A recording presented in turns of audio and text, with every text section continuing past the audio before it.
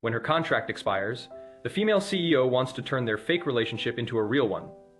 3 years ago, due to her parents' interference, Tang Ruohan, a CEO worth hundreds of millions, married Lin Ze, who was penniless. From then on, the labels attached to Lin Ze became Tang family son, in-law, ruthless in his pursuit of wealth, and gigolo. For 3 years of marriage, Tang Ruohan harbored resentment. A marriage certificate ruined Tang Ruohan's life and also isolated her from the love in her heart. Tang Ruohan scoffed at Lin Ze's efforts and care. 3 years later, Lin Ze insisted on divorce, and Tang Ruohan's doubts grew stronger. Not for beauty, not for money. He persisted in a marriage in name only for 3 years. What was his purpose? Upon accidentally learning the truth about the engagement, Tang Ruohan panicked completely. Tang Ruohan wanted to salvage the situation, but found that she could no longer keep up with Lin Ze's pace. Chapter 1. Divorce. When the time comes, Donghai City, a hospital integrating traditional Chinese and Western medicine. Dr. Zhou put down the report and looked directly at the young man opposite him. Mr. Lin, your condition is currently in a very serious state. If you continue to take painkillers and delay treatment, you may miss the best time for treatment. Dr. Zhou, Lin Ze said with a bitter smile, I will consider your suggestion. Now, please prescribe some more painkillers.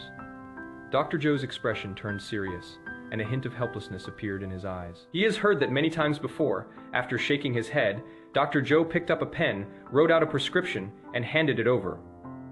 Go get your medicine according to this prescription. Lin Ze accepted it with both hands, a look of gratitude appearing on his pale face. Thank you, Dr. Zhou. How has my grandfather been these past 2 days? It has been all right in the last few days. The duration of my coma has been shortened considerably. Upon hearing this, Lin Ze breathed a sigh of relief. Thank you for your hard work, Dr. Zhou. Before he could finish speaking, a crisp alarm rang, and Lin Ze hurriedly tapped his phone. I'm sorry, Dr. Zhou. I have something urgent to attend to. I'll leave my grandfather's situation to you. I'll come over first thing tomorrow morning. With that, Lin Ze stood up. He bowed politely before leaving. Director, didn't Lin Ze marry into a wealthy family? How come he doesn't even have money for medical treatment? For several months now, it seems like he has been taking painkillers all the time. The female doctor who asked the question had a pretty face, but her clear eyes were full of doubt. Life in a wealthy family is never easy. The bigger the family, the more rules there are. It is rumored that Tang Ruohan married Lin Ze under pressure from her parents, and that the two had no feelings for each other. Why get married if there is no love? I really don't understand the minds of rich people. The Tang family probably doesn't care much about this son-in-law either. Otherwise, why hasn't anyone come to the hospital in the past 3 years? Lin Ze's grandfather's condition is fluctuating. Even if it is just for the sake of face, the Tang family should come. Cough, cough, cough. Outside the door, Lin Ze coughed twice on purpose, then pointed to a spot not far away. Excuse me, I left my prescription here. A prescription lay forlornly on the bench. The two people who had been discussing something immediately stopped talking. Lin Ze went inside, picked up the prescription, nodded again, and left, his smile growing increasingly bitter. Over the past 3 years, he had become accustomed to discussions like the one just now. Everyone thought he was a lowly son, in-law who had climbed the social ladder to become powerful. But no one knew that he and Tang Ruohan were only husband and wife in name only. If it weren't for that contract, their marriage wouldn't have lasted until now. 3 years ago, after he graduated from university, his grandfather was in a car accident, and the driver fled the scene. Even if we take out all the money in the house, it is only enough for 2 days of medical expenses. The doctor said that if he gave up treatment, his grandfather had no chance of survival.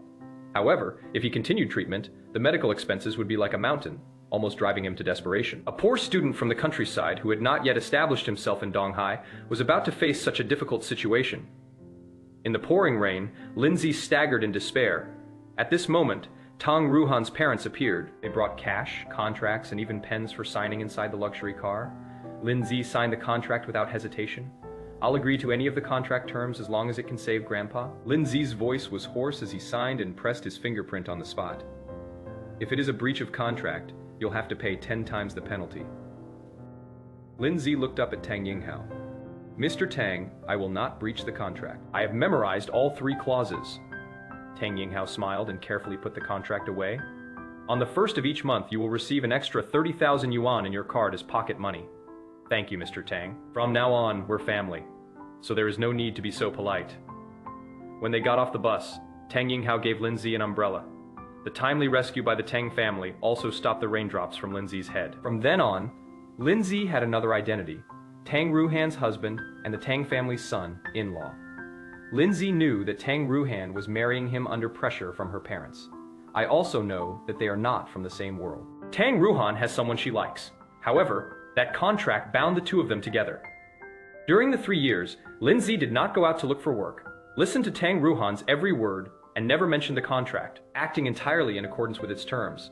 Lin Ze knew Tang Ruohan's likes and dislikes perfectly: unsweetened coffee, weekly medicinal meals, and a rejection of warm lighting. No matter how hard Lin Ze tried, Tang Ruohan remained as cold as ice. The aloofness on her refined face constantly reminded Lin Ze that there was nothing between them except a transaction. He asked the Tang family for money to save his grandfather's life, and Tang Ruohan told him to deal with his parents. Each gets what they need. That is all. Fortunately, after 2 years of treatment, Grandpa finally passed the critical period and would occasionally regain consciousness. With his 3-year contract nearing its end, Lin Ze's hope was rekindled. Once the contract ends, he will no longer have to live such a cautious life.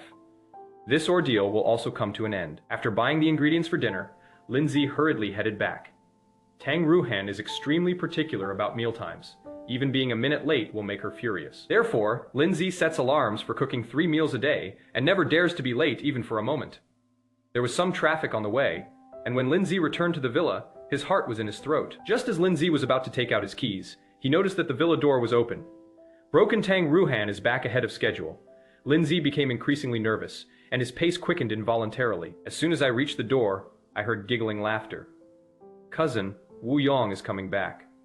Have you thought about how to handle Lin Ze?" Lin Ze was about to enter when he heard the question from inside the house and instinctively froze. The living room door opened a crack, and 2 figures could be clearly seen on the sofa. The person asking the question was Tang Ruohan's cousin, Su Qing. Tang Ruohan frowned slightly. "How did you know he was coming back in the next couple of days?" "Is that even a question?" Su Qing raised her voice. "Who doesn't know about him? He is a rising star in Donghai City now. How many people his age are doing so well in Donghai?" Tang Ruohan lowered her eyes, her cheeks slightly flushed. Su Qing leaned closer. 3 years ago, your parents thought he was useless and forcibly broke you up. Now he is the CEO and founder of a listed company. They won't say anything now, will they? Besides, your 3-year contract is about to expire, so getting back together with Wu Yong would be a happy ending. You and Lin Ze are only husband and wife in name, not in reality. Wu Yong has known this for a long time. You two are a perfect match. Tang Ruohan leaned against the sofa, her white dress just reaching her knees, revealing her alabaster, like calves. Wu Yong naturally knows this. I've already told my parents about my relationship with Lin Ze. Once the time comes, we'll go through the divorce proceedings. I've made up my mind. If Lin Ze refuses to leave, the Tang family has plenty of ways to make him go. A bitter smile flashed across Lin Ze's face. In Tang Ruohan's mind, she was actually the kind of person who would refuse to leave. He raised his hand and pushed the door open. Lin Ze said respectfully, "President Tang, I am back." Chapter 2. Why don't you come with me? Good. Tang Ruohan replied with a single word, and continued looking at her phone. He looked very focused, and showed no sign of getting angry. Lin Ze's anxiety subsided. It seems that the topic we just discussed suited Tang Ruohan's tastes very well, and she benefited from it as well. Lin Ze changed his shoes and was about to carry the groceries to the kitchen when Su Qing suddenly ran over. "Let me see what we're having for dinner today. Why are there so many vegetables? This will lead to malnutrition." After opening the shopping bag and looking inside, Su Qing looked up and stared at Lin Ze. "Brother, in-law, I want to eat meat. I want braised pork knuckle, braised prawns, dongpo pork, and sweet and sour pork ribs." Su Qing looked very serious as she counted on her fingers. Tang Ruohan put down her phone and stopped her, saying, "Did you starve to death in your past life? You always order so much meat every time you come here." "I didn't eat breakfast this morning so I could eat my brother-in-law's cooking." After saying that, Su Qing shook Lin Ze's arm. Lin Ze looked at Tang Ruohan, his eyes full of questions.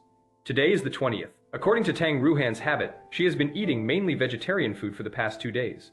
Tang Ruohan looked helpless. "Fine, let's do it the way we just said. I knew my cousin was the best to me. We're the best cousins and the best friends." Before Tang Ruohan could finish speaking, Su Qing pounced on her and kissed her on the cheek. Her eyes not only smiled into crescent moons, but her 2 brown, slightly curly ponytails also swayed back and forth. Tang Ruohan wiped her face with a tissue and continued chatting with Su Qing. Lin Ze went into the kitchen. Su Qing is the daughter of Tang Ruohan's aunt. She is 3 years younger than Tang Ruohan. The two grew up together and are as close as sisters. She is also the only one among Tang's relatives who calls Lin Ze her brother-in-law. While cooking, Lin Ze pondered his next steps. Tang Ruohan's sweetheart is coming back in the next couple of days. If Tang Ruohan agrees, she will move out in advance. After all, in everyone's eyes she was an eyesore, so Tang Ruohan probably wouldn't refuse. After Wu Yong returns, Tang Ruohan will likely spend more time with him, which will allow her to have more time to take care of her grandfather. Soon, Lin Ze brought the prepared dishes to the table. Seeing Tang Ruohan walk over, he straightened his body as usual. "Mr. Tang, the meal is ready. Please enjoy your meal." After saying that, Lin Ze prepared to turn around. This is Tang Ruohan's rule when eating. For the past 3 years, Lin Ze has never eaten at the dinner table without Tang Ruohan's permission. This has always been the case, regardless of whether there are outsiders present. Wait a minute. When Tang Ruohan's voice came, Lin Ze was startled. "Mr. Tang, is there anything else?" Under the crystal chandelier, Lin Ze's features became clearer, and his face appeared even paler under the light. Tang Ruohan's eyes widened in shock. "Why do you look so pale?" "Mr. Tang, I'm fine. I probably just went to bed a little late last night." Tang Ruohan's gaze lingered on Lin Ze's face for 3 years. She had never really looked at the man in front of her. Upon closer inspection, Tang Ruohan discovered that Lin Ze's face was absolutely top-notch. Compared to Wu Yong, they are almost evenly matched. But Tang Ruohan's heart had already been filled by Wu Yong, and there was no room for Lin Ze at all. Tang Ruohan looked away, her tone distant. "Let's sit down and eat together." Lin Ze was about to refuse when Tang Ruohan added, "I happen to have something to say." Upon hearing this, Lin Ze immediately thought of the topic that Tang Ruohan and Su Qing had just discussed. Wu Yong is coming back. So how should we handle Lin Ze's situation? Immediately afterwards, Lin Ze felt relieved. What Tang Ruohan wanted to say was nothing more than discussing matters related to the divorce and her own future. Actually, why would they need to use any tricks? Why would I stay here? However, the contract period has not expired yet, and I cannot breach the contract. "Mr. Tang, there are still about 10 days left before the contract expires. Don't worry, I won't cause any trouble once the time is up." Lin Ze's calmness surprised Tang Ruohan. Tang Ruohan had imagined the divorce countless times, and had made many guesses about Lin Ze's reaction. Anger, resistance, hysteria, or perhaps it is a tearful plea. Tang Ruohan even considered that Lin Ze might try to extort money from her. The current situation, however, surprised her. Judging from this, it seems that Lin Ze was also looking forward to this day. Could it be that Lin Ze's whole scheme was just to become the Tang family's son-in-law? Or for the Tang family's wealth, thinking about Lin Ze's purpose in marrying her? Tang Ruohan's words were tinged with annoyance. Casual. "Cousin, when are we eating? I'm starving." After washing her hands, Su Qing paced around the dining table, urging them on while swallowing hard. Tang Ruohan snapped out of her thoughts and quickly walked to the dining table. "Brother-in-law, come and eat." Su Qing waved to Lin Ze, a glint of light flashing in her clear eyes. Lin Ze walked over and carefully sat down at the dining table. Seeing the red bean and pork rib soup on the table, a complex look flashed in Tang Ruohan's eyes. Due to health reasons, she drinks red bean and pork rib soup on these 2 days every month. Although I told Lin Ze to follow Su Qing's recipe, I didn't expect that he still hadn't forgotten about the red bean and pork rib soup. Lin Ze served soup to Tang Ruohan. Su Qing had already picked up her chopsticks and couldn't wait to pick up a piece of braised pork ribs. He hastily chewed 2 bites, and before he could even swallow, he had already given a thumbs up. "Brother-in-law, your cooking is so delicious. My cousin is so lucky." A slight smile appeared on Lin Ze's lips. "Thank you for the compliment." Su Qing shook her head again. "This isn't a compliment, it is the truth. By the way, brother-in-law, have you thought about what you want to do in the future? How about I invest in opening a shop for you? Your skills are unparalleled." Before Lin Ze could speak, Su Qing's eyes suddenly lit up. "Forget it. After you divorce your cousin, why don't you come with me?" Smack. Tang Ruohan slammed her chopsticks on the table, her eyebrows furrowing in dismay. "Su Qing, what nonsense are you talking about? Eat your food." Su Qing raised her eyebrows and pouted as she retorted. "They're just telling the truth anyway. You're going to divorce your brother-in-law anyway." "My brother-in-law cooks so well. Why don't we let him come live with me?" "Wu Yong is coming back in the next couple of days, so it is not appropriate for my brother-in-law to stay here any longer. Why don't we let him come with me today?" Tang Ruohan rolled her eyes and raised her voice several decibels. "Shut up! If you keep talking nonsense, I'll take all the food away." Seeing that Tang Ruohan was really angry, Su Qing stuck out her tongue and lowered her head to eat her meal. Seriously, the scene was somewhat awkward. Since the topic had already been brought up, Lin Ze decided to be direct. "Mr. Tang, I'll go look at houses tomorrow. If you are in a real hurry, I can stay at a hotel first." Chapter 3. The Eerie Archives. "What is the rush?" Tang Ruohan froze. her eyes filled with confusion. Seeing Tang Ruohan's expression, Lin Ze instinctively felt that Tang Ruohan was overacting.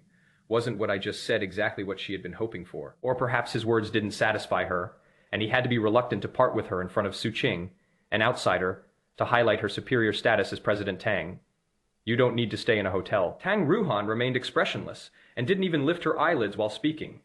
Okay, I'll try to find a house tomorrow if Mr. Tang doesn't allow me to stay in a hotel. I can move to my friend's house. Tang Ruohan frowned, and her voice suddenly rose. Did I say you could leave? You're talking like I'm trying to get rid of you. President Tang didn't kick me out. I left on my own. Lin Ze suppressed all his emotions and answered calmly. Tang Ruohan bit her lip, and for a moment she didn't know how to refute Lin Ze. If you're in such a hurry to leave now, what do those 3 years matter? I've endured nearly 3 years of torment. So what is a few more days? But if Lin Ze insists on leaving, she will absolutely not lower her pride to try to stop him. Whatever. It doesn't matter. With that, Tang Ruohan turned and went upstairs. Su Qing glanced at the food on the table, quickly ate a few bites, and then followed Tang Ruohan upstairs. Lin Ze was stunned. Even though I hit the nail on the head, why does she seem so angry? It seems so. We should still contact Zhang Jun just in case Tang Ruohan changes her mind someday, so he'll have a place to stay temporarily. A dozen minutes later, Lin Ze cleaned up the restaurant. Seeing that the clock on the wall pointed to 10 o'clock, he returned to his room. Recently, the intervals between attacks have become shorter and shorter. For several days after each bout of dizziness, Lin Ze feels as if all the bones in his body have fallen apart. As soon as his head touched the pillow, Lin Ze's eyelids began to feel heavy, and he soon fell into a deep sleep. Clatter. Clatter. Footsteps echoed on the bluestone slabs. Lin Ze then realized that he had returned to that place. Ever since he can remember, he has had the same dream every night, entering the same place. The fog was so thick that you couldn't see your hand in front of your face, and the path underfoot was covered with moss. Lin Ze staggered forward, and after climbing more than 1,700 steps, he finally stopped. The buildings in front of us gradually became clearer. This is an old archive, exuding the aura of time. Water droplets seep through the thick stone walls, and the wooden doors are already mottled and worn. All around was an endless expanse of darkness. Squeak. Lin Ze raised his hand and pushed open the wooden door. 3 rooms came into view. One of them had a door that was half open, and the words "past" were clearly visible carved on the door. This is also the room that Lin Ze often enters. The 2 doors to the side were secured with several iron chains, each as thick as a baby's arm. Although the chains were rusty, they exuded a strong sense of oppression. Lin Ze withdrew his gaze and walked straight towards the room with the door open. The room was very large, stretching as far as the eye could see. It seems to have no end. Hundreds of millions of file folders and various scrolls were densely packed, extending to places where they could not be seen. They lay there quietly, seemingly waiting for someone to look through them. Lin Ze picked up a file folder. A Northern Song Dynasty official kiln string, patterned vase, lost 4 days ago. Seeing the label on the file folder, Lin Ze slowly opened it. Touching the yellowed paper, it seemed as if a force was emanating from it. Lin Ze closed his eyes. Some scenes gradually became clearer, inside a private museum. 3 masked robbers cut off the power to bypass security measures and commit theft. Height 33.6 centimeters, mouth diameter 9.9 centimeters. Foot diameter 14.2 centimeters, round belly, long neck, with a wash-mouth spout. 7 linear lines on the abdomen. Brother, this thing is real. We're rich now. The burly man was panting heavily, his eyes practically blazing with light. The 2 people opposite were also constantly swallowing. Stop dawdling. Get this over with quickly, and sell it off. Yes, even if it is cheaper. We have to get it out of here quickly. This stuff is scarce. We can't let it become a burden on our hands. After a series of rustling sounds, the 3 left with a Northern Song Dynasty official kiln string, patterned vase. 10 minutes later, the alarm blared. Lin Ze closed the file, his expression grave. These thieves are too arrogant. Currently, there are no recent surviving examples of Northern Song Dynasty official kiln string, patterned vases in the archives, so it is likely that those people haven't made their move yet. Strangely enough, the owner of that private museum didn't even report the loss of such a valuable collection. Lin Ze shook his head, put the file folder back in its place, and then woke up from his dream. Turn on the bedside lamp. Lin Ze's expression was complicated each night. He could only read 1 file in the archives. The file was opened just 1 hour before the artifact disappeared. Over the past 2 decades, he has accumulated a great deal of knowledge about cultural relics. If it weren't for the requirements in the contract, he might have been able to find a decent job with all that experience. He is prohibited from working for any company for 3 years. The contract terms are clearly stated, and any violation will result in a penalty of 10 times the amount owed. It was precisely because of this that Lin Ze took good care of Tang Ruohan for 3 years without ever daring to think about looking for a job. Another day has passed soon. It will be over. After saying that, Lin Ze checked his phone. It was 3 a.m. He turned over and then fell asleep again. The next morning, as usual, Lin Ze placed the food on the dining table before going upstairs to call Tang Ruohan. Su Qing didn't tea leave last night. She came down with Tang Ruohan. Upon seeing Lin Ze, Su Qing greeted him warmly as usual.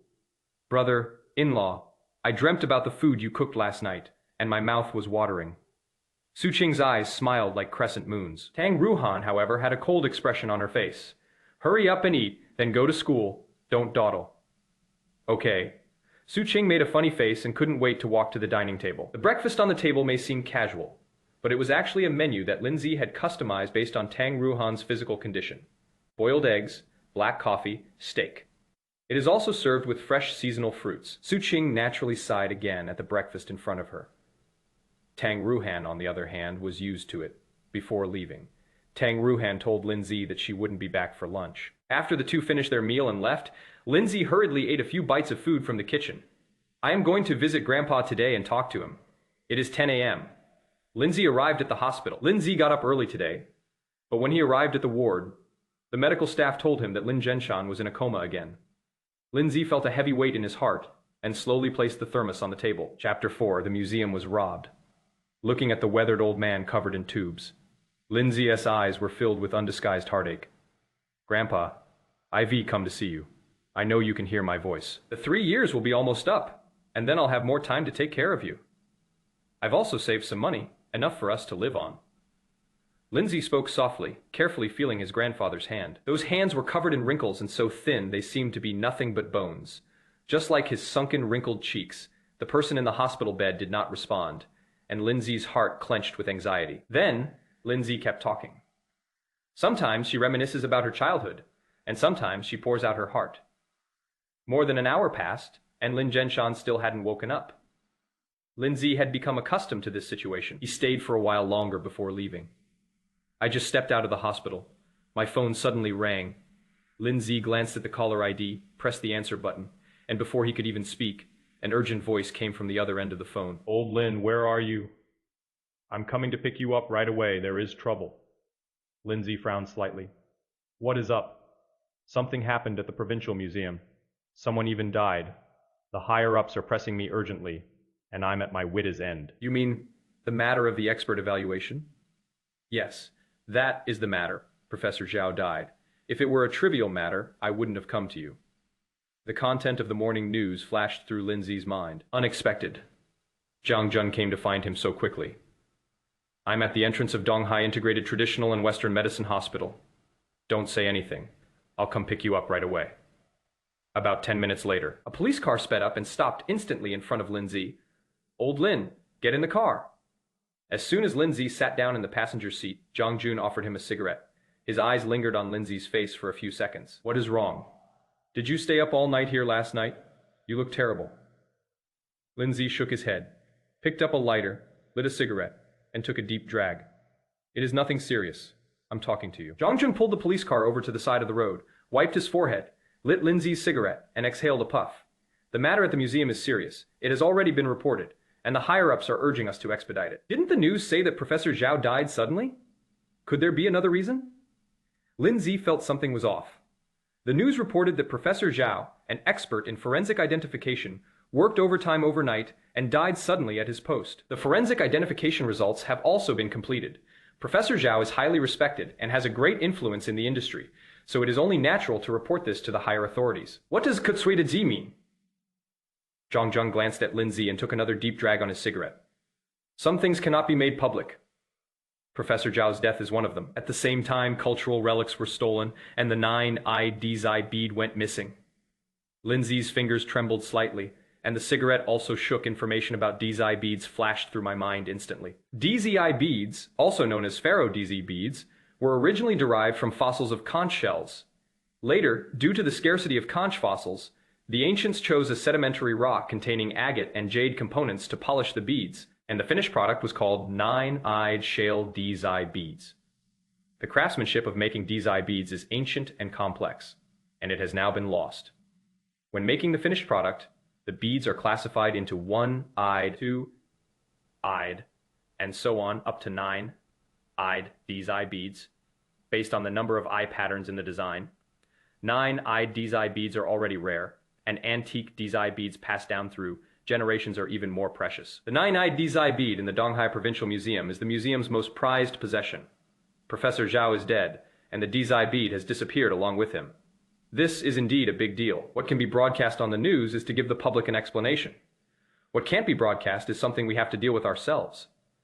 That is why I was in such a hurry to find you.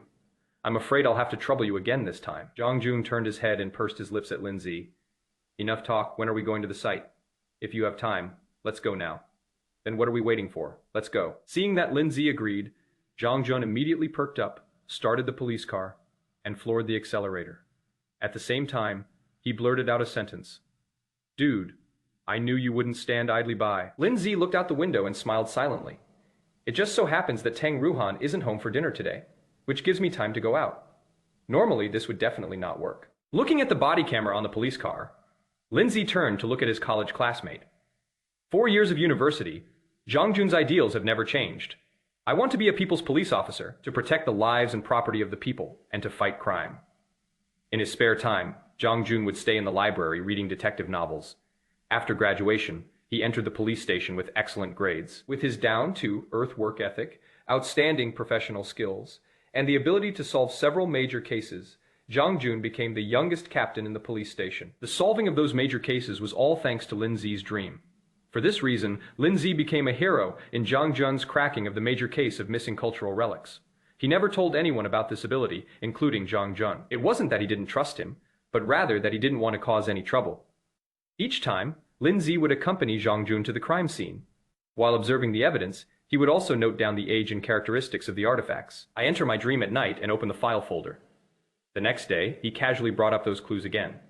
Once Zhang Jun gets the inspiration, the case will be solved smoothly. So, Lin Ze was quite well known in the police station, and some even joked that Lin Ze was Zhang Jun's little Zhuge. Half an hour later, Zhang Jun parked his car in the parking lot of the Donghai Provincial Museum. From the outside perspective, the entire museum was cordoned off due to Professor Zhao's sudden death. The police officers guarding the door also used the excuse that Professor Zhao's matter had not yet been resolved to prevent any outside interference. Even so, people still come to the vicinity of the museum every day, wanting to find out more. At the same time, the cause of Professor Zhao's death has been a subject of ongoing discussion. The official results have been given, but some people still don't believe it, Zhang Jun said as he walked forward. It's understandable since the person involved is Professor Zhao, who is a legendary figure in himself. Lin Ze stayed by Zhang Jun's side the whole time. He listened and nodded. Like everyone else, Lin Ze was no stranger to Professor Zhao Minglai. Zhao Minglai, 70 years old, holds multiple positions. He is not only a renowned collector in Donghai City, but also an expert in the appraisal of cultural relics at the Donghai Museum. In the field of authentication, Professor Zhao Minglai holds considerable influence due to his profound knowledge and professional competence. Professor Zhao is highly respected throughout the East China Sea and even internationally. Zhang Jun glanced around and lowered his voice. That's why the higher-ups only gave us 3 days. The police station is under immense pressure. He had just finished speaking. Inside the museum, a young policeman in his early 20s jogged over, upon seeing Zhang Jun stand at attention and salute. Team leader Zhang. He then looked at Lin Ze and nodded in respect.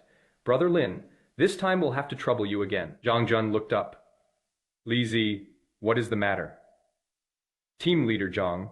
Professor Zhao's wife has arrived and is inside now. Zhang Jun's eyes narrowed instantly. So fast. What I feared has come to pass. Captain Zhang, you should go and take a look. Chapter 5. He won. T, give me the money. Should I kill him? Zhang Jun turned to look at Lin Ze. Let us go inside and take a look. With that, the two strode forward, heading straight for the museum behind the cordon. Li Ze jogged after him. Captain Zhang. What about Madame Zhao? Hold on. We'll come over after we've checked the scene. Zhang Jun didn't turn his head when he spoke. Upon hearing this, Li Ze swallowed the rest of his words. Upon arriving at the temporary exhibition hall on the first floor, Lin Ze followed Zhang Jun to change into shoe covers and put on the gloves that had been prepared. There is no problem with the temporary exhibition hall. The second floor is the crime scene. Professor Zhao's body has been taken away, and the death scene has been clearly marked. Zhang Jun pointed to the stairs on the second floor. The thieves didn't use the stairs, They came in through the ladder by the window. Lin Ze glanced out the window. Have you suspected anything about the direction? Based on the evidence we have at present, there are two possibilities regarding the theft of cultural relics. One is that the thieves colluded with insiders to steal the nine-eyed DZI bead and then left. The other is that it was not an insider and that the theft gang scouted the location before committing the theft. As Zhang Jun climbed the stairs, he explained the current situation. Regardless of the possibility they encountered Professor Zhao during the theft, at present, the cause of Professor Zhao's death cannot be determined. It is impossible to say whether Professor Zhao witnessed the theft during the crime and happened to fall ill, or whether those people induced Professor Zhao to fall ill before committing the theft. Lin Ze slowed his pace. What were the results of the forensic examination? The initial assessment is that the death was caused by cardiac arrest. Professor Zhao had no external injuries, which rules out the possibility that the thief attacked him. However, our staff found nifedipine sustained release tablets at the crime scene. Lin Ze raised his voice. Blood pressure medication. Zhang Jun frowned. Yes, it was found among the shards of glass in the booth. In any case, those thieves are not immune to Professor Zhao's death, but Mrs. Zhao wants a clear answer. Considering Professor Zhao's influence in the industry, the higher-ups believe that Mrs. Zhao's request as Professor Zhao's widow is very reasonable. The situation regarding the suspect is also very simple. A week before the incident, Professor Zhao was staying at the museum. At the time of his death, his wife was traveling out of town, and his assistant was celebrating his girlfriend's birthday. The museum security guard was the first to discover Professor Zhao's body, and he was also the one who called the police. After a sigh, Zhang Jun looked at Lin Ze again. This is all the information we have. We're stuck here. There are no further leads. Lin Ze walked into the exhibition hall on the second floor. The display case containing the nine-eyed DZI bead has been damaged, and the ground is covered with shards of glass. Meanwhile, the white markings on the ground were alarming. At the time of the incident, the alarm didn't go off, and the surveillance equipment malfunctioned. Zhang Jun was speechless. Afterwards, we found that the alarm had not been regularly maintained and the wiring was faulty, so it did not go off. How could such a basic mistake be made? Surely the surveillance equipment wouldn't be like that too. Lin Zichang suppressed his anger. Zhang Jun continued to shake his head. It is said that it is coming soon, and the maintenance time has not yet been completed. Lin Ze reached up and touched his forehead. What is the story behind the person who reported the case? I was terrified and couldn't answer any of the questions. After walking around the scene again, Lin Ze turned around. Zhang Jun panicked as soon as he saw it. Old Lin, are you done looking at it? Do you want to observe it a little longer? Lin Ze shook his head. The theft gang left no clues, but one thing is certain. They weren't after Professor Zhao. Perhaps they were also surprised to meet Professor Zhao. As for the security guard, it is probably impossible to say for sure. Now, looking at the second floor window again, Lin Ze squinted. Suspicious points. First, the cause of Professor Zhao's death. Second, is the security guard's testimony true? Third, if it was an inside job, why would the thief gang start from a second floor window? Lin Ze had barely finished speaking when Zhang Jun's voice followed. But if it wasn't an inside job, why did the alarm and surveillance cameras both malfunction at the same time? That doesn't make sense. Perhaps there are other reasons. A house burglary and a death of Professor Zhao occurred simultaneously. The pressure from above is no less than that from Zhang Jun. Whether the case can be solved in these 3 days depends on tonight. Lin Ze glanced at his wrist and then turned to make a suggestion. Shall we go and see Madame Zhao? Good. As they were talking, Zhang Jun handed Lin Ze a cigarette. Lin Ze stared at the smoke for a moment before looking away. A few minutes later, the two arrived at the museum's VIP reception area. As soon as I reached the door, I heard sobbing coming from inside the house. Our Lao Zhao has dedicated his entire life to the nation's cultural relics. Over the past 30 years, he has made tremendous contributions to promoting national culture. This is a research project he conducted, the theme of which is to call on people to protect cultural relics. There are more than 10 national treasures that have been recovered from overseas. Old Zhao also left a will in which he agreed to donate his privately collected cultural relics to the National Museum free of charge. Such a person, just like that. He choked up halfway through his sentence. Lin Ze and Zhang Jun looked at each other, then stepped inside. Team leader Zhang. The police officers inside the house immediately stood up when they saw Zhang Jun. Zhang Jun waved his hand, his gaze fixed on the sofa. Captain Zhang, any progress? How is old Zhao's case going? The old woman who asked the question had red and swollen eyelids, looked haggard, and had tear stains on her face. The young man next to the old lady also looked over anxiously. Zhang Jun stepped forward and introduced Lin Ze. Lin Ze, this is Mrs. Zhao. And this young man is Professor Zhao's assistant, Zhou Pingfang. Captain Zhang, your investigation is too slow. It has been so long. Why haven't you caught the person yet? Zhou Pingfang's face was frosty, and his tone was icy. We have all the witnesses and physical evidence. Why not arrest Li Zhijia first? Interrogate him thoroughly, and then we'll solve the case. Dear Mr. Zhou, we rely on evidence when handling cases, not just guesses, Zhang Jun explained. If Li Zhijia really colluded with the theft gang, those people wouldn't have entered through the second-floor window. All right, we're not police officers, and analyzing cases isn't our job. It is certain that Li Zhijia harbors resentment towards my master. Without giving Zhang Jun a chance to explain further, Zhou Pingfang immediately gave him a cold look. Zhang Jun frowned. Mr. Zhou, we understand your feelings, but we need to rely on evidence and follow procedures when handling cases. Xiao Zhou, stop talking. The old lady staggered to her feet and walked up to Zhou Pingfang. I believe the police will give us a result. As soon as she opened her mouth, the old lady's voice became choked with emotion again. Turning to look at Zhang Jun and Lin Ze, her eyes reddened again. Captain Zhang, thank you for your hard work and for causing trouble for everyone. I feel bad about it, but I still hope you can catch the murderer. 9. Eye beads are a topic that Lao Zhao is currently working on. If you can solve the case as soon as possible, old Zhao can rest in peace in the afterlife. Otherwise, the old lady burst into tears again, still clutching a thick stack of certificates in her arms. These were all honors bestowed upon Zhao Minglai during his lifetime. Zhang Jun's heart sank. Madam Zhao, please rest assured, we will definitely bring the murderer to justice. We hope you can take care of yourself during this difficult time. Lin Ze glanced at the old lady, his expression calm. Old Zhang, let's go out first and let Madam Zhao calm down for a while. Zhang Jun nodded after listening, then turned and followed Lin Ze out of the room. After a few steps, Lin Ze slowed down. What is going on with Li Zhijia? Li Zhijia is the security guard. He was also our first suspect. After the incident, he was the first person we investigated. According to the investigation, Li Zhijia once borrowed money from Professor Zhao, but because the amount was too large, Professor Zhao did not agree immediately.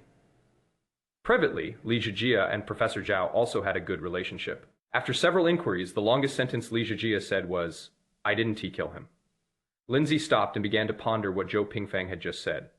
Chapter 6. The white moonlight has returned ahead of schedule. Inside the black minivan, sit in the back row. Tang Ruohan held sunglasses in her hand, her expression serious. As the events of the past flashed through her mind, Tang Ruohan's eyebrows furrowed. President Tang, Mr. Bai will be coming to the company in half an hour regarding the previous contract.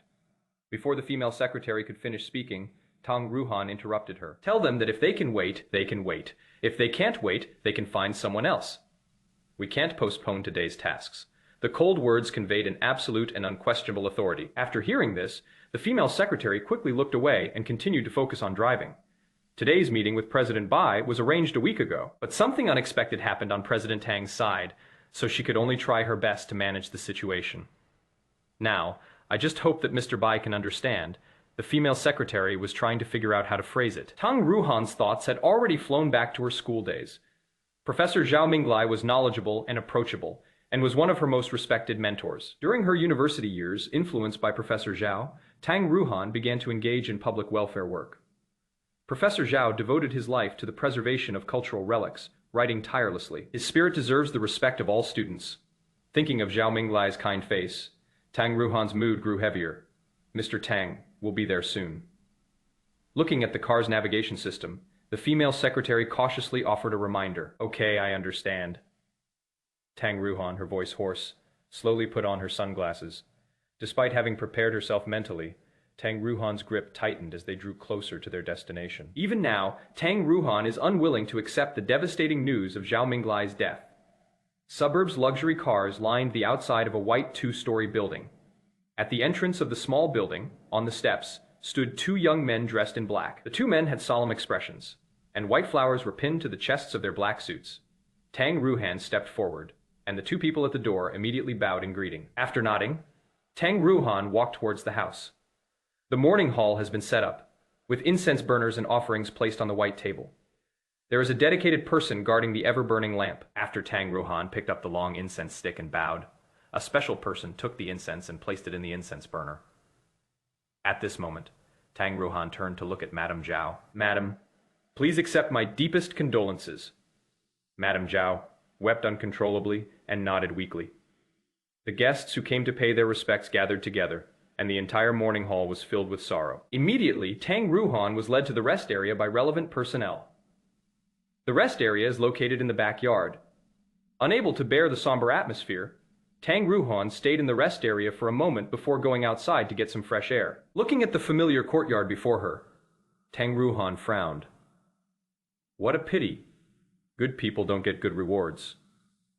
Not far away, an older woman shook her head as she spoke. A look of doubt flashed in Tang Ruohan's eyes, and she involuntarily lifted her foot. At this moment, the old woman's voice came again. Professor Zhao, you are a very good person. I hope that when you get there, you won't be harmed by anyone again. Tang Ruohan's pupils constricted, and she froze instantly. Were you framed? What is the meaning? After regaining her senses, Tang Ruohan quickly stepped forward and walked briskly to the old woman. What were you saying just now? What do you mean by being murdered? The older woman turned around and saw the white flower pinned to Tang Ruohan's chest, and sighed again. Young lady, Professor Zhao is gone. He died such a tragic death. He even lost his life. Wasn't he murdered? Professor Zhao, isn't it a recurrence of heart disease? The woman snorted coldly, and her expression turned sharp. That is what they say to the public. In reality, Professor Zhao was killed by that debt collector. Asking for 300,000 yuan right off the bat. Who can just give it to you like that? Don't they even give you time to think about it? Besides, when will a security guard ever be able to save up 300,000 yuan to pay them back? What gives him the right to make such an exorbitant demand? Because he didn't pay on time, the man surnamed Li became enraged and killed Professor Zhao at the museum. Tang Ruohan stood there, her face pale and stunned. Impossible. How could Professor Zhao have been murdered? In disbelief, Tang Ruohan's speech became hesitant, and even her heartbeat quickened. Official news reports have consistently stated that Professor Zhao died suddenly, but unexpectedly this is the truth. Impossible, Tang Ruohan muttered to herself. The older woman across the street started shaking her head again. Why not? If you don't believe me, go ask Madam or Assistant Joe. We all know the truth, we just don't want to say it out loud. These days, bad people are always up to no good. I hope God will have mercy and bring those bad guys to justice soon. Upon seeing the scene before her, the secretary covered her mouth in surprise, her eyes widening instantly. Professor Zhao was a very famous person, but I never expected that his cause of death would be so bizarre. If this is true, then the security guard who killed Professor Zhao should be torn to pieces. As the two were talking, another young man walked over. Now, we can only place our hopes on the police, but we haven't received any positive news from the police station. I heard that they even brought professional staff to the site today, but I don't know if they will be able to give an answer today. Professor Zhao, it is such a pity that you passed away like this. Tang Ruohan was stunned. Professor Zhao Minglai's kind and approachable image kept flashing through my mind. How could such a kind person... They're outside. Judging from how hurriedly they left, it probably still won't be a result. The young man looked dejected, staring straight ahead. Two figures appeared in everyone's sight. Tang Ruohan was stunned, her expression instantly freezing on her face. Lin Ze Tang Ruohan was surprised. The person not far away is Lin Ze. I'm sure I didn't misread it. But why would he come to a place like this? And with the police, no less. In Tang Ruohan's memory, Lin Ze had no social life at all during these 3 years, and it seemed that Lin Ze didn't know anything other than cooking and cleaning.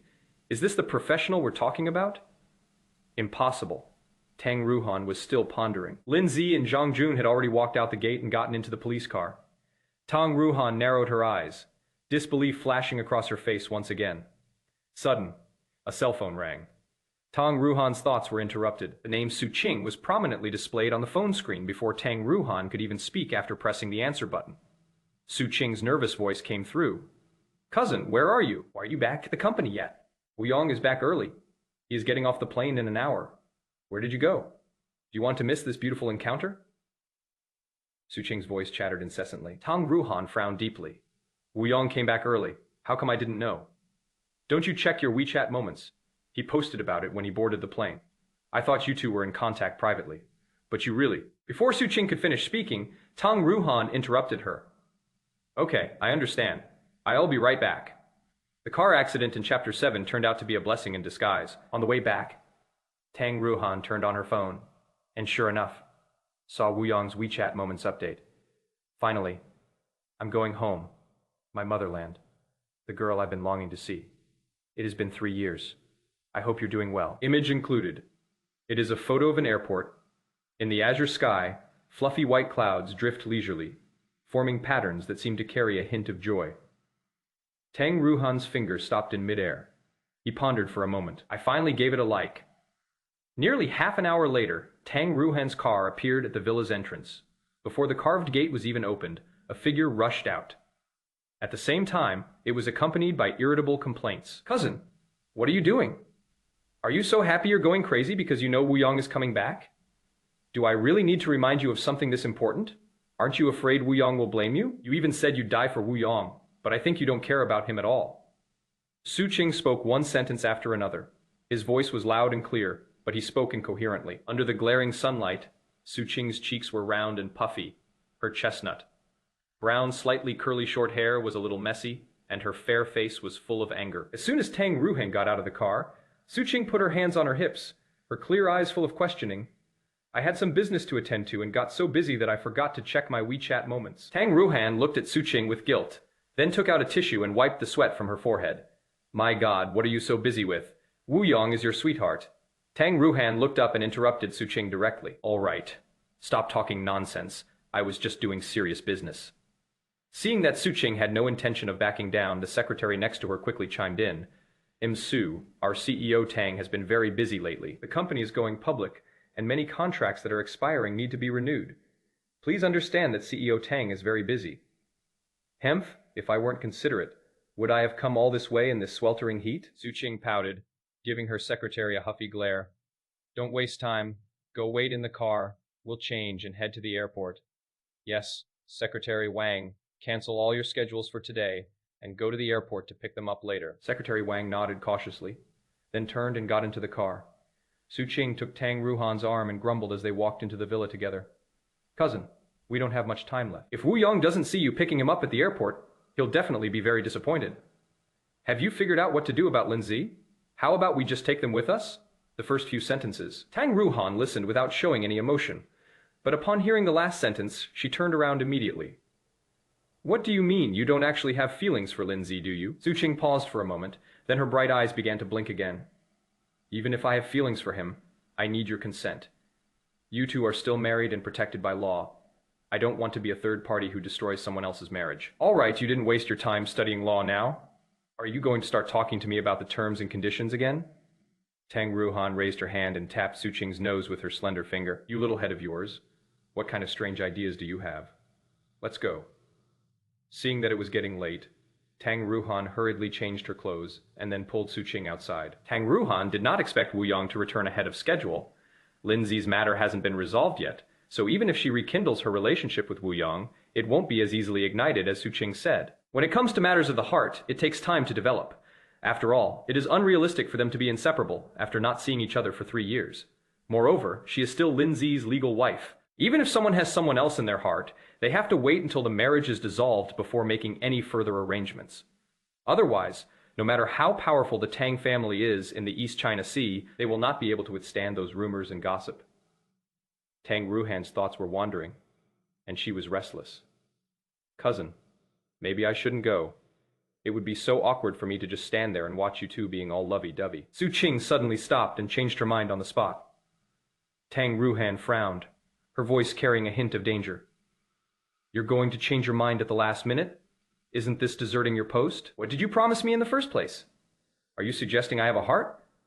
To heart talk with my aunt? Tang Ruohan spoke her last sentence with utmost solemnity. Su Qing immediately shook her head like a rattledrum. Cousin, don't be so absolute. I'm just thinking of you. If you want what is best for me, then do as we agreed before, and don't cause any more trouble. Tang Ruohan increased the pressure on her hands and quickened her pace. Su Qing pouted and muttered to herself as she walked. She mumbled a lot of things, but only she could hear what she actually said. Tang Ruohan held onto Su Qing's hand tightly until they got on the bus. After learning that Wu Yong was coming back, Tang Ruohan decided to have Su Qing go with her to pick him up at the airport. First of all, Su Qing knew the ins and outs of her relationship with Wu Yong. Secondly, it makes more sense for the two of them to go together. At least, it can reduce some gossip. The car was speeding along. Tang Ruohan's thoughts drifted back to her university days 3 years ago. From freshman year to graduation, Wu Yong has always been a shining star in the school. Whether in academic pursuits or debates, Wu Yong is a figure of considerable interest. In Wu Yong's own words, though his name is Yong, he is far from mediocre. Throughout history, Lu Yong and Chao Jiang have become immortal names. In the history of literature, there was another Jin Yong who changed the course of literature. In the future, there will always be a place for Wu Yong. Under the watchful eyes of everyone, Wu Yong's passionate narration caught Tang Ruohan's attention. What surprised Tang Ruohan even more was that after he finished explaining, Wu Yong actually said loudly in front of everyone that he wanted to pursue her.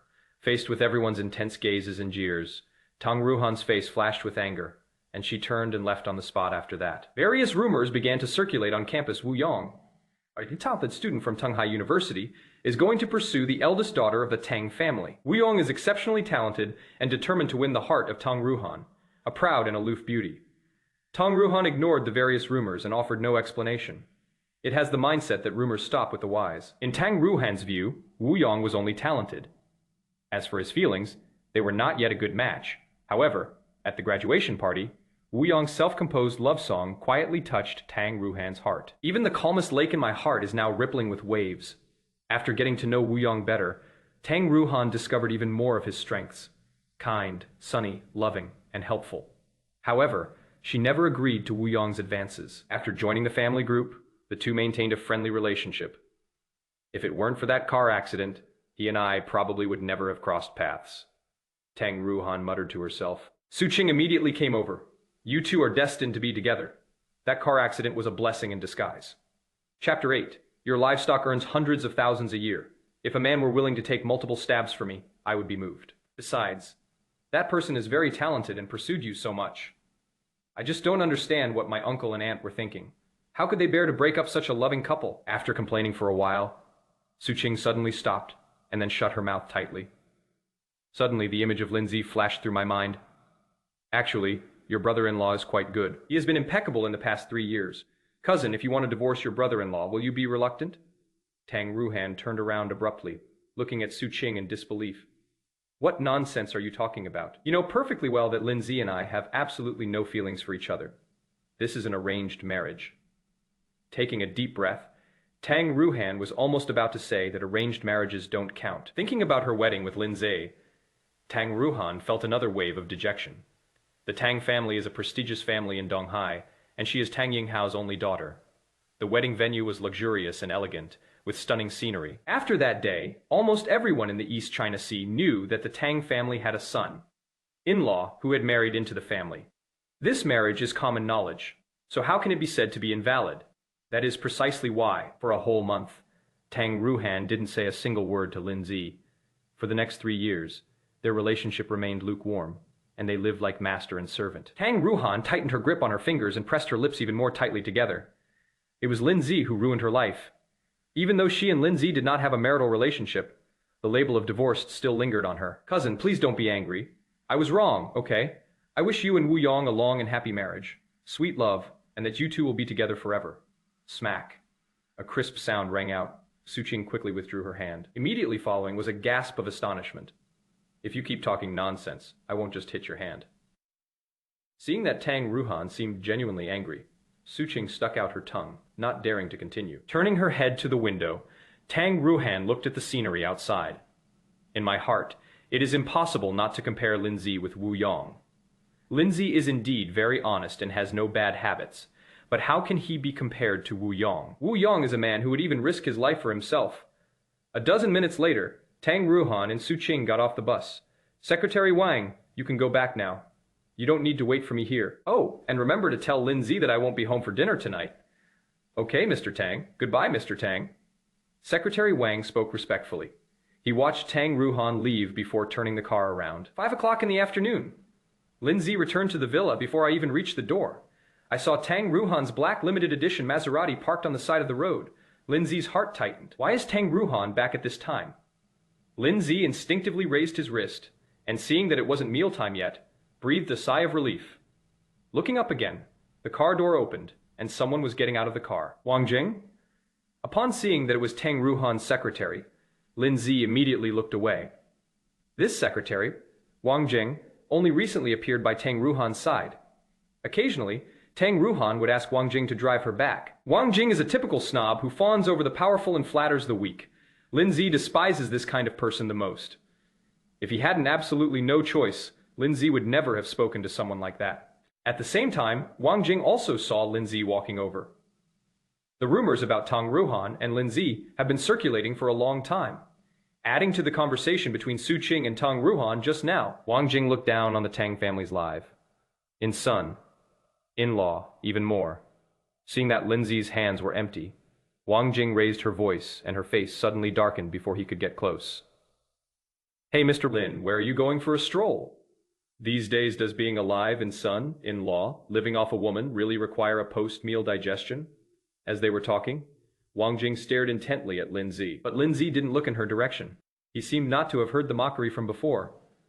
Just a few steps away, Lin Ze was about to walk past her, and Wang Jing instantly became annoyed. Hey Lin, didn't you hear me? Are you blind? Wang Jing stepped forward, blocking Lin Ze's path. His eyes were full of mockery and provocation. Lin Ze slowed his pace and looked directly into Wang Jing's eyes. Wang Jing's heart tightened, and she instantly felt a chill. What are you staring at me for? What time is it? Aren't you going home to cook? Are you trying to delay Mr. Tang's meal? I don't mind you answering me. Lin Ze sneered. That is strange. Whose livestock is bellowing? Wang Jing's eyes widened on the spot. What did you say? You called me an animal, Lin Ze. Are you crazy? Wang Jing was so angry that she trembled all over, and her thoughts were in complete chaos. In the entire East China Sea, who doesn't know the Tang family business, she is the secretary to the CEO of Tang Corporation, a woman who can command respect and influence, but in the eyes of this son-in-law, he was treated like livestock. Moment, Wang Jing could no longer suppress her anger. Am I livestock? Have you ever seen a livestock graduate from a prestigious university? Do your livestock earn hundreds of thousands a year? Lin Ze, apologize to me right now. I absolutely will not allow you to insult me like this. Wang Jing clenched her fists so tightly that her fingernails dug into her palms. His face was as red as a pig's liver. The son-in-law of the Tang family has not worked for 3 years and has only lived off women. What right does he have to laugh at himself compared to this country bumpkin who toils in the soil? I am far superior. These thoughts flashed through my mind. Wang Jing had made up her mind that if Lin Ze didn't apologize today, this matter wouldn't be over. Apologize. Yes, apologize to me right now. Dream. Wang Jing was dumbfounded by Lin Ze's decisive rejection. What is wrong with this person in front of me? He clearly remembered the humility and modesty he displayed when he delivered food to President Tang at the company. Why does it seem like you've become a completely different person? Not only did he scold himself, but he also seemed to straighten his back. What exactly is going on? Wang Jing was surprised. Lin Ze was also scrutinizing the person in front of him. In the past, out of respect for Tang Ruohan, I would say a few words to this person when I had no other choice. He could tolerate Wang Jing's sarcasm. But now, with only a few days left, he and Tang Ruohan will go their separate ways. Soon, even Tang Ruohan was no longer anyone to him, and this Wang Jing in front of him was nothing. I don't need to put up with her attitude, and I certainly don't need to indulge her. If she dares to shout again before Lin Ze could think any further, Wang Jing was already consumed by rage and screamed on the spot. You think I'm dreaming? I think you're the one who is still dreaming. A country bumpkin who makes a living off his looks? You shameless pretty boy. Are you even human? If your ancestors knew you were like this, they'd be turning in their graves. What a disgraceful thing. Smack. Wang Jing got more and more agitated as she cursed. Sudden, a crisp sound rang out, and Wang Jing was instantly slapped to the ground.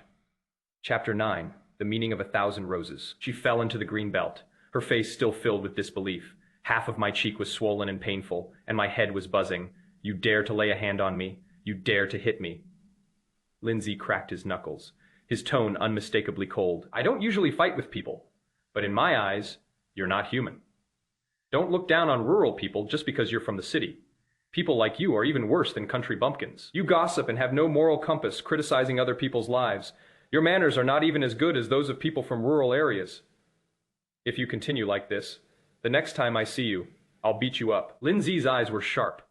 Wang Jing shivered again, stood up haphazardly, and sniffed hard. Don't give me that, Lin Ze. You hit me today. This isn't over. While brushing the dust off her clothes, Wang Jing secretly made plans. Lin Ze, you've really stirred up a hornet's nest today. If you dare lay a hand on me, we'll see what happens next. I'm Mr. Tang's secretary. If I say just a few words, you'll be in for a world of trouble. The Tang family doesn't take you seriously at all. You're just a spineless son. In-law who can only suffer in silence, Lin Ze sneered. Okay, I'll wait. After saying that, Lin Ze turned around. Stop, wait a minute. Wang Jing suddenly called out to Lin Ze, Mr. Tang won't be home for dinner tonight. And let me make this clear. I didn't come here specifically to deliver a message. You don't have that much influence.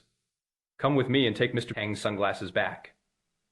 Although half of her face was swollen, Wang Jing still spoke with an arrogant tone. The look in his eyes as he looked at Lin Ze was still full of disdain. To Wang Jing's surprise, Lin Ze not only did not do as she said, but also walked faster and faster. Did you even hear me? Lin Ze, what exactly do you want? Now, Wang Jing was furious at Lin Ze's disregard. After stomping his feet angrily several times, Lin Ze's voice finally came through. Why should I do things that aren't my responsibility? If you don't want to get beaten up, stop whining. Wang Jing was stunned, completely dumbfounded. By the time they realized what was happening, Lin Ze had already gone inside. My God, is the Tang family's son, in-law, going to rebel? Wang Jing touched her cheek. A sharp pain shot through me, and I realized that what had just happened was not a dream. As dusk settles, neon lights begin to twinkle. Inside a luxury restaurant, Wu Yong gazed at Tang Ruohan with deep affection. Next to the dining table, 1,000 roses exude a rich fragrance. Faced with such a behemoth, Tang Ruohan looked embarrassed. The roses are vibrant and beautiful, truly delightful. But such a large bouquet is a bit too conspicuous. Wu Yong, there is really no need for this. Zhao Han, you deserve the best. Wu Yong raised the corners of his mouth. His smile is radiant as the exquisite buttons on the cuff of his suit. 3 years have passed. Wu Yong has changed a lot. The youthful naivete of the past is gone from his face. In its place lies the composure and decisiveness unique to a mature man. Wu Yong was always arrogant and rarely paid attention to others, but he remained consistent in his treatment of Tang Ruohan. Su Qing looked at Wu Yong, then at Tang Ruohan, her eyes filled with envy. Wu Yong wore a custom-made suit, made of exquisite fabric and perfectly tailored. Every design element of the suit accentuated his upright posture. Even the tie was embroidered with luxurious patterns in silver thread. Everything about him exudes taste and luxury opposite. Tang Ruohan has a graceful figure and an exceptional manner of speaking. Under the light, a blush appeared on her delicate face. A perfect match, a handsome man and a beautiful woman. Looking down at herself, Su Qing realized what it meant to be out of place. This dinner, with its romantic atmosphere, should belong to just the two of them. I'm definitely a third wheel. Just as Su Qing was feeling awkward, she looked up and met Tang Ruohan's gaze. She understood the meaning in those eyes. It is just a way to save the day. Cough, cough. She cleared her throat awkwardly and forced a smile onto her face. These roses are so beautiful, but why are there 1,000 instead of 999? It is said that 999 roses symbolize everlasting love, and 1,000 roses represent loving you for 10,000 years. In comparison, isn't the former more meaningful than 1,000 flowers? After skillfully changing the subject, Su Qing secretly breathed a sigh of relief. Wu Yong's lips curled into a smile. Everyone expresses their feelings differently. In my opinion, 10,000 years is more meaningful than eternity. After all, even the longest love has its end. Although 10,000 years is a limited period, it is enough for several lifetimes. These words were spoken. Su Qing was stunned for a moment. Even Tang Ruohan on the other side was somewhat surprised. She had never heard of this before. Wu Yong is indeed often unpredictable. Haha, I didn't know there was such a saying. I was so naive. Su Qing reached up and touched her forehead, feeling so embarrassed she could practically dig her toes out of a 3-bedroom apartment. If she had known there would be this kind of arrangement after picking her up from the airport, she would never have come along. They clearly said they wouldn't be a third wheel. But now, isn't he just a complete third wheel, back at the villa? Lin Ze felt a sense of relief. Even though she has lived here for 3 years, there is still a big difference between Tang Ruohan coming back and not coming back. After tidying up the room, Lin Ze took out his laptop. The contract will expire in a few days. After the divorce, it is natural that I can no longer live here. Therefore, I must find a stable job in the next few days. However, there are now plenty of fresh graduates, and full-time positions in major companies all have work experience restrictions. So, a 50% response rate is already pretty good when he sends out his resume. In response to this, Lin Ze was also mentally prepared. Even so, we still need to find another way out. Grandpa's subsequent hospitalization costs need to be paid. And besides, my own illness can't be delayed any longer. Lin Ze was stunned. The light shining through the screen made his face appear even paler, even. Lin Ze had already considered the absolute minimum acceptable level. If you can't find a job at a large company, then apply to private companies. Putting aside the knowledge I accumulated in school, I should be able to make a living based solely on what I've learned from the archives over the years. After calming down, Lin Ze added to his resume, I like traditional Chinese culture, have experience in appreciation, and can do restoration and cultural relic interpretation work. Lin Ze finally breathed a sigh of relief after resubmitting his resume. At this moment, the hands of the clock on the wall have already pointed to 8 o'clock. She probably won't be back tonight, right? Oh well, let's get something to eat first. Lin Ze entered the kitchen and opened the refrigerator. I grabbed a few vegetables at random, then opened the instant noodles next to me. When Tang Ruohan wasn't around, he had gotten used to simply eating 2 meals a day. I meant to turn off WeChat on my phone, but I accidentally swiped to Moments. Seeing that there was an update, Lin Ze clicked on it casually. Moment. A glamorous photo immediately comes into view.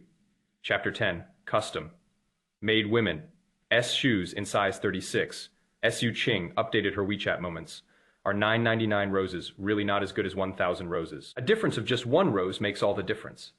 The accompanying picture shows a huge bouquet of roses, but Lin Ze's attention was drawn to the pair of shoes next to the flower cluster.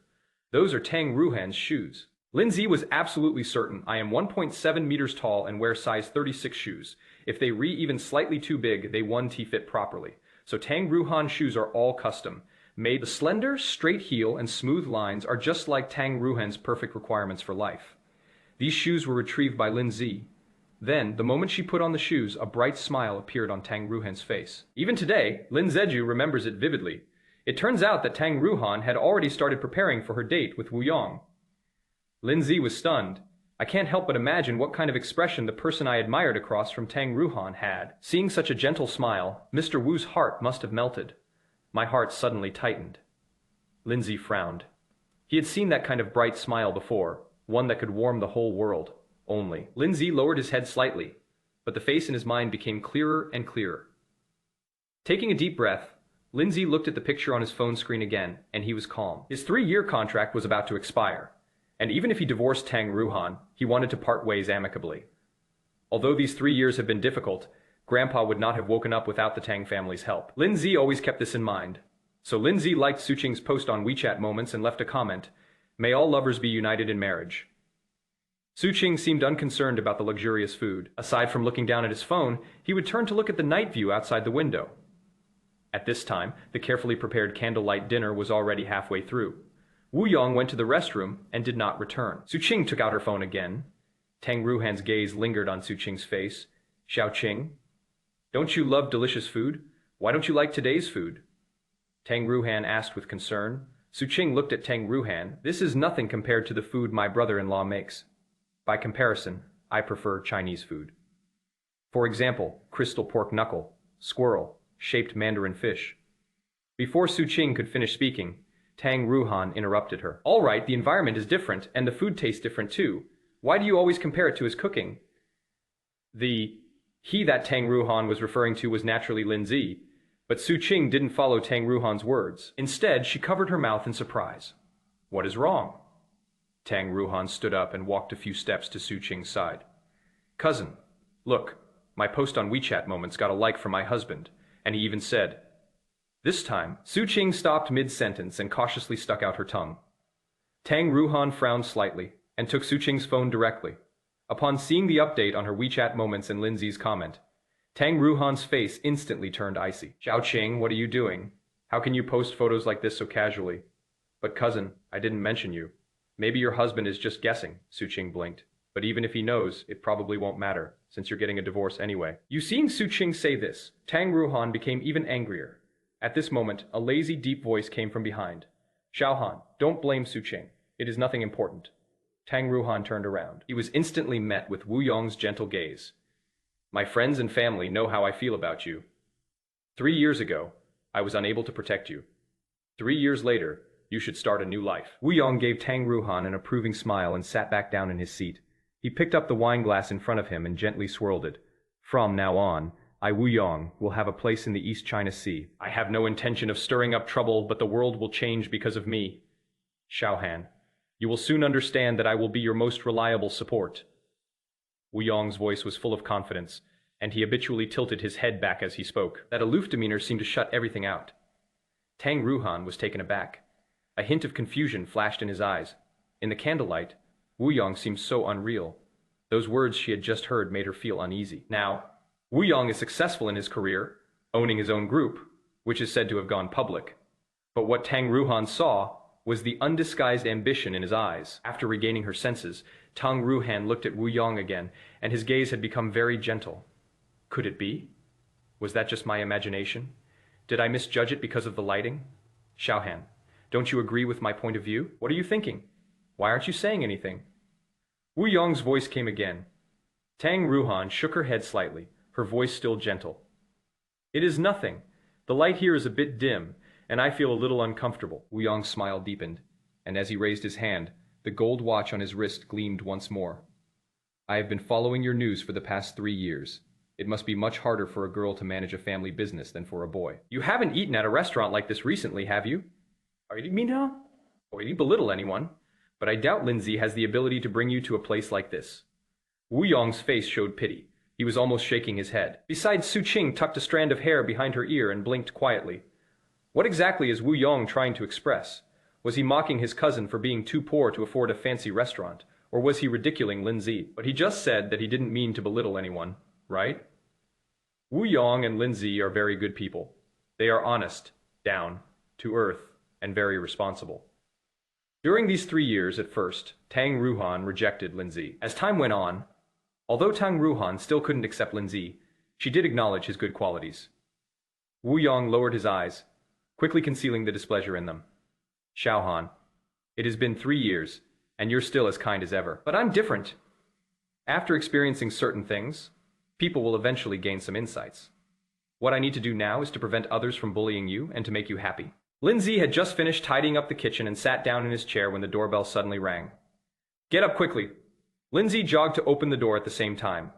I was also wondering, it is 9 p.m., so late at night. Who would come to the villa at this hour? Could it be that Tang Ruohan came back early? Impossible. At this point, Tang Ruohan's date with Wu Yong was probably still going on. He hurriedly opened the door and saw the person standing in front of him. Surprise flashed in Lin Ze's eyes once again. What are you doing standing here? Is something the matter? Chapter 11. I thought you weren't coming back tonight. Think about the time, and then look at Tang Ruohan in front of you. Lin Ze looked surprised. Mr. Tang, why are you back so early? Tang Ruohan frowned slightly and handed the bag to Lin Ze.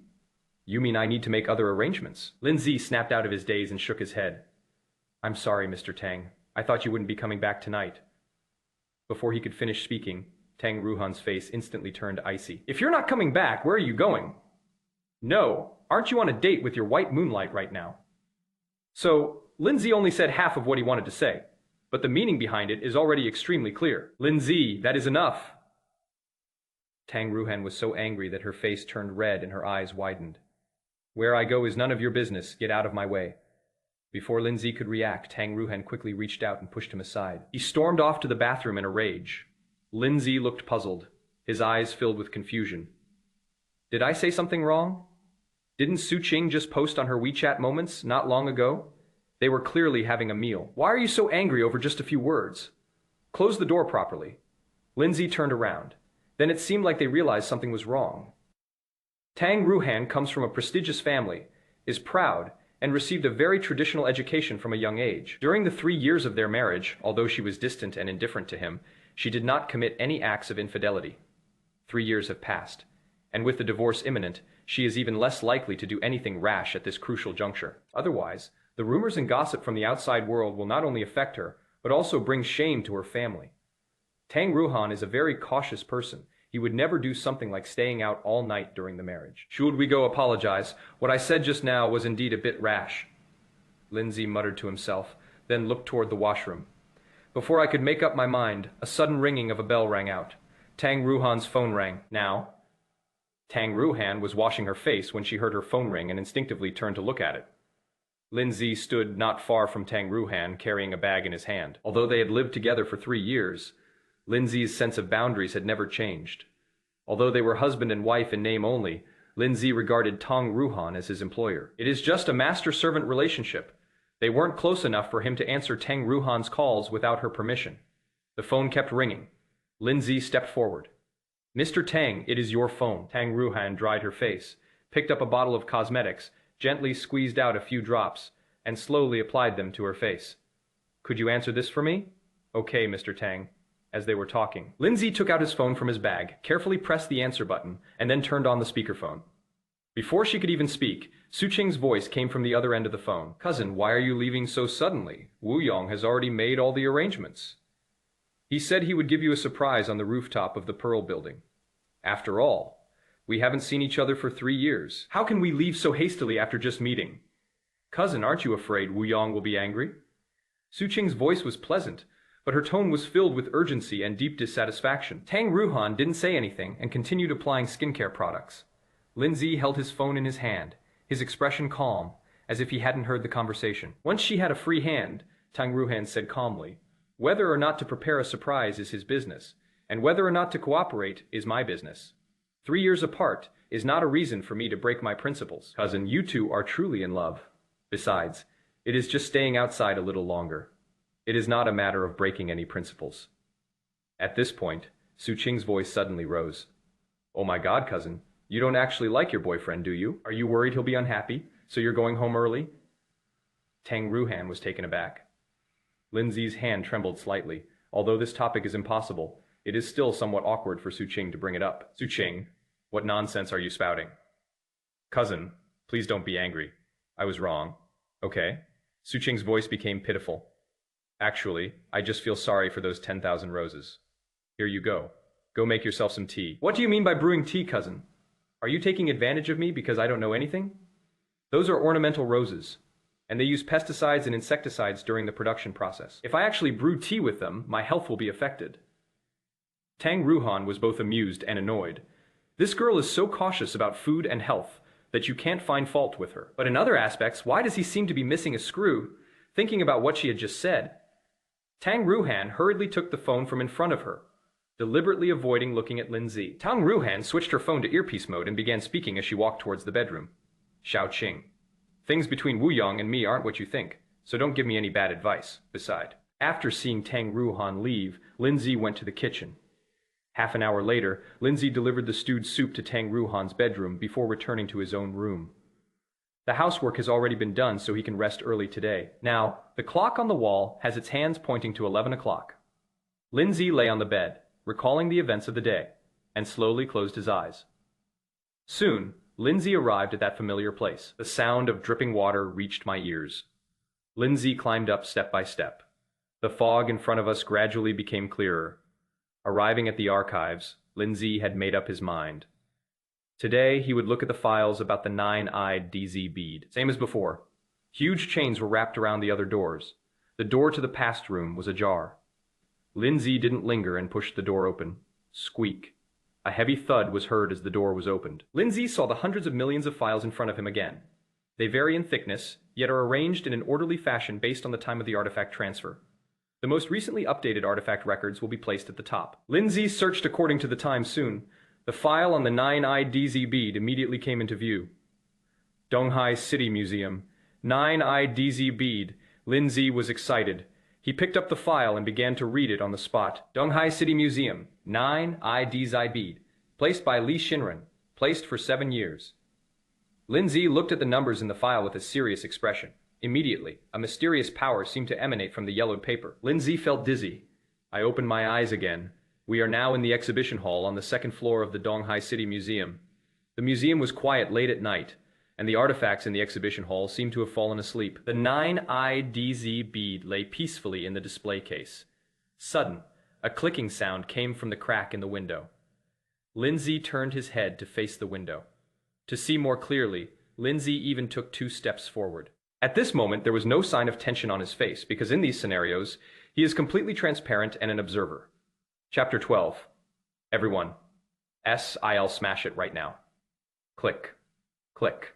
A series of sounds followed. In the darkness, suddenly the 2 ends of the bamboo ladder appeared in the window. Then, it looked like someone was hurriedly climbing a ladder. They're here. Lin Ze looked up, seemingly waiting for someone to break in through the window. Time passed little by little. Lin Ze saw someone pry open the window and then jump in through it. There were 3 people accompanying him. He wasn't very agile, but he performed every movement with great care. All three of them had their faces covered with black stockings, so their faces were not clearly visible. Upon seeing the figures of these three people, Lin Ze instantly felt a sense of familiarity. Unexpectedly, this theft gang committed crimes so frequently. Having just stolen a Northern Song Dynasty official kiln string patterned vase, he is now eyeing a nine-eyed DZI bead. The three began searching immediately upon landing. At this time, the security measures in the museum seemed to have all failed. Beams of flashlight beams flickered on the second floor, and three people were talking urgently. If we do this one more round and split the money, we'll be set for life. From now on, we'll live in anonymity. As long as the three of us don't say anything, no one will know about our background. The man at the front kept looking around while muttering to himself in a low voice. He was on the heavier side, but his steps were very light. Lin Ze clearly saw that this person walked almost entirely on the balls of his feet, rarely using his heels. Seeing that the light behind him wasn't following, the man quickly turned around. "Second brother, what kind of nonsense are you spouting? We agreed before we came that everything would proceed according to plan. If anything goes wrong this time, we're all finished. Not only will we be caught, but all that stockpiled inventory will also be dug up." The fat man quickened his pace and grabbed one of their arms. "Did you hear that? I heard you, big brother. Don't worry, nothing will happen." "Don't talk big here. I know you too well. Stop staring at those bracelets. They're worthless." As if someone had hit a nerve, the person being scolded quickly lowered their head and chuckled twice. Lin Ze frowned slightly. As of now, he has not seen any staff members at the museum. Why are they so bold? Aren't they afraid that the alarm will suddenly go off? While I was still wondering, the three of them quickly began to examine the area again. "This is it. This necklace is very valuable, my great-grandmother. Just one of the beads alone could fetch a lot of money. This chain is gold, isn't it?" The fat man who had spoken earlier stared blankly, breathing heavily. His eyes were fixed on the necklace in the display case. Following the man's flashlight beam, Lin Ze recognized it as a Song Dynasty crystal rosary. The entire rosary has 108 beads in total, and the largest bead is not in the very center. Therefore, the two sides are of different lengths. What happened, their goal? Wasn't that nine-eyed DZI bead? But why did the museum lose the nine-eyed DZI bead instead of the necklace in the end? The fat man drooled, his eyes practically overflowing with greed. Looking at the jewelry in the display case was as exciting as seeing a $100 bill splash. The sound of shattering glass rang out. The fat man was startled. The flashlight fell to the ground with a thud moment. The light is scattered, and the brightness is greatly reduced. "Holy crap! Second brother, what the hell are you doing? Who told you to smash that?" The fat man gritted his teeth, ignoring the flashlight, and rushed toward the man not far away. Before he could even stand up straight, he kicked the man in the buttocks. "Big brother, please don't hit me. This is valuable." The man referred to as second brother stammered as he spoke. At the same time, another man also ran over in a panic. "Why are you smashing this? That is not what we agreed on in the first place." "I know, but this is valuable." The second brother's voice was firm, and before he could finish speaking, his hand had already reached for the display case. Lin Ze suddenly realized, turn out to be. One of the three changed his mind and smashed the display case of the nine-eyed DZ bead at the last minute. "Even if it is valuable, it is just a bead. Can you take it apart? This thing is hard to sell. Just like that bottle, it is not easy to get it out. Do you want to leave this mess in our hands?" The fat man was so anxious that he scratched his head and grabbed the second brother's collar tightly, refusing to let go. "Big brother, I told you long ago that the second brother likes those kinds of things. We shouldn't have brought him along this time." The third member of the gang also began to complain. "This isn't a bracelet. This is a DZI bead." The second brother tried to explain, but the third brother slapped him across the face. "This thing can't be sold. It is hard to dismantle. Don't you understand?" "Third brother, forget about him. Let's finish this quickly." After an argument, the second son was pushed aside. The remaining two wanted to continue the operation. Sudden, the doors to the exhibition hall were opened. "Who is there? Stop it!" As the sound was heard, a figure swiftly attacked. This person is Professor Zhao Minglai. Zhao Minglai was dumbfounded when he saw the scene before him. "What? What have you done? This is a national treasure, a cultural gem. How could you?" Before Zhao Minglai could finish speaking, one of them raised a flashlight. The blinding light made Zhao Minglai extremely uncomfortable. Instinctively, I covered my eyes with my hand. But the anger on his face never dissipated. "Old man, mind your own business. Pretend you didn't see anything today, and get out of here." Zhao Minglai stepped forward, his expression unwavering.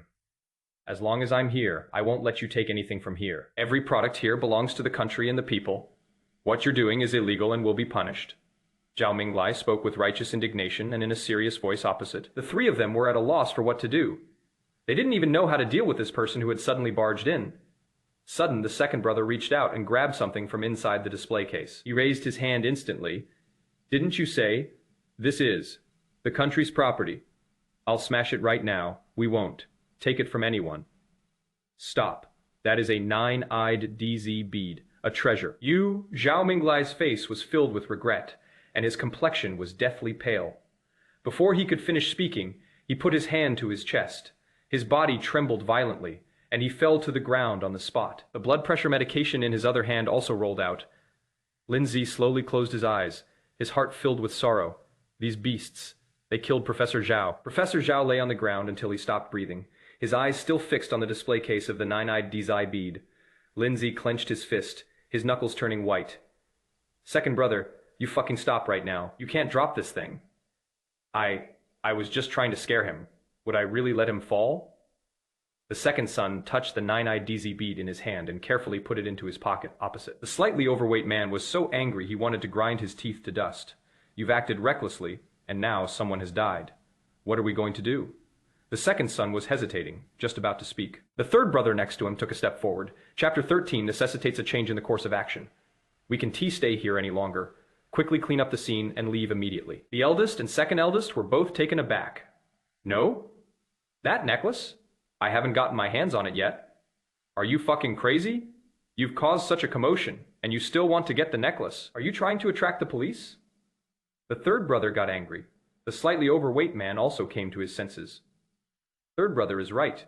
We can't delay any longer. It is all right. This is easy to handle. We're all wearing gloves, so it'll be easy to deal with." He seemed to be picking up where the third brother left off, or perhaps he was trying to comfort himself. The third brother walked up to Zhao Minglai and extended his index finger to probe the tip of his nose. His tone was tinged with despair. "He is really dead. He is not even breathing. It is all the second brother's fault. He hasn't even made a fortune yet, and he has already caused such a mess. We don't even know when we'll be able to sell those things, and he is still holding on to that bottle. Nothing happened last time, but we won't be so lucky this time. The police will definitely come." The third brother was incoherent. Hurriedly stood up and quickly walked up to the fat man. "Brother, this is a big deal. Why don't we run away? How do we run? Where do we go?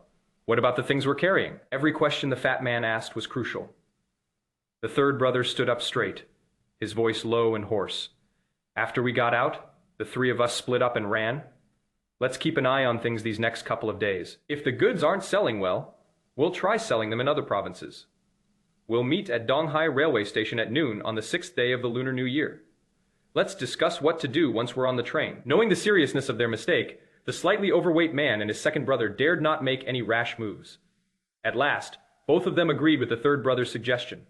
Time passed little by little. The three men quickly cleaned up the scene and then climbed the ladder to leave. Professor Zhao lay on the cold ground, his eyes wide open in death. Lin Ze glanced at the bamboo ladder by the window, then looked away. The truth of the matter is now clear. He has no need to stay here any longer. I regained consciousness. Lin Ze closed the file in his hand and put it back on the bookshelf. Hopefully, there will still be enough time by noon on the 6th day of the Lunar New Year. The next morning, as dawn broke in the east, Lin Ze woke up. As soon as he got out of bed, Lin Ze dialed Zhang Juan's phone number. The call was answered quickly, and Zhang Juan sounded anxious. "Old Lin, how is it going? Have you thought of anything?" Zhang Juan's voice was hoarse, clearly indicating that he hadn't rested well. Lin Ze glanced at the time, his tone full of surprise. "It is not even 6 o'clock yet, and you're already awake. Isn't that a bit early?" Lin Ze remembers. Among his roommates, Zhang Jun was the one who loved to sleep in the longest. In his words, he often couldn't see the morning sun. "I not only got up early, I didn't sleep at all last night." Zhang Jun yawned. "I spent the whole night thinking about clues. My head was about to explode. How is it going on your end? Any leads?" After muttering to himself for a moment, Zhang Jun got back to the main topic. "Yes, have something to eat first, and we'll meet at the small square after 8 o'clock. Zhang Jun immediately became excited. "Okay, it is settled then. I'll come pick you up in a bit." After hanging up the phone, Lin Ze put it away. After washing up, I went into the kitchen to start preparing breakfast. Red bean glutinous rice porridge, osmanthus purple sweet potato rice cake, and vegetable rolls are served alongside pan-fried shrimp. Tang Ruohan doesn't eat much, but if the food is prepared nicely, he might occasionally eat a few extra bites. Therefore, Lin Ze took great care in Tang Ruohan's diet. In order to fulfill the contractual clause of taking full care of Tang Ruohan's daily life, Lin Ze spent more than half a year studying recipes. Lin Ze, however, was much more casual about himself. Normally, Lin Ze's breakfast consists of a bowl of clear soup noodles every day. Tang Ruohan will leave the villa at 7:30. Lin Ze was free to arrange his remaining time as he pleased. This morning, Tang Ruohan didn't seem to be in a very high mood. She ate 2 shrimp and only took 2 sips of the red bean and glutinous rice porridge before putting down the spoon. "Mr. Tang, is the food not to your liking today? Shall I heat up a glass of milk for you?" Before Lin Ze could finish speaking, Tang Ruohan shook her head. "No need. I'm in a hurry, and I won't be back for lunch." "Okay, Mr. Tang." Tang Ruohan hurriedly returned to her bedroom and then left in a hurry. Lin Ze only breathed a sigh of relief after seeing Tang Ruohan out and sitting back down in his chair. Tang Ruohan's sweetheart is back. She must have been very busy lately, right? That is fine too. He can also free up time to do some of his own things. Half an hour later, Lin Ze arrived at the small square near the villa. Soon, Zhang Jun arrived in a police car. "Old Lin, tell me quickly, what are you thinking?" As Zhang Jun opened the car door, he offered Lin Ze a cigarette. Lin Ze got into the car, took the cigarette, but didn't light it. After not seeing him for a night, Zhang Jun looked haggard, and even had stubble on his beard. "You're really suffering from internal heat. Your eyes are bloodshot," Lin Ze joked. "It is not just red blood vessels. There are also several blisters on your lips. Tell me quickly." Seeing that Zhang Jun was urging him on, Lin Ze directly gave the result. "I suspect that the murderer is not Li Zhijia. Based on the traces left at the scene, I also rule out the possibility that Li Zhijia colluded with the theft gang. If they were working together from the inside, the thieves wouldn't have needed to climb through the window. Moreover, they did not take the bamboo ladder with them when they left, which shows that they left in a hurry." Zhang Jun turned his head and continued following Lin Ze's train of thought. "You mean Professor Zhao Minglai's death was related to thieves? This is highly likely. It is very possible that the thief's movements during the theft attracted Professor Zhao's attention, causing Professor Zhao's illness to flare up, and the thief fled in a panic." Zhang Jun frowned deeply. "Isn't this explanation a bit far-fetched? Why wasn't it those thieves who killed Professor Zhao Minglai?" Lin Ze looked up. Professor Zhao had no external injuries, which means they did not lay a hand on him. Secondly, the bamboo ladder by the window is evidence of their panic. Also, Professor Zhao's dormitory is not close to the second-floor exhibition hall. He could only have heard the noise, rushed over, and then seen the scene of the theft. Zhang Jun listened and nodded. "If you put it that way, then we can figure things out. So what do we do now? If we can't catch those people, the case still won't be solved." Zhang Jun took a deep drag of his cigarette and then exhaled it heavily. It is as if they want to vomit out all the frustration in their hearts. Lin Ze glanced out the window. Although the items they have are valuable, it will be difficult to find buyers in the short term. Such precious cultural relics are something that even capable private collectors would not dare to touch lightly. Based on this analysis, the item should still be in their hands at present. Lin Ze did not reveal the remaining clues. There have been no further updates to the 9-eyed DZI beads records, which means that the artifact has not yet been sold. Therefore, you may need to change your action plan now. Zhang Jun shuddered and instinctively leaned his head closer. "Tell me, how do you want to change this?" Chapter 14, She Won. T go back with you. Lin Ze didn't reveal the solution. Instead, he changed the subject and started asking other questions. "Last time you said that based on the fingerprints left at the scene, there should be 3 people. Did you find anything from the nearby surveillance footage?" "No target has been set at present. Surveillance footage doesn't lie. If they acted separately, then only one person would appear on the monitor." Before Lin Ze could finish speaking, Zhang Jun suddenly slapped his thigh. "Damn, how could we overlook this possibility? You're right, because they were trying to distract us. They started running in different directions, so the surveillance footage would naturally show only one person." Seeing that Zhang Jun was following his train of thought, Lin Ze then brought it up again as if by accident. "The 9-eyed DZ bead is a significant object, and ordinary buyers would have to think twice before buying it. In order to prevent cultural relics from leaving the country, we can actually make good use of the media. To date, the museum has not publicized the disappearance of the 9-eyed DZI bead. In fact, there is no need to. If they had just said it outright, neither the buyer nor the seller would have dared to make a deal. Furthermore, given that they committed the crime as a group, and with Professor Zhao's death, do you think it is possible they considered fleeing?" Just like before, Lin Ze did not directly state the result, but instead pretended to reason and guided Zhang Jun. A short while later, Zhang Jun suddenly realized, that's right, just screening isn't enough. We also need to intercept them. I'll report to the Bureau right now and request more manpower to screen suspicious persons at each airport. Now, compared with high-speed rail and airplanes, although trains are slower, the passenger volume is still quite large. If someone wants to take advantage of the situation, the probability of doing so at a train station is probably much higher than in other places. Yes, we need to send more people to the train station too. What day of the month is it today? The 5th day of the lunar month. What is wrong? Zhang Jun asked, puzzled. It is all right. Let's make arrangements as soon as possible. If those people have already decided to run away, even a 15-minute delay could mean missing the opportunity. The 3 people in the video agreed to meet at noon on the 6th day of the Lunar New Year. Now that more people have been sent on the 5th day, they should still be able to make it in time. Instead of immediately driving the police car back, Zhang Jun took out his phone and made a call. After repeating his previous speculation, the Bureau immediately agreed to Zhang Jun's request. After hanging up the phone, Zhang Jun reached up and touched his forehead. Old Lin, I have an idea. Regarding the media release of this information, do you think it would be more effective if we selected a segment from Professor Zhao's research? That is a good idea. I think it is feasible. Then let's go to Professor Zhao's house. Shall we go together? Zhang Jun's gaze was sincere. Lin Ze checked the time, and realizing that Tang Ruohan wouldn't be back by noon, agreed, in order to save time.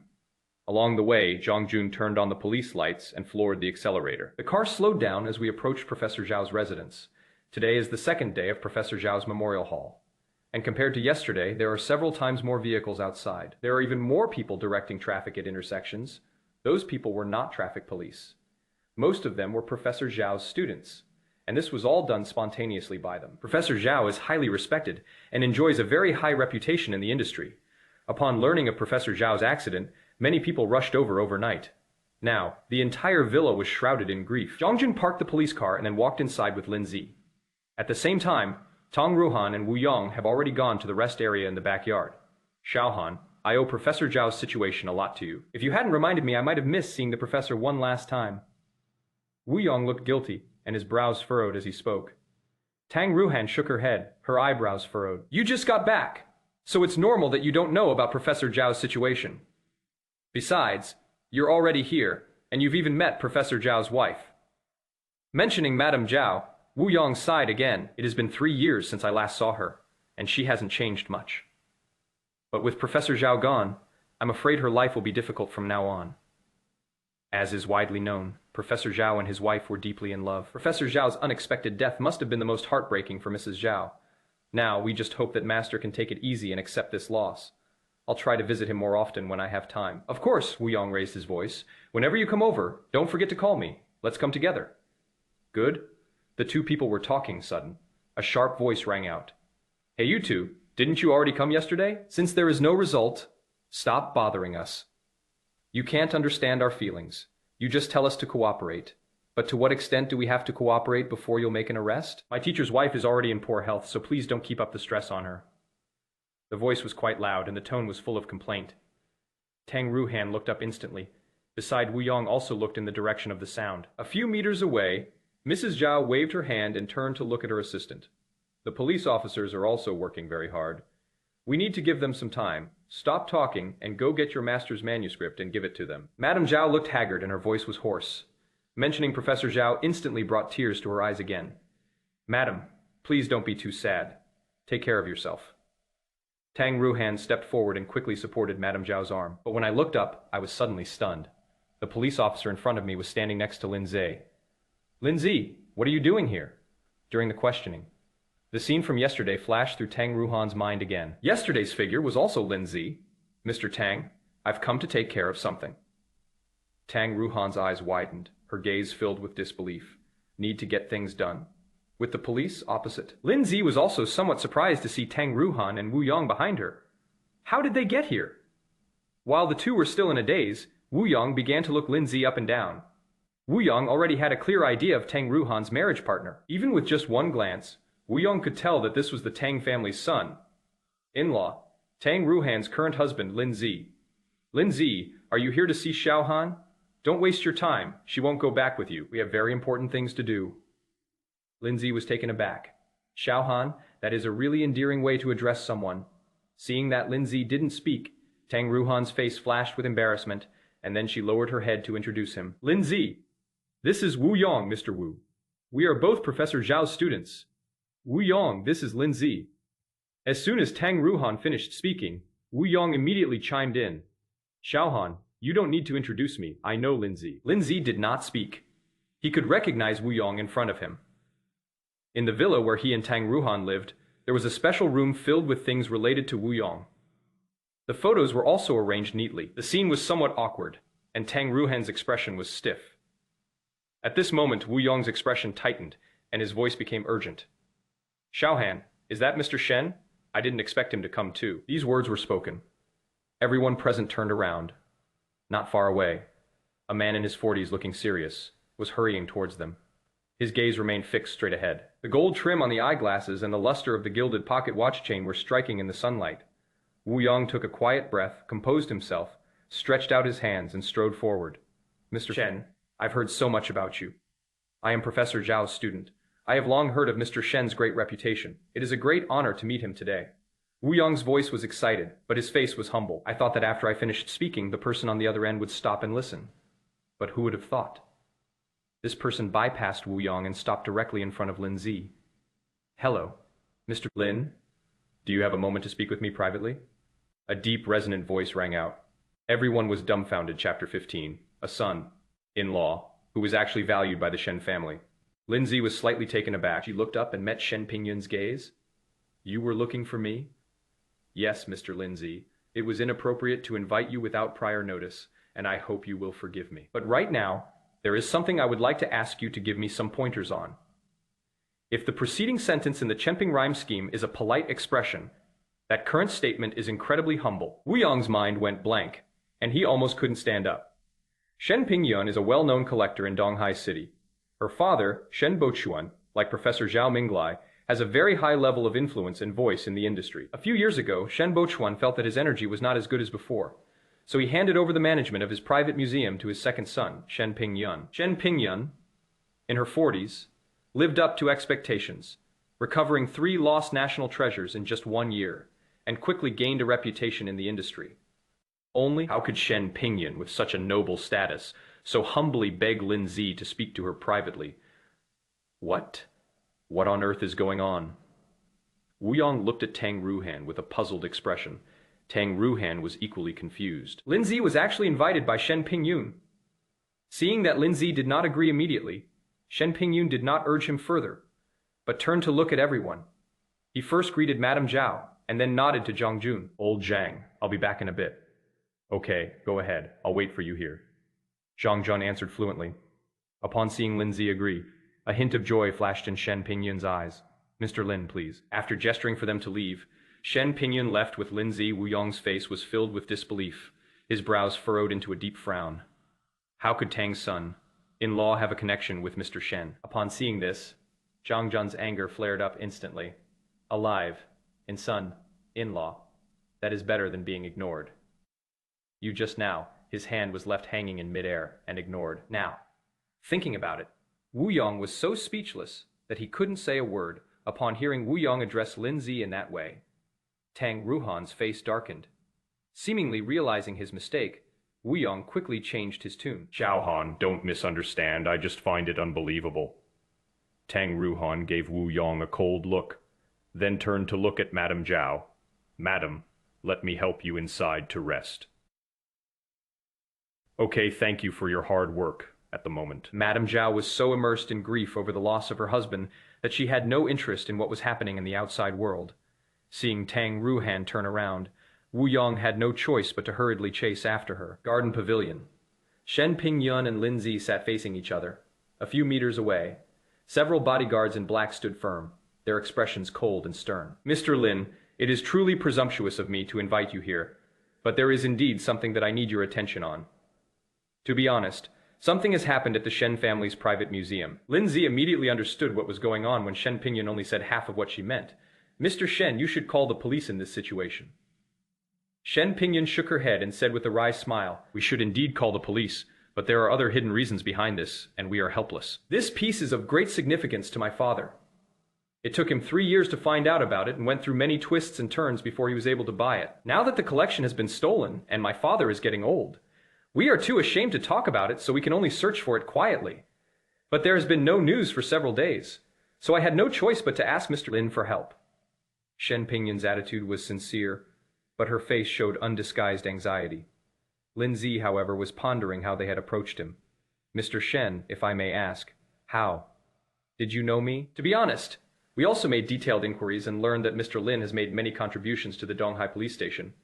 Coincidentally, we saw Mr. Lin here with Professor Zhao today, so we rashly begged for forgiveness. As she spoke, Shen Pingyun changed the subject. Mr. Lin, as long as the lost collection can be found, you name the price. Lin Ze waved his hand. No need. The item Mr. Shen lost is 33.6 meters tall with a mouth diameter of 9.9 meters, a foot diameter of 14.2 meters, a long neck, and a round belly. Before Lin Ze could finish speaking, Shen Pingyun suddenly stood up and nodded hastily. Yes, Mr. Lin, you are absolutely right, Mr. Lin, are you? Upon hearing the dimensions described by Lin Ze, Shen Pingyun, who was usually calm and composed, could no longer remain calm. His chest heaved slightly with excitement. Mr. Lin, since you are aware of this collection, would you please go to the site? We have protected the site very well since the incident. I really humbly request Mr. Lin to give me some guidance. Lin Ze shook his head again. No need. There is no point in me going with Mr. Shen. But considering Mr. Shen's filial piety, I might as well say a few more words. Noon on the 6th day of the Lunar New Year, Donghai Railway Station. One person was slightly overweight, and the other had a stutter. As for whether we can find that item, it depends on its fate with the Shen family. Shen Pingyun nodded repeatedly, as if trying to memorize Lin Ze's words. Lin Ze looked at the person in front of him and thought about it. With the Shen family's influence and the Donghai City police force, capturing those three people shouldn't be too difficult. But nothing is absolute. If there are any that slip through the net, it can only be said to be fate. He had already told Zhang Jun how to deploy the plan. Now, describe the characteristics of two of them. Hopefully, these gangs of thieves will be caught. Seeing that there was nothing more to say, Lin Ze slowly stood up at this moment. Shen Pingyun reacted quickly. Mr. Lin, thank you for your guidance. Pingyun is extremely grateful. Time is of the essence right now. Pingyun will go and arrange for someone to search. The Shen family will definitely repay you handsomely afterward. Mr. Shen, there is no need to be so polite. If there is nothing else, I'll take my leave now. Okay, Mr. Lin, I'll take you there. Mr. Shen, please go ahead with your work. I can leave on my own. After saying that, Lin Ze nodded and strode away. Shen Pingyun breathed a long sigh of relief, feeling as if a great weight had been lifted off her shoulders. As he looked away, he quickly pulled out his phone and immediately began making arrangements. Lin Ze returned along the same route. Before he even reached Zhang Jun had already started waving at him. Old Lin over here.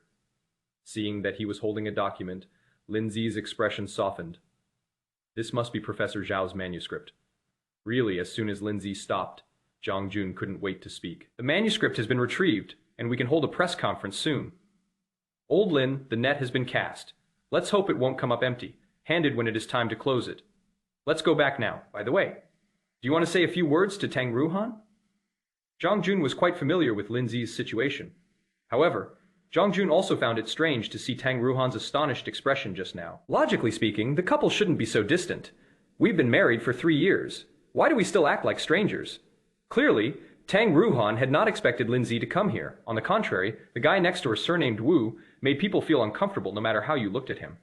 The way he acts like Tang Ruohan is his wife.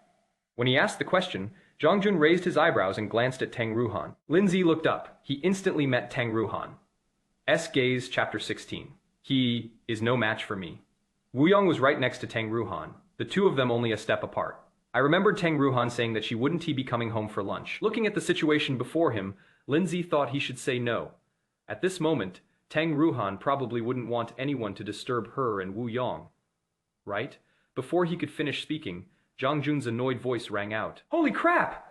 What is going on there, old Lin? That guy's stirring up trouble. Lin Ze also saw the scene Zhang witnessed clearly. Just as his eyes met Tang Ruohan's, Wu Yong slowly reached out and patted Tang Ruohan on the shoulder. Perhaps this was a well-intentioned act. However, his slow movements made it hard not to misunderstand that he was about to hold Tang Ruohan in his arms. Wu Yong's lips curled up, his eyes full of provocation. That sense of superiority seemed to be telling Lin Ze that even if Tang Ruohan married him, she would still be his woman. Lin Ze's heart tightened, and his expression turned awkward. Old Lin, did you see that? Should we go over there? At this time, Zhang Jun's brows were furrowed. Wu Yong's sudden action had clearly shocked him. Lin Ze withdrew his gaze and tried to make his tone more relaxed. Let's not go there. Solving the case is the priority. Let's go back first. Zhang Jun thought about it and agreed, but as he followed Lin Ze, he couldn't help but ask, who is that guy? He has no sense of propriety. If he does this all the time, he'll definitely get beaten up. That is her friend. She just came back from abroad and is probably more open-minded because of the influence of foreign culture. Although Lin Ze was aware of Tang Ruohan's relationship with Wu Yong, he didn't want to cause any unnecessary trouble at this time, so he could only come up with this excuse. Zhang Jun rolled his eyes. You seem quite carefree. Let me tell you, I could tell that guy wasn't a good person at first glance. You'd better watch out, or you might find yourself in trouble one day. Shut up. You're in a real mess here, and you still have the mind to worry about my backyard being on fire. Lin Ze's question left Zhang Jun speechless, both amused and exasperated. You're absolutely right. Professor Zhao's case has really infuriated me. We need to resolve this quickly. Otherwise, not only will we be in trouble, but the director's position might also be in jeopardy. When the topic was brought back to the case, Zhang Jun's expression became serious. Here is what I'm thinking. Once we get back, we'll go over the plan again. See if there is anything that is not well thought out. And then before Zhang Jun could finish speaking, Lin Ze had already refused. I won't get involved in the police's deployment. Just let me know when they've caught him. Are you going over there? I'm not going. I'll go to the hospital this afternoon. Zhang Jun was somewhat disappointed, but he could understand Lin Ze's decision. Lin Ze is very filial. In the past 3 years, I've spent either at home or in the hospital. Without Lin Ze's meticulous care, the old man probably wouldn't have lasted this long. Okay, then I'll take you back, and then I'll go back to the police station. Lin Ze did not refuse, and after leaving the house, he followed Zhang Jun into the car. Xiaohan, don't be too sad. I believe the police will solve the case as soon as possible. Wu Yong spoke gently, his gaze fixed on Tang Ruohan's face. This exquisite face is almost flawless. Whether it is facial proportions, skin texture, or temperament, Tang Ruohan in front of us is almost perfect.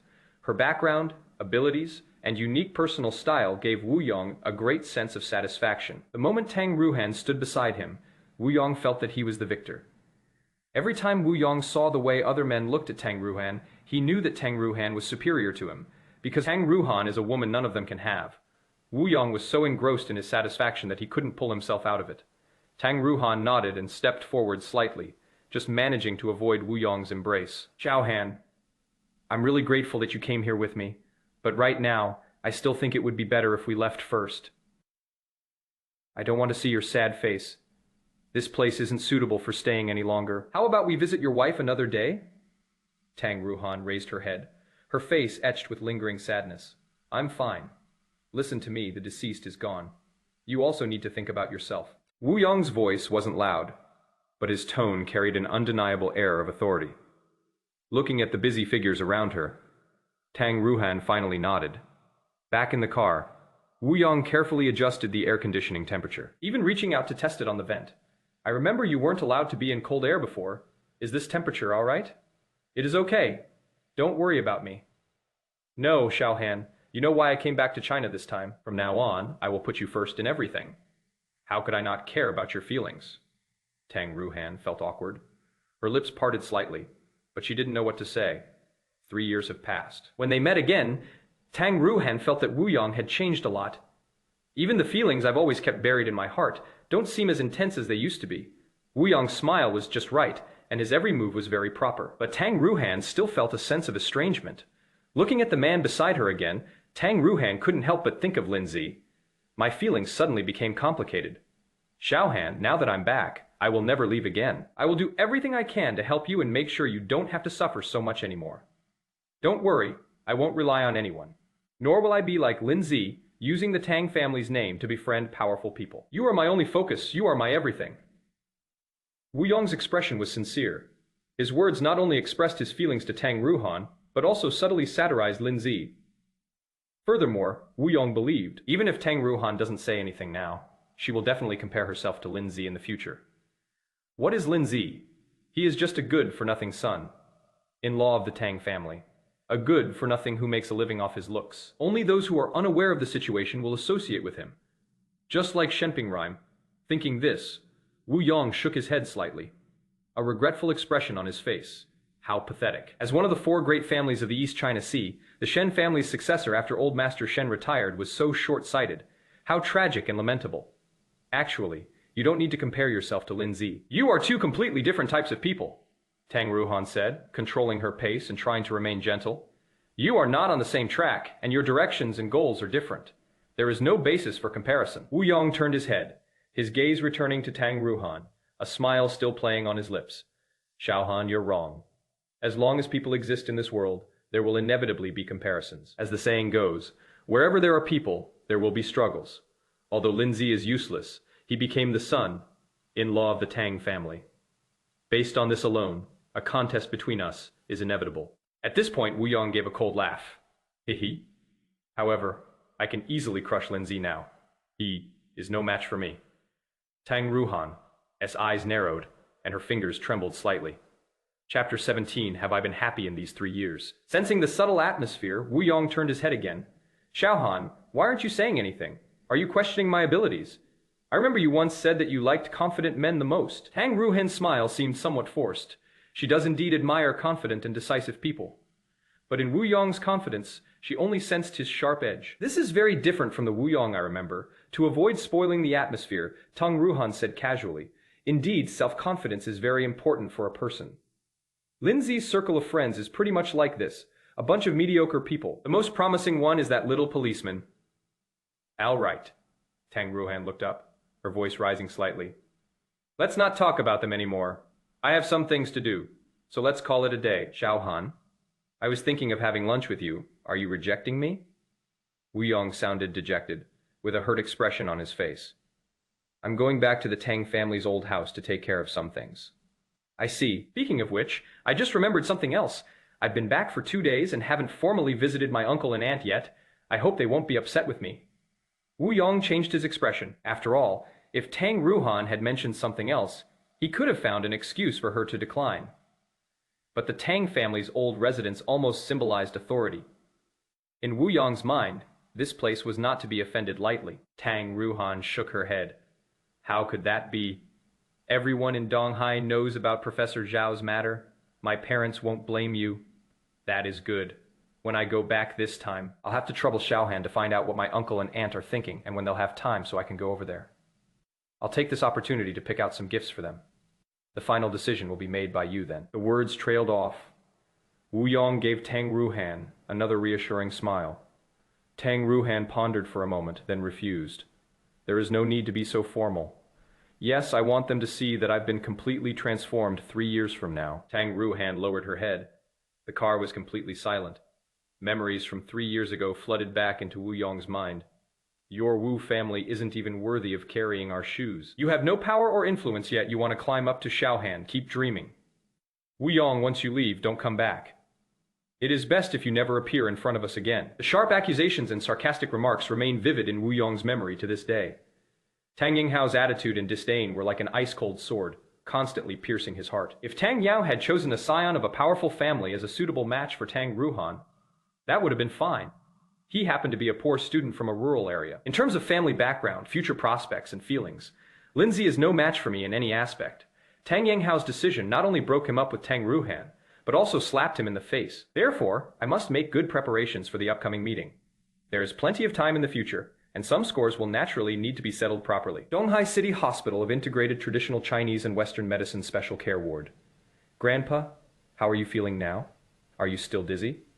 Lin Ze sat by the hospital bed, his voice trembling with emotion. On the hospital bed, a hint of joy flashed in Lin Zhenshan's eyes, but then he frowned and his face darkened. Xiao's, what are you doing here again? You waste all your time here. How are you supposed to work? Lin Ze smiled, feeling a warmth in his heart despite hearing complaints. Grandpa, my work hours are flexible, and my boss isn't too strict. Let me feed you something first, and then we'll wipe you down in a bit. Lin Ze skillfully scooped out the porridge from the thermos, took a spoonful, and blew on it before putting it to his lips. It was only when the temperature felt right that it was brought to Grandpa's lips. Grandpa, slow down. Is it hot? Not too hot, just right. Lin Zhenshan's cloudy eyes welled up with tears, and after taking a couple of bites, he turned his head away. Grandpa, have some more. No, this old man shouldn't be alive. Every extra day I live, I become an extra burden to you. Grandpa, don't say that. Everything will be all right. I can earn money now, and I'll have more time to take care of you in the future. Some things to say. Lin Ze couldn't tell Lin Zhenshan every month Tang Yinghao would deposit 30,000 yuan into his card. He can use this money as he sees fit. After a month, after deducting the ingredients he bought separately for his grandfather's cooking, he still had some left over. Over the course of 3 years, Lin Ze had saved up some money. This is also the reason why he believes his grandfather won't be kicked out of the hospital after his divorce from Tang Ruohan. If you're lucky, it would be even better if you could find a job quickly. Therefore, divorcing Tang Ruohan is not a dead end. It may be a new beginning. After chatting with Lin Zhenshan for a while, Lin Ze, as usual, began to wipe his body. After changing Lin Zhenshan's clothes, Lin Ze went to wash the clothes. The Tang family's old residence, Tang Yinghao rested his chin on his hand, his expression tense, his already serious face now looking as if it had been coated with ice. Sunlight streamed through the window, falling on the beige carpet. The large living room, however, was devoid of any warmth. Tang Ruohan sat opposite Tang Yinghao, her heart pounding in her chest final. It was Tang Ruohan who broke the silence first. Dad, what I said is not excessive. The 3 years are almost up, and Lin Ze has agreed to the divorce. This is what we agreed upon back then, so please understand my feelings, and I hope you can give me those documents. Compared to what she said before, Tang Ruohan spoke in much more detail this time. Tang Yinghao's hand visibly trembled, and his brows furrowed even more. So, you came back this time to pick up your marriage certificate and household registration book? I thought you came here because you missed me and your mother. It turns out I was just being delusional. Dad, please don't say that. Tang Ruohan raised her head, her eyes full of determination. Of course I care about you, but right now, this matter must be done. Back then, you forced me to marry Lin Ze and promised that 3 years later, regardless of whether we divorced or not, you would respect my decision. Now that Lin Ze and I have reached an agreement, why are you still holding on to those documents? Are you going back on your word? Or are you saying you have ulterior motives for making me marry Lin Ze? Tang Ruohan uttered her last words at the same time. Tang Yinghao suddenly stood up and roared in a low voice. Enough, in your eyes? Are your parents really that bad? Lin Ze has no power or influence. He is just a country bumpkin from the village. What could we possibly want from him? We arranged for you to get married because we hoped you would be happy, but we never expected you to break our hearts like this. Tang Ruohan's smile grew increasingly cold. In that case, over the past 3 years, she has listened to it countless times. Especially recently. Every time they mention divorce, they bring up their happiness. She'd heard enough of that. Yes, you want me to be happy, but am I actually happy? In these 3 years, have you ever asked me how I feel? Chapter 18, How Could You Follow Me? Tang Ruohan. S' voice was urgent, and the anger in her eyes was almost bursting out. Tang Yinghao was left speechless by the rebuttal. In his anger, he kicked the stool next to him. Bang! A dull thud was heard, and the carved mahogany stool rolled to the side in an instant. What? You still want to use the same methods as before? You won't compromise anymore. I can't live with Lin Ze anymore. Tang Yinghao's voice trembled, and his eyebrows furrowed into a knot. Who exactly is gossiping in your ear? You and Lin Ze are now husband and wife protected by law for the past 3 years.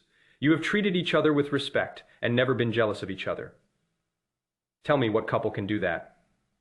And then there is Lin Ze. He has a good temper and treats you. Well, it is thanks to his care that you can focus on your career. No one in this world is perfect, so don't always look for something better. You may desire the freedom you yearn for, but you will forever carry the stigma of divorce.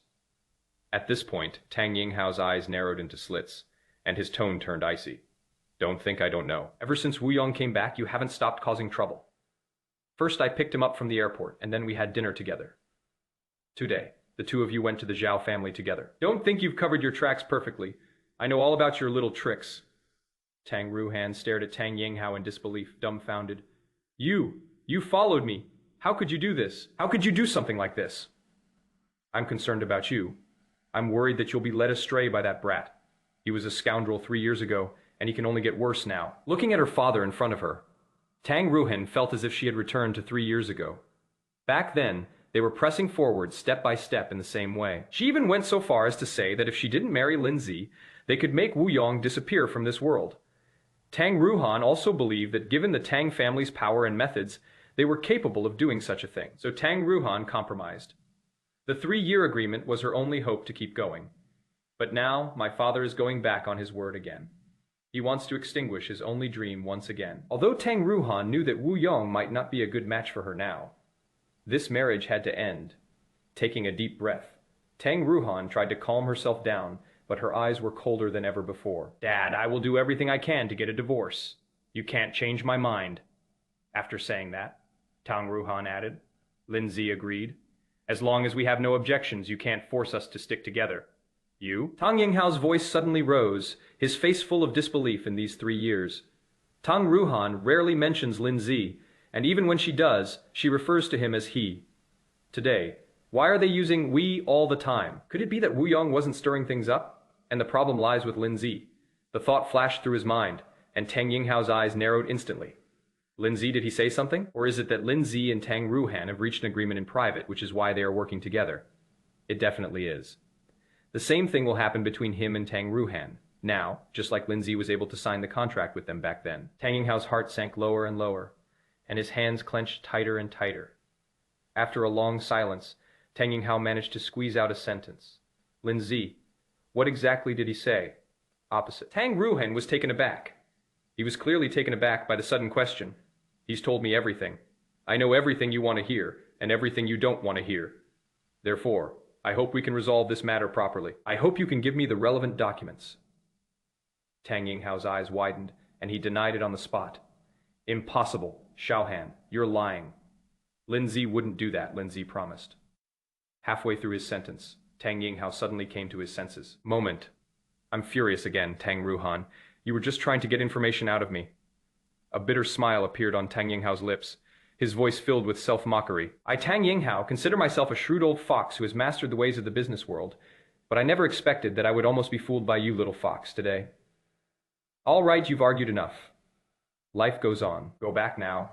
There is nothing much going on at the group these days.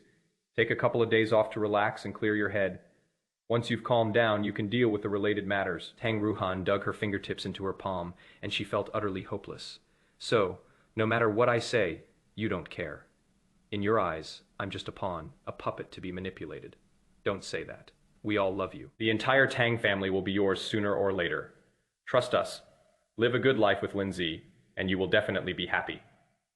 Tang Ruohan shook her head violently. No, the happiness you talk about is just a trap. I will never believe your lies again. Also, don't think this matter is over. I will definitely get an answer from Lin Ze. He dropped that sentence. Tang Ruohan left without looking back. Watching Tang Ruohan's retreating figure, Tang Yinghao's face instantly darkened. Just now, in the end, it was still an impulsive act.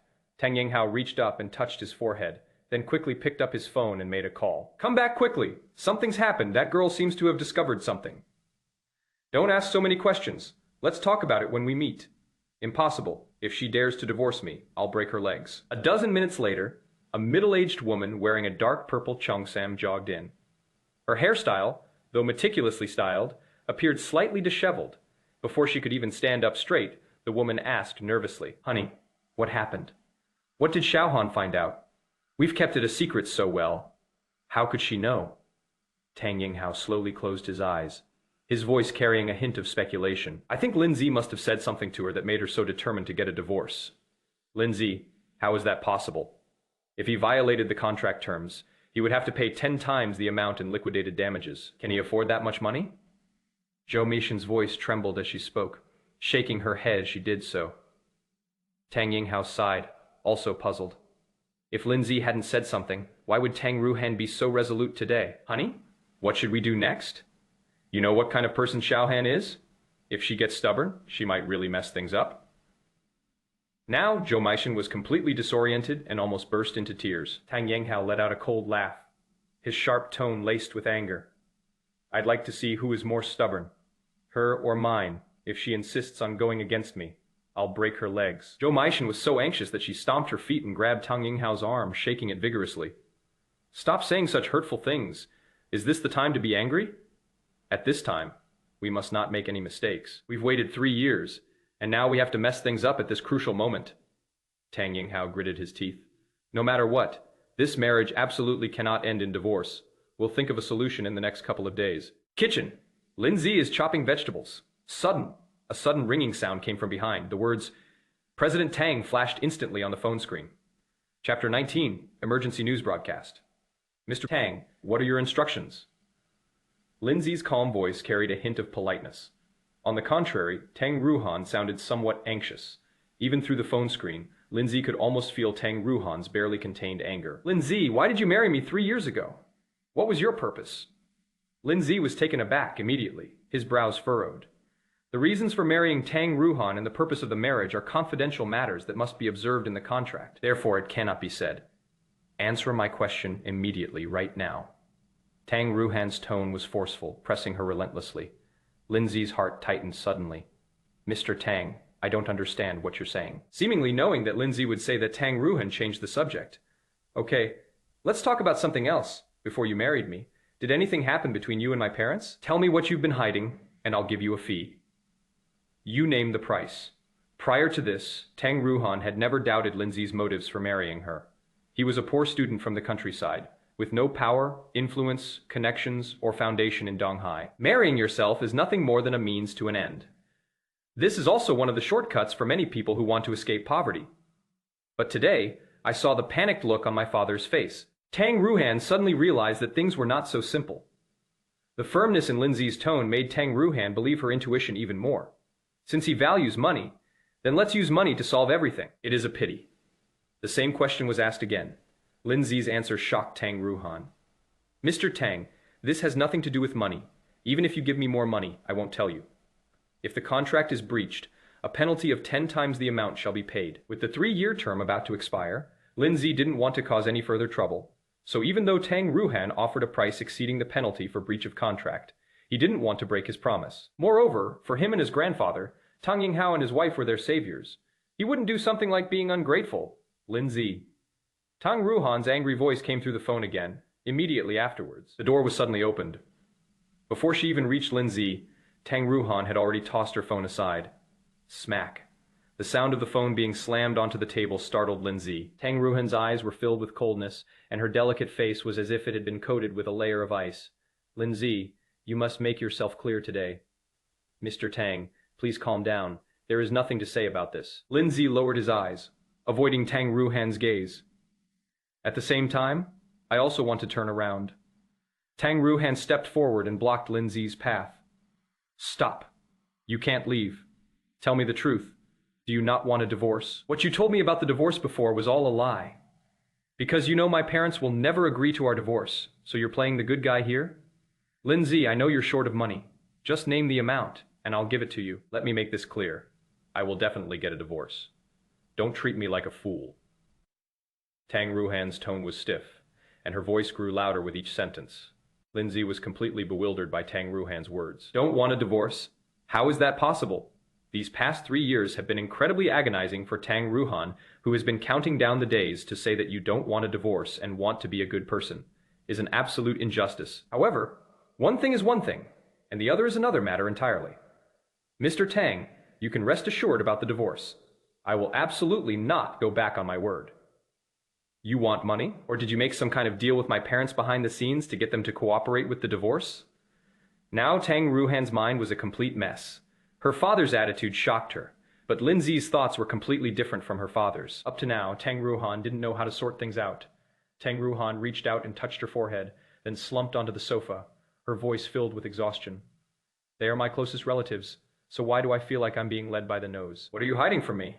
President Tang, parents always have the same heart. No parent wants their child to be unhappy. They must have their reasons for doing this. Seeing that Lin Ze was starting to side with his father, Tang Ruohan's eyes suddenly turned cold. So, you won't divorce me, right?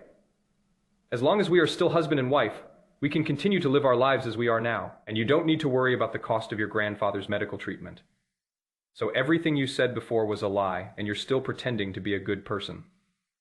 Tang Ruohan's voice trembled, and her hands were clenched tightly. Lin Ze looked up and met Tang Ruohan's gaze directly. Mr. Tang, there is no basis for any speculation. I will divorce you, which is something I promised you. Similarly, keeping the previous events a secret is also a promise I made to your parents. Although I am not as rich or powerful as you, I still have my bottom line as a human being. Grandpa's medical expenses are indeed a huge burden for me. But that is no reason for you, Mr. Tang, to speculate and question other people's character. Lin Ze spoke resolutely, standing ramrod straight. Tang Ruohan's heart skipped a beat. When did Lin Ze become like this? In those 3 years, he never raised his voice to himself. What is wrong with me today? Could it be that I really misunderstood him, which is why he is so angry? Tang Ruohan was still puzzled. Lin Ze had already turned around. Everything that needed to be said has been said, and there is no point in continuing the conversation. This topic, it is clearly over. Stop. Who told you to leave? Tang Ruohan's voice came again. I'm hungry. Get me something to eat. Lin Ze stopped, his shoulders trembling slightly. Okay, Mr. Tang, please wait a moment. After saying that, Lin Ze turned and went to the kitchen. Tang Ruohan's gaze remained fixed on Lin Ze. Forget it. I'm not eating it. Don't bother making it. Okay, Mr. Tang. No longer continuing the previous topic, Lin Ze seemed to have reverted to his old ways. But Tang Ruohan's doubts grew stronger, and the fog surrounding the mystery seemed to thicken. 1 o'clock in the afternoon, Donghai City TV station interrupted its broadcast with important news. Dear viewers, we have an urgent news briefing. Recently, a theft occurred at the Donghai City Museum, and the museum's prized possession, the nine-eyed DZI bead, was stolen. The case is currently under investigation. The police and the mayor are appealing to the public to cooperate. Anyone who provides clues will be rewarded with NT $100,000. At the same time, the mayor once again appealed to everyone that the nine-eyed DZ bead is a national-level protected cultural relic and a cultural treasure of our Dragon Kingdom. It is forbidden to trade or resell it privately in any form or for any reason.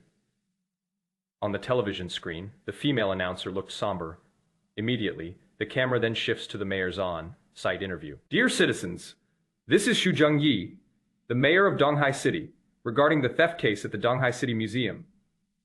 Tang Ruohan stared in astonishment at the unexpectedly interrupted news broadcast. In an instant, various speculations about Professor Zhao flashed through my mind.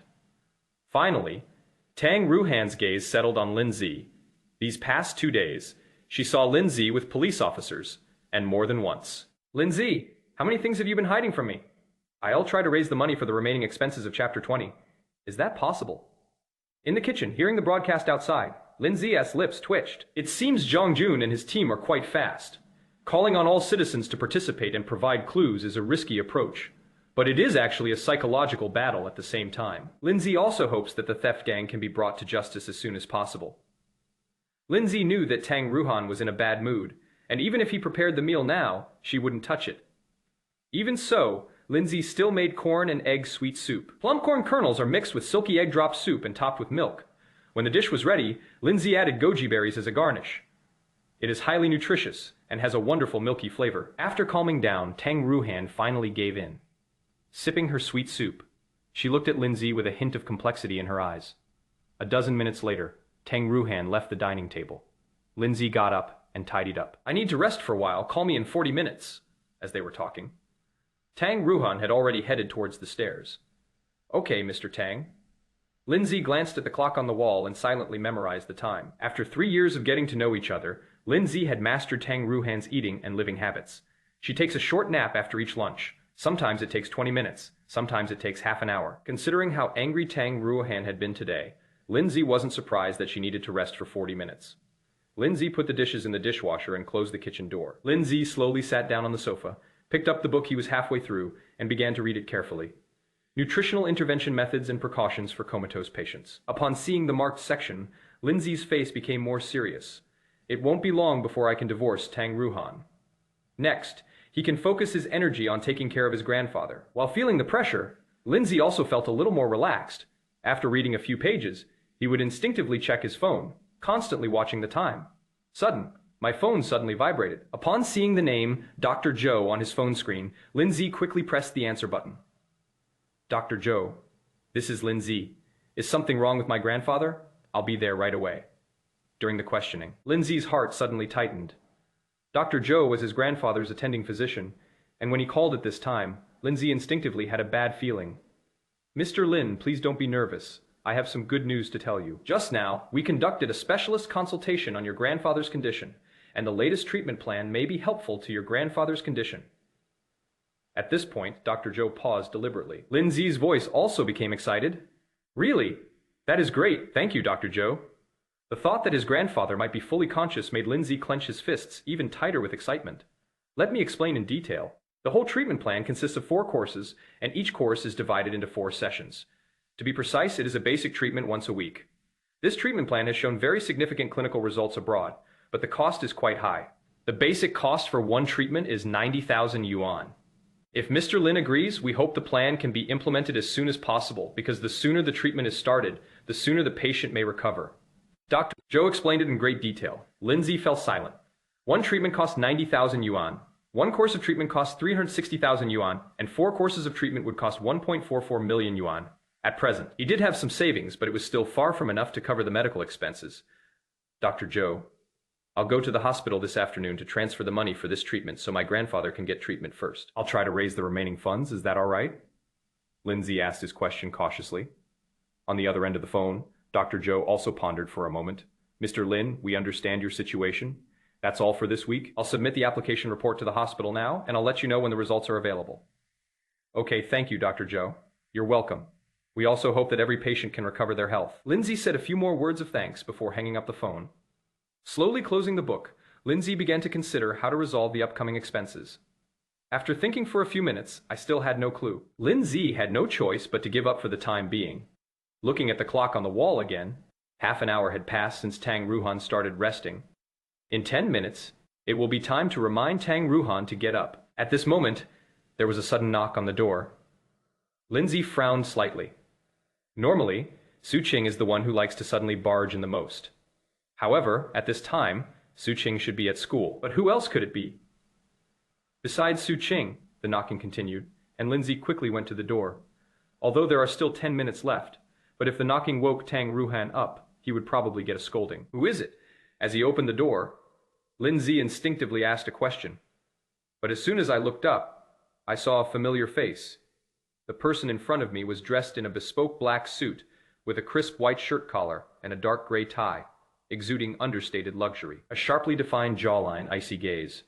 Now Wu Yong was standing with one hand in his pocket, looking at Lin Ze defiantly. Why are you opening the door so slowly? Is this your usual speed? Lin Ze answered simply, neither humble nor arrogant. People who frequently come to see Mr. Tang always make an appointment in advance. Wu Yong let out a cold laugh. An appointment. What a joke. That is for everyone else. I'm an exception. Didn't Xiaohan tell you that? Wu Yong's tone was full of superiority. Lin Ze shook his head slightly. No. Wu Yong was taken aback, then his brows furrowed, and a sharp glint appeared in his eyes. Lin Ze, I know everything about what happened between you and Xiaohan. In a few days, you two will no longer have any contact. I advise you to give up those unrealistic ideas. Xiaohan and I have a strong emotional foundation. Let alone 3 years. Even if it is 30 years, we still won't give up on each other. Compared to Wu Yong's excitement, Lin Ze appeared unusually calm. If Lin Ze weren't too lazy to talk to him, he would have liked to ask him a question. Was leaving Tang Ruohan to go abroad back then also a way of expressing yourself that you preferred? Seeing that Lin Ze didn't pick up where he left off, Wu Yong's interest waned considerably. Looking up into the room, Wu Yong asked again, Where is Xiaohan? Why isn't she here? President Tang is resting. If Mr. Wu is not in a hurry, you can come in and wait for a while. After checking the time, Lin Ze added, There are still 6 minutes until President Tang comes downstairs. Wu Yong frowned again and began to re-examine Lin Ze. Chapter 21. She is sleeping. What are you doing? The person in front of me was thin, and a head taller than me. He has a high, straight nose and well-defined facial features. At this moment, he remained calm. After saying that, he actually turned and left, hateful. I haven't even told you to leave yet. Why did you leave first? Don't you have any manners? As they were talking. Wu Yong quickened his pace and came directly to Lin Ze. Wu Yong had hoped to show off his superiority here, but he discovered that Lin Ze was not cooperating at all. A sudden, unseen flame instantly filled Wu Yong's chest. The tone naturally became a bit stronger. Lin Ze had already seen through Wu Yong's provocation, but he didn't want to waste his time on such a person. Mr. Wu, you can rest on the sofa for a while. I need to go and remind Mr. Tang to get up now. Wait a minute. Wu Yong's voice suddenly sharpened. How long has Xiaohan been resting? President Tang said to take a 40-minute break. Wu Yong narrowed his eyes to slits, his tone becoming increasingly intriguing. What were you doing while Mr. Tang was sleeping for those 40 minutes? Lin Ze was taken aback, and his brows furrowed instinctively. He pointed to the books on the coffee table. Reading. You were just reading? Didn't you do anything else? As Wu Yong asked questions, he looked around, determined to find some clues. Lin Ze naturally understood the meaning behind Wu Yong's words. However, there is no need to continue discussing such a meaningless topic. At this moment, Wu Yong's eyes suddenly lit up. Do you see that painting in the entryway? Lin Ze didn't speak, but turned his head to look in the direction Wu Yong was looking, and then nodded. This painting is a gift for Xiaohan. I spent an afternoon working on it, and Xiaohan waited quietly for the whole afternoon. Xiaohan once said that she would keep this painting forever, as it is a testament to our relationship. Wu Yong deliberately raised his head and cleared his throat, his face full of smugness. Lin Ze frowned slightly. The painting not far away was indeed there when I moved into the villa. But the whole painting only has 2 leaves. Is it really necessary to spend an entire afternoon painting it? At the same time, what puzzled Lin Ze was whether Wu Yong was saying all this just to express his feelings for Tang Ruohan. Even if their love is as deep as the sea, what does it have to do with him? What is the point of all this rambling? Mr. Wu, I really need to remind Mr. Tang to get up. Lin Ze checked his watch again, but Wu Yong showed no sign of stopping. Do you know why there is a purple cyclamen in the living room? It is because Xiaohan knows that my favorite flower is the cyclamen. Also, if I'm not mistaken, there should be a room in the villa specifically for storing our old belongings. Xiaohan must have kept it perfectly intact. Before Wu Yong could finish his last sentence, Lin Ze suddenly interrupted him. Mr. Wu, what exactly are you trying to say? If you just want to reminisce about the past, please don't waste my time. Lin Ze's voice was calm, but his brows were already furrowed. Wu Yong was taken aback, and his gaze suddenly sharpened. All right, since you asked, I'll be frank with you. Xiaohan and I have a deep bond. In the 3 years we've been apart, neither of us has ever let go of the other. Now that I'm back from overseas, there are some things that should be settled. Let me give you a piece of advice when the time comes. Get a divorce immediately. Don't try any tricks! Wu Yong's tone became increasingly harsh, especially his last sentence, in which the threat was obvious. Lin Ze remained neither humble nor arrogant. I have already made the divorce very clear to Mr. Tang, so Mr. Wu doesn't need to worry about it. After saying that, Lin Ze quickly turned around. 2 minutes left, and the time will be up. Although Wu Yong is making unreasonable demands here, I still have to fulfill my responsibilities. What do you mean you don't want a divorce, do you? After all, you've got the Tang family as your backing, so you'll never have to worry about food or clothing for the rest of your life. I'm afraid you won't be able to adapt to a normal life after the divorce. So, you don't want a divorce at all. Is that right? Lin Ze remained silent. Why are these people so keen on making guesses? He has heard the same guesses all day that he doesn't want a divorce. First it was Tang Ruohan, and now it is Wu Yong. I wonder who will be next, perhaps. In the eyes of these people, he is a despicable person. The reason he married Tang Ruohan was for the Tang family's money, and to curry favor with Tang Ruohan. Mr. Wu, I hope you will respect the facts. I want a divorce even more than Mr. Tang. You're talking nonsense. Who are you trying to fool? If you wanted a divorce, you wouldn't have gotten married in the first place. Don't think I don't know what you're thinking. Wu Yong's voice was deep, and the veins on his clenched fists bulged. Lin Ze looked at Wu Yong as if he were looking at a comical monkey. He was just telling the truth, but the other party had already become furious after hearing only a few words. If you can't even control the most basic emotional fluctuations, how can you talk about anything else? Wu Yong, what are you doing? At the corner of the stairs. Tang Ruohan's voice was languid, and her eyebrows were slightly furrowed. She slowly descended the stairs, her fair ankles faintly visible beneath her nightgown. She was like a lazy cat, looking at the clock on the wall. Tang Ruohan then looked at Lin Ze. It is time to get up. Why didn't you wake me up? Mr. Tang, I tried to go up several times just now, but Mr. Wu stopped me each time. Lin Ze answered truthfully, without saying a word more. However, in just one short sentence, it seemed as if everything had been said. Wu Yong stared at Lin Ze in astonishment, his eyes filled with disbelief. All along, Wu Yong thought that Lin Ze was subservient and obsequious in front of Tang Ruohan. I didn't expect that. Even when Lin Ze spoke to Tang Ruohan, he remained neither humble nor arrogant. Moreover, he even dared to tell Tang Ruohan that she was the one who stopped him. The way he looked at me now was clearly fearless, so that is how it is. Luckily, I woke up. Otherwise, the rest of the plan would have to be postponed. Tang Ruohan's voice was flat, revealing no emotion. Wu Yong quickly stepped forward and smiled warmly. Xiaohan, I was thinking of letting you rest a little longer after all. No matter how important work is, it is not as important as your health. It is not about work. Tang Ruohan instinctively said something. Wu Yong quickly changed his tune. You're talking about Professor Zhao's matter, right? Since it has already happened, you don't need to be too sad. After all, you have to look forward. I know. Why did you come? Why didn't you tell me beforehand? I miss you so much. I wish I could see you every day.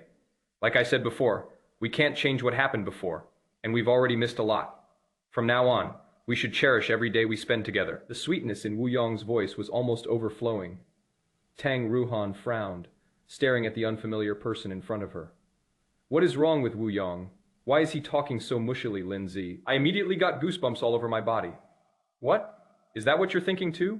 Sit down quickly, put on your coat, and be careful not to catch a cold. As they were talking, Wu Yong had already reached out, wanting to pull Tang Ruohan into his arms. Tang Ruohan turned her body to the side, deliberately avoiding it. I'm fine, Tang Ruohan, then looked at Lin Ze. I'm thirsty and want to drink some water. Okay, Mr. Tang. Wu Yong felt embarrassed, and his expression froze on his face. Chapter 22, and ran his apology. Seeing the situation before him, Wu Yong felt a chill run down his spine. It is obvious Tang Ruohan is rejecting herself. Although she didn't say it explicitly, her body language made it very clear. Thinking about the purpose of coming here, Wu Yong tried to calm himself down. After all, they've been separated for 3 years. Even if there was a foundation of feelings before, they need to proceed step by step. Rushing things will definitely not work. Xiaohan, I'm back now, so there is no need to trouble Lin Ze. I remember you prefer warm water and don't like cold-boiled water, right? While they were talking, Wu Yong had already taken 2 quick steps. Lin Ze wondered whether he should hand over this task to Wu Yong. After all, Wu Yong was Tang Ruohan's sweetheart. At this moment, if Tang Ruohan lets her sweetheart show off, perhaps she herself will feel very proud. However, before he could figure out what to say, Lin Ze noticed that Tang Ruohan had already walked over. No need, I'll pour it myself. In an instant, Lin Ze was stunned. Today, Tang Ruohan is a bit short of temper. Xiaohan, what is wrong? Did something happen? After realizing something was wrong, Wu Yong quickly asked. Then, an idea flashed through my mind. In that instant, Wu Yong's pupils suddenly constricted. Xiaohan, didn't you say you were going to the Tang family's old house? Is it that things didn't go well? Tang Ruohan's hand trembled slightly. Yes, my dad doesn't agree to a divorce. Huh? Why? Wu Yong's Adam's apple bobbed several times, his mind completely blank. In this world, there really are things you fear most that come to pass. He waited 3 long years for the day Tang Ruohan would get divorced. At this crucial moment, what is Tang Yinghao up to? Tang Ruohan put down her water glass, feeling down. I don't know. It is a complete mess right now. Could it be that someone is interfering? Just in case? Just in case someone whispered in Uncle's ear and Uncle changed his mind? Wu Yong frowned, glancing at Lin Ze as he spoke. The meaning is already very clear. Lin Ze is the one who caused all this trouble. Mr. Wu, are you saying that Mr. Tang is easily swayed? Lin Ze's question instantly made Wu Yong extremely embarrassed. Lin Ze, what are you saying? How could I say such a thing about Uncle Tang? Don't try to sow discord. Lin Ze shook his head. That is not necessarily true. Back then, Mr. Tang didn't allow you to marry President Tang, and you've held a grudge ever since. Now, in order to get President Tang on your side, they are willing to slander Mr. Tang. You're trying to sow discord between President Tang and Mr. Tang, father and daughter. Mr. Wu, you've been abroad for 3 years. How come you brought back all that foreign dross? Wu Yong was dumbfounded and speechless after being rebuked. If I hadn't heard it with my own ears. He couldn't believe that these words actually came from Lin Ze's mouth. And seeing this scene before him, Lin Ze felt a surge of joy. Don't you like to make guesses? Then I'll guess for you, so you can taste this flavor too. Tang Ruohan's eyebrows furrowed, and her face instantly turned ugly. The intense argument that day had left her exhausted, but after hearing Lin Ze's words, Tang Ruohan still glanced in Wu Yong's direction. Wu Yong's heart skipped a beat. Does this mean Tang Ruohan believes Lin Ze's words? This won't do, Xiaohan. Listen to me. That is not how it is. Don't listen to Lin Ze's nonsense. How could I possibly slander my uncle? I'm just guessing. If you don't have this thought in your mind, how can you guess it? It was time for Lin Ze to add a sentence. Wu Yong trembled all over, so angry he felt like he was going to vomit blood. Xiaohan, you have to believe me. I really didn't mean it that way. All right, Wu Yong, now is not the time to talk about this. I have some business to take care of at my company before. Because of Professor Zhao's matter, Tang Ruohan canceled many plans in just a day and a half. The files on my desk probably piled up to a foot high. Tang Ruohan took a 40-minute break specifically to adjust her emotions so she could get back into work mode. Now wide awake, Tang Ruohan naturally had to go to the company. Wu Yong felt a surge of dissatisfaction upon hearing Tang Ruohan's rejection, but he showed no sign of it on his face. I know you always put work first. Go and handle things at the company. I'll be fine. By the way, if there is anything I can help you with, just let me know. I've said it before. From now on, my life will only revolve around you, and your affairs will be my affairs. Although Wu Yong's words were somewhat cheesy, Tang Ruohan's expression finally relaxed a little after hearing them. Thank you for your understanding. Well, I'm sorry, you can go back now. Wu Yong was getting anxious. Would you like me to give you a ride? I don't have anything to do right now, so I can spend more time with you. No need. It is more convenient for me to drive myself. Then, shall we contact each other again tonight? Tang Ruohan pondered for a moment. Finally, he nodded. Let's get in touch again then. Looking at the two people in front of him, Lin Ze was also looking forward to Tang Ruohan saying, I won't be back for dinner tonight. From the moment Tang Ruohan went upstairs to change her clothes until she came downstairs to leave, she didn't utter a single word. But it was Wu Yong. When leaving, she glared at him resentfully, as if she wanted to vent all her anger on him. Lin Ze looked completely unconcerned. What does it have to do with me that Tang Ruohan isn't going on a date with you? What is wrong with you doing here? Once Lin Ze was certain that Tang Ruohan had left, he quickly packed up. I just spoke with Dr. Zhou on the phone and we agreed that I would go to pay 90,000 yuan this afternoon. As for how to raise the remaining money, Lin Ze hadn't figured it out yet. But he would not give up if there was even the slightest hope of curing his grandfather's illness. Donghai City Hospital of Integrated Traditional Chinese and Western Medicine after arriving. Lin Ze first met with Dr. Zhou and then went to the payment counter to pay the bill. Once everything was settled, Lin Ze's anxiety finally subsided. Arriving at the ward door, Lin Ze stopped and looked at his grandfather, who was as thin as a rake on the hospital bed, and felt another pang of heartache. Grandpa's eyes were closed and various colored tubes were inserted into his body. His hands rested limply on his chest. A doctor in a white coat is concentrating on massaging the grandfather's legs. Dr. An, let me do it.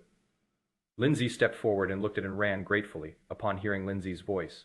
And Ran turned around, a look of surprise flashing in her eyes. Now, a wisp of hair fell from her forehead and gently rested on the gold-rimmed glasses.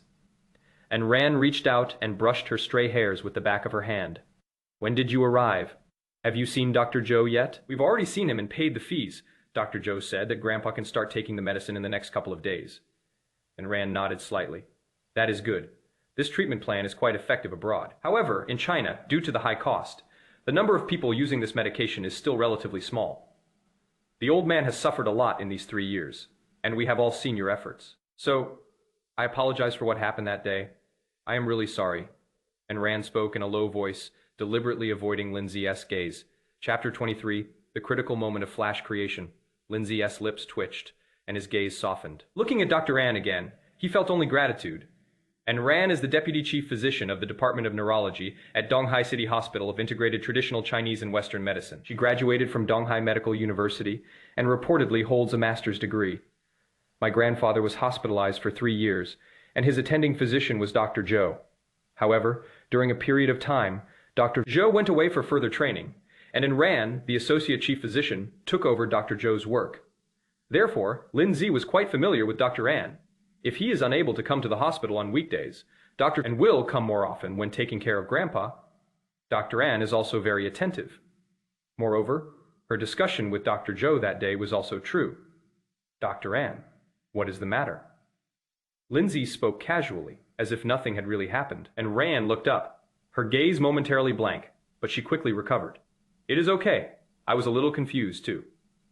Seeing that Lin Ze was giving her a way out, and Ran went along with what he said. Lin Ze took another step toward the hospital bed and naturally moved and ran away, watching Lin Ze's skillful technique. And Ran sighed softly, having worked in the hospital for several years, and Ran had long since seen through the coldness and warmth of human relationships. People say that a long illness tests the filial piety of even the most devoted children. In fact, the most important thing about filial piety is the human heart. When faced with long-term care, patients' families often make various choices. When it comes to money, the rich are not necessarily generous, and the poor are not necessarily stingy, like a forest. Lin Ze's attitude towards the elderly man has remained unchanged since Lin Zhenshan was hospitalized. Whether Lin Zhenshan was unconscious or conscious, Lin Ze always took great care of him, and the concern in his eyes never diminished. Wipe the body, get a haircut, trim nails, change clothes, 3 years, and the same as always. And Ran's curiosity about Lin Ze also increased, as did her fondness for him. It is just a pity. Realizing her thoughts had strayed off course, and Ran felt a sudden tightness in her chest, followed by a flush of heat on her face. At this moment, as the alarm went off, and Ran quickly took out her phone and glanced at it. Lin Ze, you stay here with Grandpa for a bit. I have to leave for a while. Okay, Dr. An, you can go ahead with your work. I can take care of Grandpa. Lin Ze nodded slightly, his tone polite. She carefully put her phone away and hurriedly left. Lin Ze turned his head and his gaze lingered on Lin Zhenshan's face. Grandpa, I've come to see you. Flash Creation Film Fei Media. As soon as Tang Ruohan arrived at the office door, Wang Jing jogged over. Mr. Tang, you finally arrived. The office phone has been ringing off the hook. I know. Ignoring Wang Jing's anxiety, Tang Ruohan reached out and pushed open the office door. Then, another phone rang. Wang Jing looked troubled and hesitated before walking to her desk. Hello. This is Flash Creation Film Fei Media, may I ask? Before he could finish speaking, the other party's anxious voice came through. Is Mr. Tang here? When will your short film be completed? According to the contract, if you fail to deliver a satisfactory work within a week, it will be a breach of contract.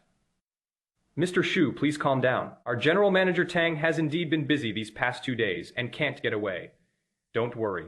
We will submit the work as soon as possible. Wang Jing wore a fawning smile, her voice filled with obsequiousness. Stop with the nonsense. We signed a contract. If you can't deliver the work, then we'll take legal action. Okay, Mr. Shu, please give us a few more days. We smack. Wang Jing only got halfway through her sentence before the other party hung up the phone. Wang Jing looked embarrassed as she held the phone and looked at Tang Ruohan. What happened? We must finish Mr. Shu's work before the 15th of each month. Where did the problem occur? The filming department or the post-production department? Tang Ruohan's face was ugly, and her eyes were almost spitting out anger. Wang Jing put the phone back where it was, and her voice became monotonous. Mr. Tang, we have submitted the work on time, but Mr. Shu returned it, saying it does not meet the standards for originality. Smack. Tang Ruohan slammed her hand on the table. What the creative department has been doing. I've emphasized more than once that original works are a must. That is the bottom line. Strict review is essential when it comes to the theme of the works. They all ignored what I said. Wang Jing was so frightened that she didn't dare to say a word. Tang Ruohan's voice became sharp again. All the works returned by General Manager Shu must be reshot. Call General Manager Shu right now and ask him to grant us 2 more days. At the same time, notify all department heads to hold a meeting and start working overtime from today. All 4 filming crews will be working simultaneously. Mr. Tang, reshooting everything might not be feasible due to time constraints. Wang Jing, with a mournful face, forced out a sentence. Opposite. Tang Ruohan's expression was one of unquestionable certainty. Flash Creation doesn't employ idlers. Meeting the standards for their work is their job, and they'll have their bonuses deducted if they don't. This is not a charity. The extra 30% bonus each month is used to hire technicians, not to worship deities on a Buddhist shrine. In addition, we will update the official website and continue to recruit professionals with high salaries. Seeing Tang Ruohan's anger and unyielding attitude, Wang Jing could only nod and say, Yes, President Tang, I will do it immediately. Tang Ruohan didn't say anything more and waved her hand to signal her to leave. Soon, Tang Ruohan was the only one left in the office. Tang Ruohan reached out and touched her brow, then leaned back wearily in her chair. It wasn't that she was demanding, but rather that Flash Create was currently at a critical juncture. The cooperation with Shu's Media is even more crucial, as the subsequent outcome will directly affect the listing time of Flash Creation. Therefore, success is the only option. There can be no mistakes. Unfortunately, the market is currently sluggish, so innovation is essential on the basis of originality.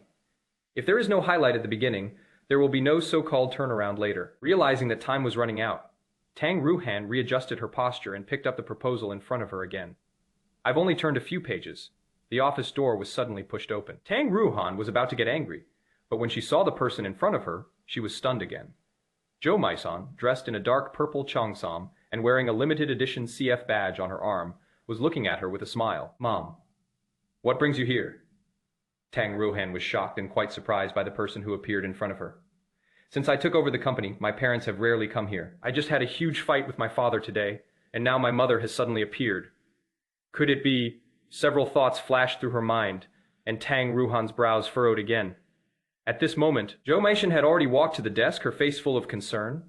Xiaohan, I'm so glad to see you. I tried calling you several times, but I couldn't get through. I was really worried that something had happened to you. I'm relieved to see that you're all right. Tang Ruohan glanced at her phone on her desk, feeling a little embarrassed. Mom, my phone is dead. Thank goodness there was no power. My heart was in my throat the whole time when your dad told me about what happened today. I'm so glad you're okay. Mentioning today's events, Tang Ruohan's mood plummeted instantly. If you're here to persuade me too, then forget it. I won't change my mind. Tang Ruohan's attitude was harsh, and she didn't give Zhou Meixin a chance to discuss it at all. I thought they would have a big fight, like they did at the Tang family's old house. But to everyone's surprise, Zhou Meixin laughed as soon as she finished speaking. Chapter 24 tomorrow. Proceed as planned. Silly child, are you really angry with your parents? Do you really treat us like outsiders? Zhou Meixin spoke softly, smiling as she placed her bag on the desk. I did come to see you about something, but it is not what you're thinking of. Tang Ruohan was puzzled and even more confused. Not here as a lobbyist. Then what is it for? Normally, they don't come over for the monthly finance department settlements. It wasn't because of an argument. So is there something more important today? I've been standing here for ages, Mr. Tang. Haven't you offered me a seat? Come here. I have something to tell you. Zhou Meixin urged Tang Ruohan on, half jokingly. This made Tang Ruohan feel embarrassed to keep a straight face. What is wrong? Tang Ruohan began asking questions as soon as she sat down. Zhou Meixin smiled again, but her voice carried a hint of seriousness. What I want to talk about is Lin Ze. You know about Lin Ze's grandfather. He has been hospitalized for 3 years now. And you haven't visited him once, have you? At first. You could think that you were embarrassed because you had just married Lin Ze. But it's been so long and you haven't shown up. Isn't that a bit inappropriate? The Tang family values face and reputation most. What you're doing is somewhat inappropriate. While speaking, Zhou Meixin would occasionally glance up at Tang Ruohan. At this moment, she also believed it. Tang Ruohan certainly wouldn't refuse her with her gentle voice. Even if Tang Ruohan really refuses, she won't get angry. Wasn't the main purpose of coming here today to ease the tension? Tang Yenghao played the role of a strict father, while she herself was the loving mother, and the facts were just as Zhou Meixin had predicted. Although Tang Ruohan was unwilling, her emotions were no longer as agitated as before. I don't think it's necessary. I haven't been there in the past 3 years, and now that I'm about to get divorced, going there would only make things more awkward. You can't say that. It's precisely because of this that you need to show your strength, Zhou Meixin said earnestly, placing her hand on Tang Ruohan's small hand.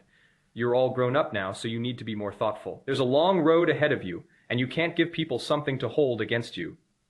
Tang Ruohan frowned slightly, as if she was thinking about something. Zhou Meixin then began to re-examine Tang Ruohan. Today, Tang Ruohan wore a business suit, and her hair was tied in a ponytail, exuding competence and decisiveness. This aura was so powerful that even she, as a mother, dared not look directly at it. However, Tang Ruohan's face is also very delicate, so beautiful that it is hard to look away. Seeing the results of her careful nurturing, Zhou Meixin felt a sense of satisfaction. What? Haven't you figured it out yet? I don't want to go. Besides, Lin Ze never said I could go see his grandfather. Tang Ruohan did not believe that, not going to the hospital conflicted with the so-called overall situation, so she insisted on her previous point of view. Zhou Meixin sighed softly. You want a divorce, right? Even if it is just to make the divorce go smoothly, you still have to go through all the final tricks. The Tang family is large and powerful, and many eyes are watching. We can't let others laugh at us for having no manners. It is just a trip over. It won't take up much of your time, right? Zhou Meixin's words gave Tang Ruohan a misconception. That was, visiting Lin Ze's grandfather in the hospital, was the last thing I did before the divorce. Thinking about it that way, Tang Ruohan was no longer as resistant as before, but she was still a little worried. Mom, you're on my side, right? If you support my decision, I'll do as you say. As Tang Ruohan spoke, she looked directly at Zhou Meixin. Zhou Meixin reached out and gently stroked Tang Ruohan's nose, then chuckled softly. You're such a grown-up, yet you still act like a child, always making your mother take sides. You're a piece of my flesh and blood. If I don't stand on your side, where else can I stand? Looking at the scene before her, Tang Ruohan was in a daze. It felt like I had truly returned to my childhood. But in an instant, Tang Ruohan's gaze returned to calm. Since her parents forced her to marry Lin Ze 3 years ago, their relationship has changed. Just like now. Even though Zhou Meixin was smiling at her, Tang Ruohan still didn't feel any sense of closeness. Tang Ruohan slowly stood up, her chin slightly raised. Okay, I'll go to the hospital to see Lin Ze's grandfather first thing tomorrow morning. A hint of joy flashed in Zhou Meixin's eyes. That is good. Xiaohan is the most sensible. I won't bother you anymore. You can continue with your work.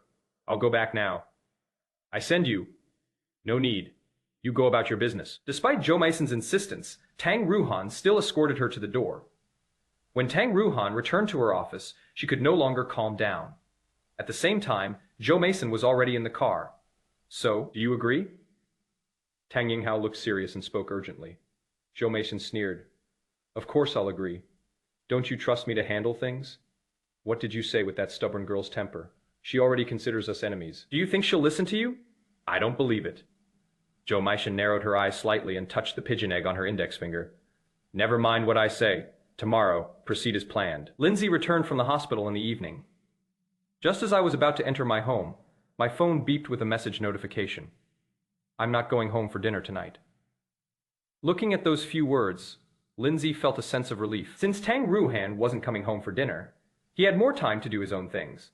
Submitting resumes and looking for jobs are the most important things right now. Lin Ze even considered that it would be best to have a seamless transition so that he and his grandfather's lives wouldn't be too difficult.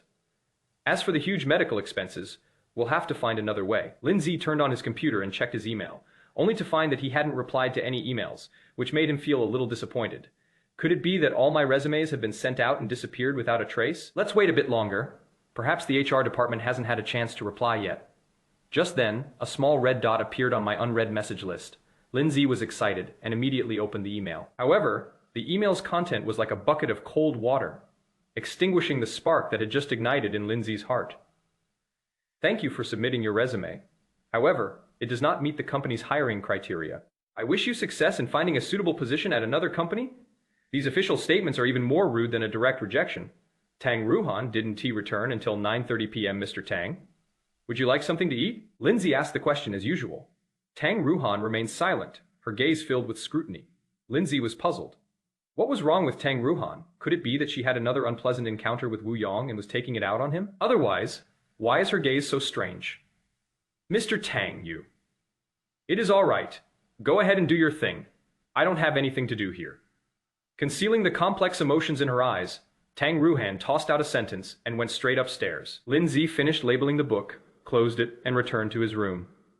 Under normal circumstances, Tang Ruohan's statement indicates that she has nothing to do with herself going forward. Why didn't Tang Ruohan come home for dinner today?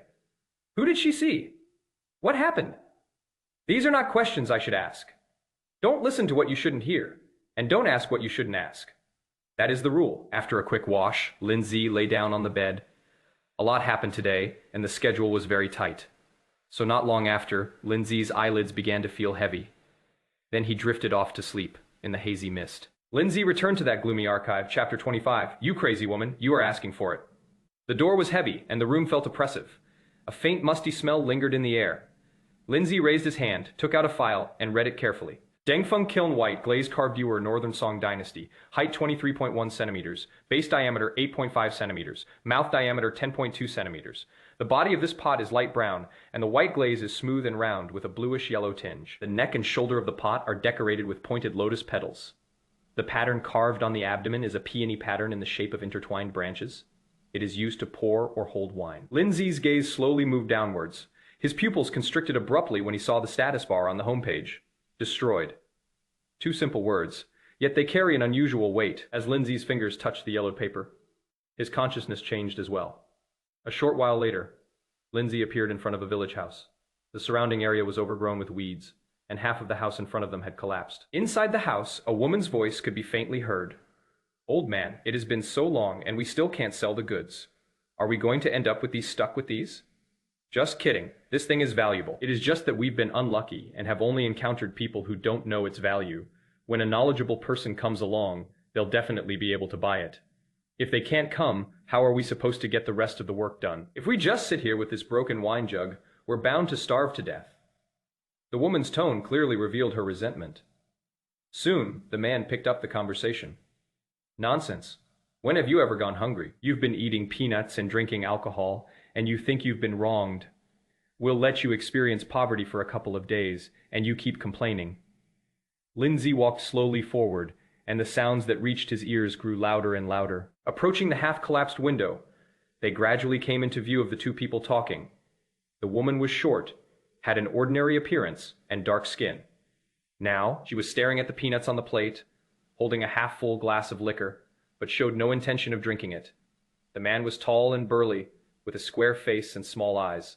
A low table separated the 2 people. There was a thin layer of dust on the low table. Neither of them spoke, and the atmosphere was somewhat tense. Suddenly, the woman slapped her thigh. Smack! A crisp sound rang out, and Lin Ze's eyes lit up. Beside the woman's thighs lay a white glazed carved ewer from the Dengfeng kiln. When will this hardship end, if you ask me? I'll just stay here and do whatever you need to do. Bring back a few more pieces later, and we can take a break for a while. No. The man's resolute expression extinguished the woman's hopes. The woman put her wine glass on the table, her face turning grim. Fine. I'll follow you wherever you go. Even if I marry a chicken or a dog, I'll marry a grave robber who knows how to raid tombs. Okay, I'll listen to you. But today, you absolutely have to let me try it. I'm going to drink from this wine jug, and you can't stop me. As she spoke angrily, the woman took out something from the side and poured wine directly from it. The man suddenly became agitated and growled. You crazy woman, you're asking for it. How dare you touch this? I just want to move it. I'm so restless.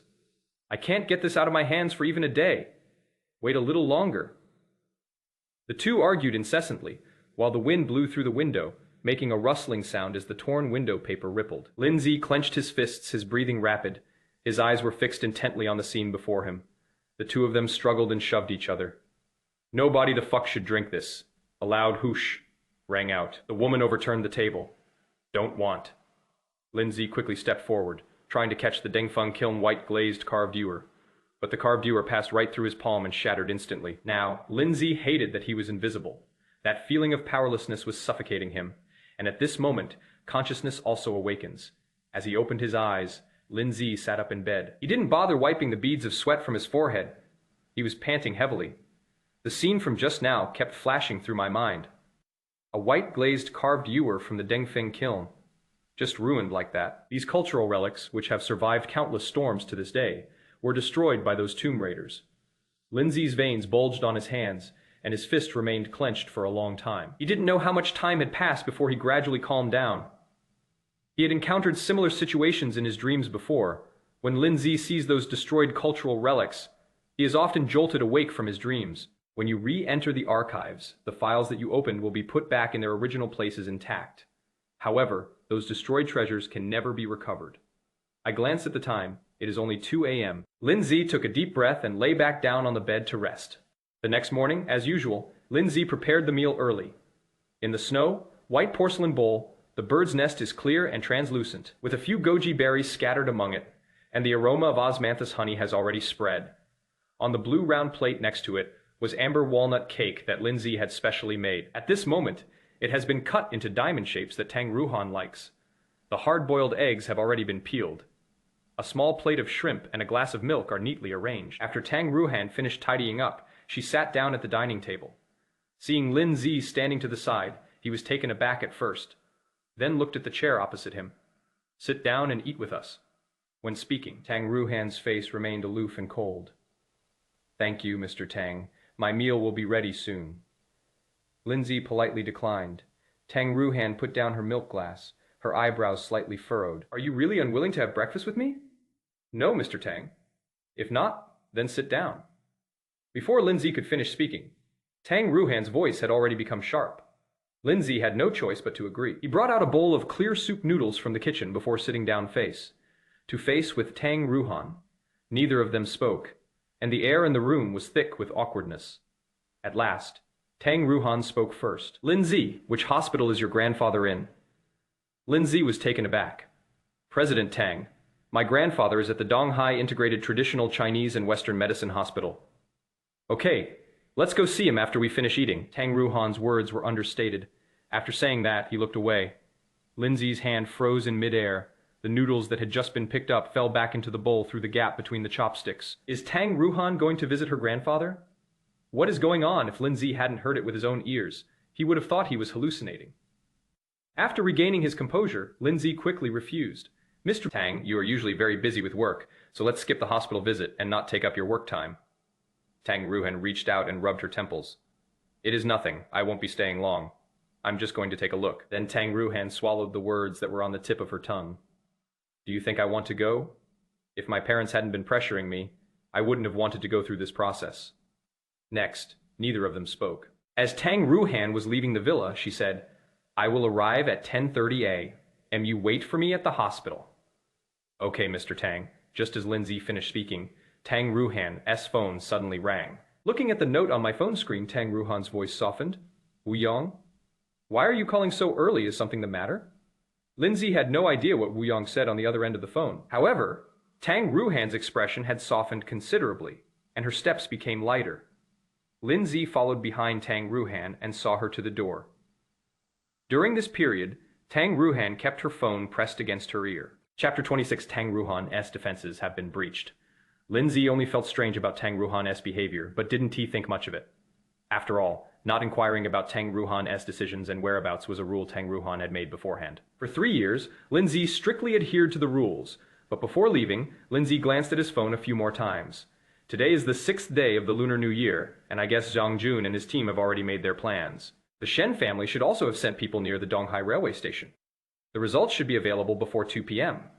Lin Ze murmured a sentence before walking towards the hospital. We arrived at the inpatient department of the Integrated Traditional Chinese and Western Medicine Hospital at 9:10 a.m. Lin Ze met with Dr. Zhou as usual, and then went to the ward to take care of Lin Zhenshan. Today, Grandpa is in very good condition, watching him drink down half a bowl of porridge. Lin Ze's smile never stopped. Grandpa, I'll make you this kind of porridge again tomorrow. Okay, please eat some more. Lin Zhenshan nodded weakly, his voice hoarse. Okay, but I'm sorry to have troubled you. Grandpa, don't say that. You will definitely get better. Dr. Zhou said, there is a new treatment plan, and the effect is very good. To comfort Lin Zhenshan, Lin Ze specifically mentioned the treatment results from medications used abroad. My body can't hold on much longer. I just hope to leave soon so that you can be free from this burden as well. Lin Zhenshan paused several times after saying just one short sentence. Lin Ze felt a heavy weight in his heart. Grandpa, if we don't say such unlucky things, everything will be all right. At this point, Lin Ze suddenly changed the subject. Grandpa Tang. Lin Ze originally wanted to say President Tang, but to avoid making his grandfather overthink, he changed his words. Ruohan has time today. She wants to come and see you. On the hospital bed. A glimmer of light suddenly appeared in Lin Zhenshan's cloudy eyes. Your wife is coming over. Yes, actually she has been wanting to come over, but I haven't agreed because I was afraid of disturbing your rest. These past few days, your recovery has been going well, so she wanted to come over today. Lin Ze had barely finished speaking. Lin Zhenshan began to nod with difficulty. Okay, Grandpa is very happy. Okay. A bitter feeling welled up in Lin Ze's heart, and the sudden surge of sorrow made his eyes redden. Of all the news I've heard in the past 3 years, this is probably the news my grandfather wanted to hear the most. Although what he just said wasn't entirely true, Lin Ze believed that in his grandfather's eyes, Tang Ruohan was just as gentle and kind as he described. Next, Lin Ze then talked about some things from his childhood. Lin Zhenshan was also in high spirits, but most of the time Lin Ze was the one talking, and Lin Zhenshan would occasionally nod. It is just past 10 o'clock. Lin Ze's phone suddenly rang. I'm in the inpatient lobby now. Which floor are you on? Tang Ruohan's voice came through the receiver. Lin Ze hurriedly stood up. I'll go downstairs to get you right away. As he spoke, Lin Ze looked at Lin Zhenshan again and whispered his instructions. Grandpa, I'm going to pick up Ruohan. I'll be back in a bit. Good. Lin Zhenshan smiled again. Lin Ze hurriedly left the house after hanging up the phone. Tang Ruohan felt a sense of doubt. Just now, she thought she heard Lin Ze call her Ruohan on the phone. But Tang Ruohan wasn't quite sure. After all, it was just a quick sound, and even Tang Ruohan couldn't be sure if she had misheard. Looking at the fruit basket in her hand, Tang Ruohan straightened her body again. Just as I was about to look around, Lin Ze had already stepped out of the elevator. Mr. Tang over here. Lin Ze spoke politely, though his breathing was somewhat rapid from running. Tang Ruohan nodded slightly. The two then entered the elevator together. As they walked down the inpatient corridor, the two people immediately attracted the attention of the medical staff. The nurses on duty at the information desk were staring wide-eyed. Even several nurses even started whispering among themselves in public. Who is this girl? I've never seen her before. You don't know this. This is Tang Ruohan, the president of Flash Creation Film and Media, and the eldest daughter of the Tang family. My God, is this Lin Ze's wife? Surprised, the nurses all turned their attention to Tang Ruohan. It can happen very quickly. The discussion suddenly took a turn for the worse. Did the sun rise in the west today? Lin Ze's wife actually showed up? This must be the first time in 3 years, right? To be honest, as a granddaughter. In law, this is a bit of a dereliction of duty. Lin Ze works so hard coming to the hospital every day to take care of his grandfather. How come President Tang acts like this has nothing to do with her? Yes, it is unreasonable to never show up even once. Are all rich people this indifferent? It is not indifference. It is clearly bullying people by abusing power. But no matter what, she and Lin Ze are husband and wife. This is going too far. The people were speaking in a low voice, but Tang Ruohan heard it clearly. After her eyebrows furrowed slightly, Tang Ruohan looked embarrassed. Unexpected. To outsiders, this is how they perceive themselves. Tang Ruohan bit her lip lightly, her heart filled with mixed feelings. Mr. Tang, please don't mind them. These nurses just like to joke around. To ease the awkwardness, Lin Ze came up with a flimsy excuse. Fine. Tang Ruohan quickened her pace. At this moment, she had only one thought in her mind, to see Lin Ze's grandfather as soon as possible, and to end this visit quickly. As for why she was in such a hurry, Tang Ruohan herself couldn't explain it. A few minutes later, the two arrived at the ward. Tang Ruohan felt a pang of anxiety when she saw the withered old man lying on the hospital bed. Is he Lin Ze's grandfather? He is too thin. His hair was gray, his cheeks were deeply sunken, and his overall mental state was very poor. Even her lips were almost bloodless. Even though she was forcing herself to stay upright, she still gave the impression that she could leave at any moment. Before we knew it, Tang Ruohan had already compared the old man in front of her with this grandfather. They are about the same age, but my grandfather is in good spirits, healthy, and speaks in a loud voice. He even goes for a morning run every day. Grandpa's condition was completely different from that of Grandpa Lin Ze. Ruohan, you're here. Come in quickly. Seeing a pretty girl standing next to Lin Ze looking in his direction, Lin Zhenshan knew that this was Lin Ze's wife. Then, I mustered my courage again and greeted them. Tang Ruohan was taken aback, then nodded. Okay, Grandpa. Tang Ruohan greeted him as she placed the fruit basket on the table. Grandpa, actually, I should have come a long time ago, but I've been too busy with work to get away. Tang Ruohan's gentle voice carried a hint of apology. Lin Zhenshan shook his head. I know. Xiao's told me all this. You're a good kid, responsible and hard-working. Grandpa understands. Tang Ruohan was completely stunned, her eyes filled with disbelief. Lin Ze, how did he describe himself to his grandfather during these 3 years? I was cold and distant towards him, but he not only did not resent me, but also spoke up for me. Grandpa, it is my fault. I should have come sooner. Don't say that. Xiao's is right, my granddaughter. In-law is beautiful and capable. She manages a company with thousands of employees very well. After saying this, Lin Zhenshan paused for a moment, but the smile on his face never disappeared. Looking at the old man in front of her, Tang Ruohan suddenly felt an urge to cry. He was just like his grandfather, so kind and gentle. How sad would I be if my grandfather were to leave one day? For the past 3 years, Lin Ze has faced this situation every day, and it is unclear how he managed to persevere. He spoke again. Tang Ruohan's voice was already choked with emotion. Sorry. Grandpa is sorry for you. Grandpa has been a burden to you. Tang Ruohan was instantly thrown off guard by Lin Zhenshan's words. Chapter 27. This is a hospital, not your film studio. The old man in front of me was emaciated, and his tone was filled with deep reluctance and guilt. Tang Ruohan considered herself rational, but after Lin Zhenshan finished speaking, she couldn't help but shed tears. Perhaps it was the scene in the ward, or perhaps Lin Zhenshan reminded her of her grandfather. In conclusion, Tang Ruohan's tears kept sliding down her cheeks. Good children, don't cry. Grandpa has caused you trouble. You would be fine without me. Grandpa, please don't say that, Tang Ruohan said, her voice choked with emotion. We don't talk like that as family. Lin Zhenshan gave another strained smile. Okay, seeing you today, I can rest in peace even after I'm gone. I'm entrusting Xiao's to you. Tang Ruohan frowned and shook her head repeatedly. Don't say that. Everything will be all right, Lin Ze, won't it? Despite her strong exterior, these are the things that Tang Ruohan can't stand the most. Tang Ruohan almost always skipped over the scenes of life and death separations on TV. Witnessing this scene now, she felt her heart sinking lower and lower. Beside Lin Ze looked bewildered, but after regaining his composure, he continued the conversation. Yes, Grandpa, don't worry. Everything will be all right. Lin Ze was puzzled by Tang Ruohan's current situation. In the past 3 years, Lin Ze had seen Tang Ruohan in silence, and Tang Ruohan in anger, but he had never seen her like this before. Her voice was gentle, and her eyes were slightly red. Let the tears fall. When Lin Ze heard that he had come to visit his grandfather, he already felt something was off. Why was he crying? For over 1,000 days after the marriage, Tang Ruohan had been longing for a divorce. At this point, she should have been eager to sever ties with herself. Why are you trying to build rapport again? Looking at Tang Ruohan again, Lin Ze was certain that she wasn't faking it. But precisely because of this, Lin Ze was even more puzzled. Lin Ze stood up and handed Tang Ruohan a tissue. Tang Ruohan took it and whispered, "Thank you," before Lin Ze could speak. Footsteps suddenly came from the doorway. Immediately following was a calm and peaceful voice. "Lin Ze, it is time for our treatment." Lin Ze nodded hurriedly. "Okay, Dr. An, we'll go out now." After speaking, Lin Ze leaned forward to look at Lin Zhenshan. Grandpa, we'll wait outside. We'll come back after the treatment. Lin Zhenshan didn't speak, but held Lin Ze's hand and moved with difficulty. Seeing Lin Ze's hand placed on Tang Ruohan's hand, Lin Zhenshan finally showed a relieved smile. Let's go! You go about your business!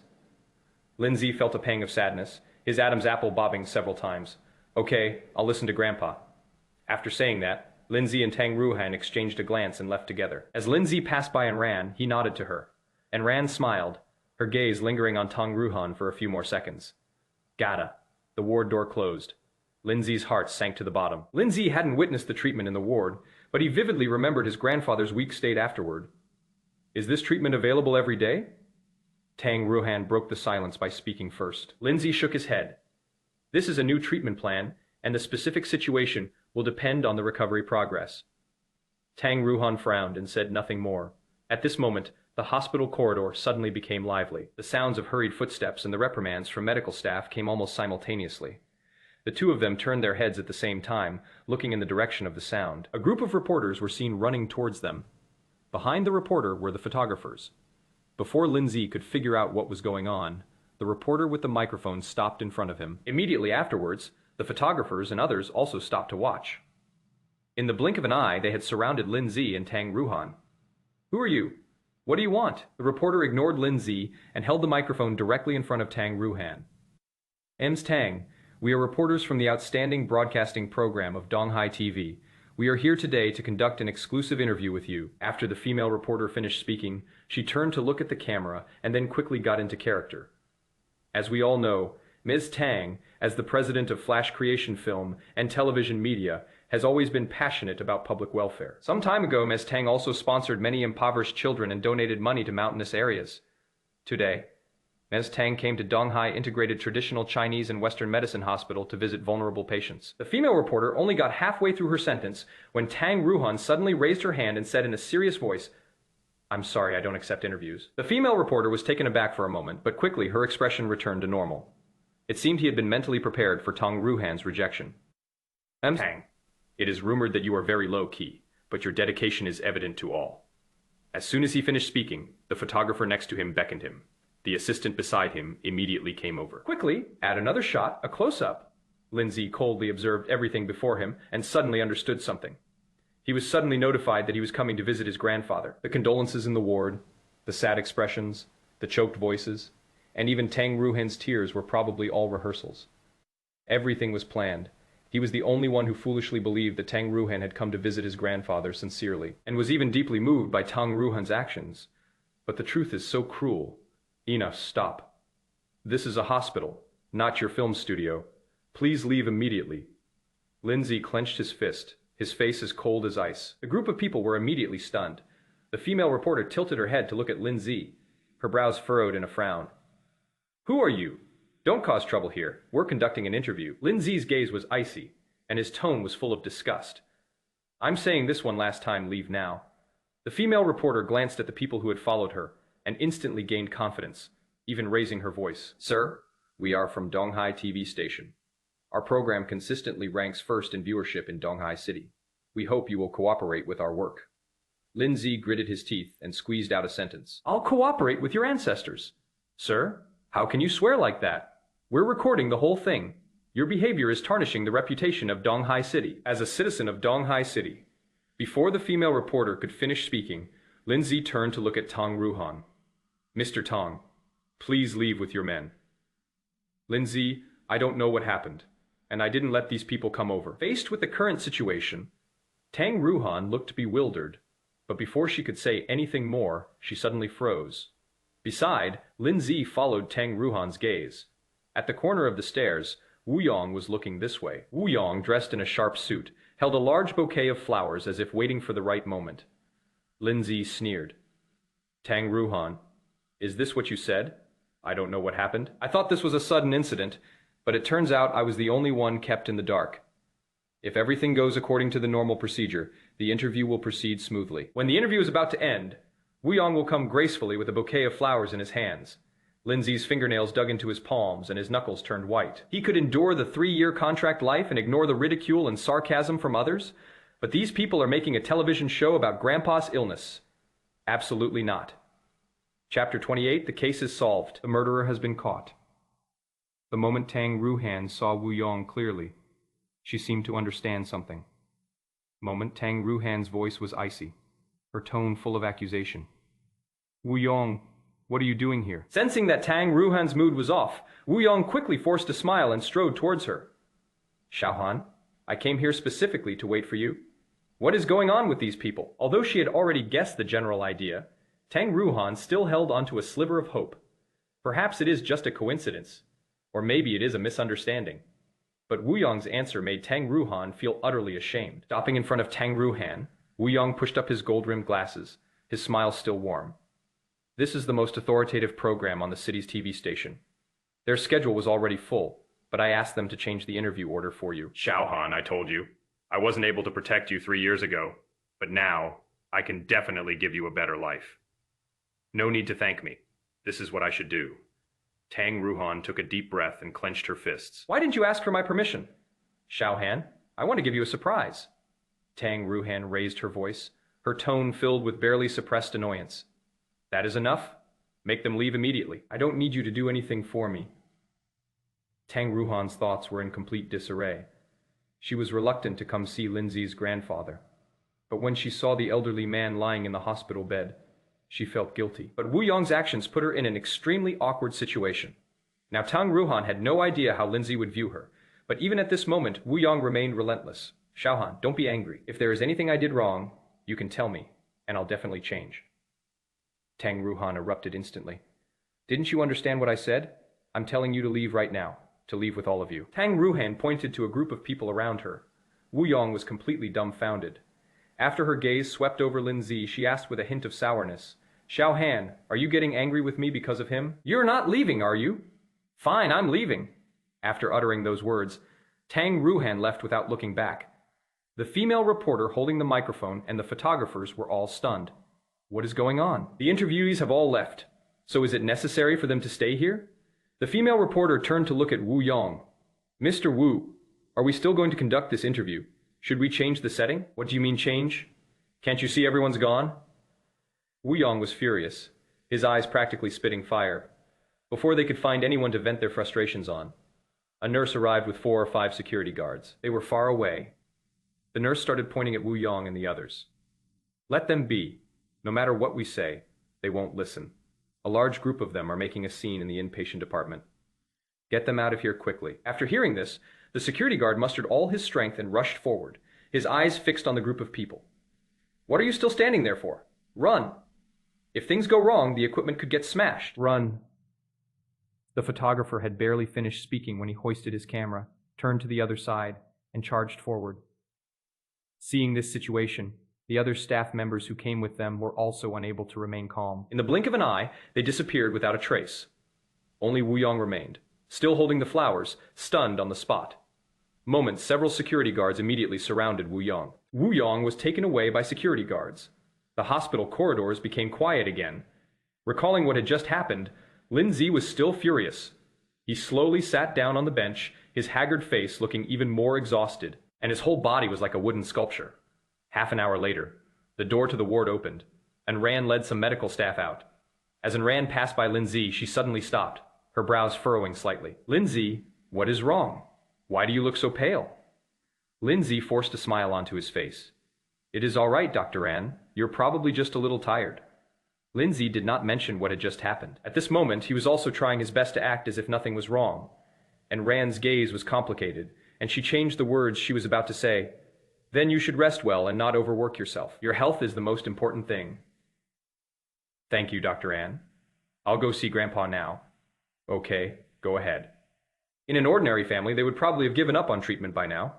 But Lin Ze is very filial and has always persisted. Unfortunately, Lin Ze's illness could not be delayed any longer. Just now, and Ran wanted to remind Lin Ze to hurry up with his treatment. But then she remembered what Dr. Zhou said.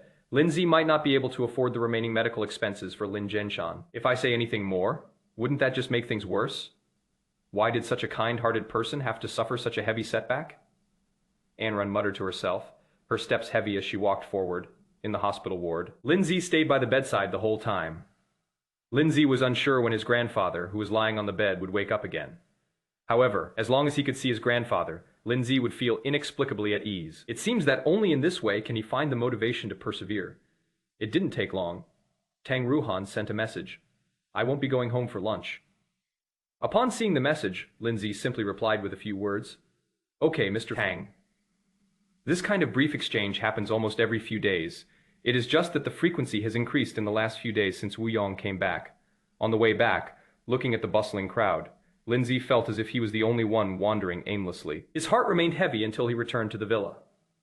Since Tang Ruohan wasn't coming back, Lin Ze ate a simple meal and then started trimming the plants in the yard. Actually, these tasks were not within Lin Ze's scope of work. The Tang family has a regular gardener. Every now and then, these people would come and tend to the flowers and plants in the yard. The reason Lin Ze cared about those things was entirely because of those few crown of thorns plants. Every time the stubborn flowers of the crown of thorns sway in the wind, it touches Lin Ze's memory. But this time, Lin Ze had just finished watering the flowers when his phone suddenly vibrated. The call was from Zhang Jun. As soon as Lin Ze answered the phone, Zhang Jun's unusually excited voice came from the other end. Old Lin, we've solved the case. The murderer has been caught. Lin Ze put down the watering can, his voice calm. Really? Where was he caught, at the train station or the airport? The train station, just as you guessed. A fat guy saw the strict checks at the train station and tried to turn around on the spot, so we kept an eye on him. Zhang Jun excitedly recounted what had happened. We thought that catching one person would be good enough, and we could follow the clues to find more, but we didn't expect the Shen family to send us another person. That stutterer was caught by the Shen family. Oh, by the way, I'll tell you before that. They also went to the Shen family's private collection. Speaking of which, Zhang Jun cursed fiercely. These guys are fucking scum. Hearing that the Shen family was also involved and that one of them had been captured, Lin Ze breathed a slight sigh of relief. I hope that Shen Pingyun can achieve his wish. It would be good if we could catch them. Yes, thanks to you this time. I'm currently working on a report, but I'll treat you to a good meal when I have some free time. Lin Ze hummed in agreement. There is no need to beat around the bush with Zhang Jun.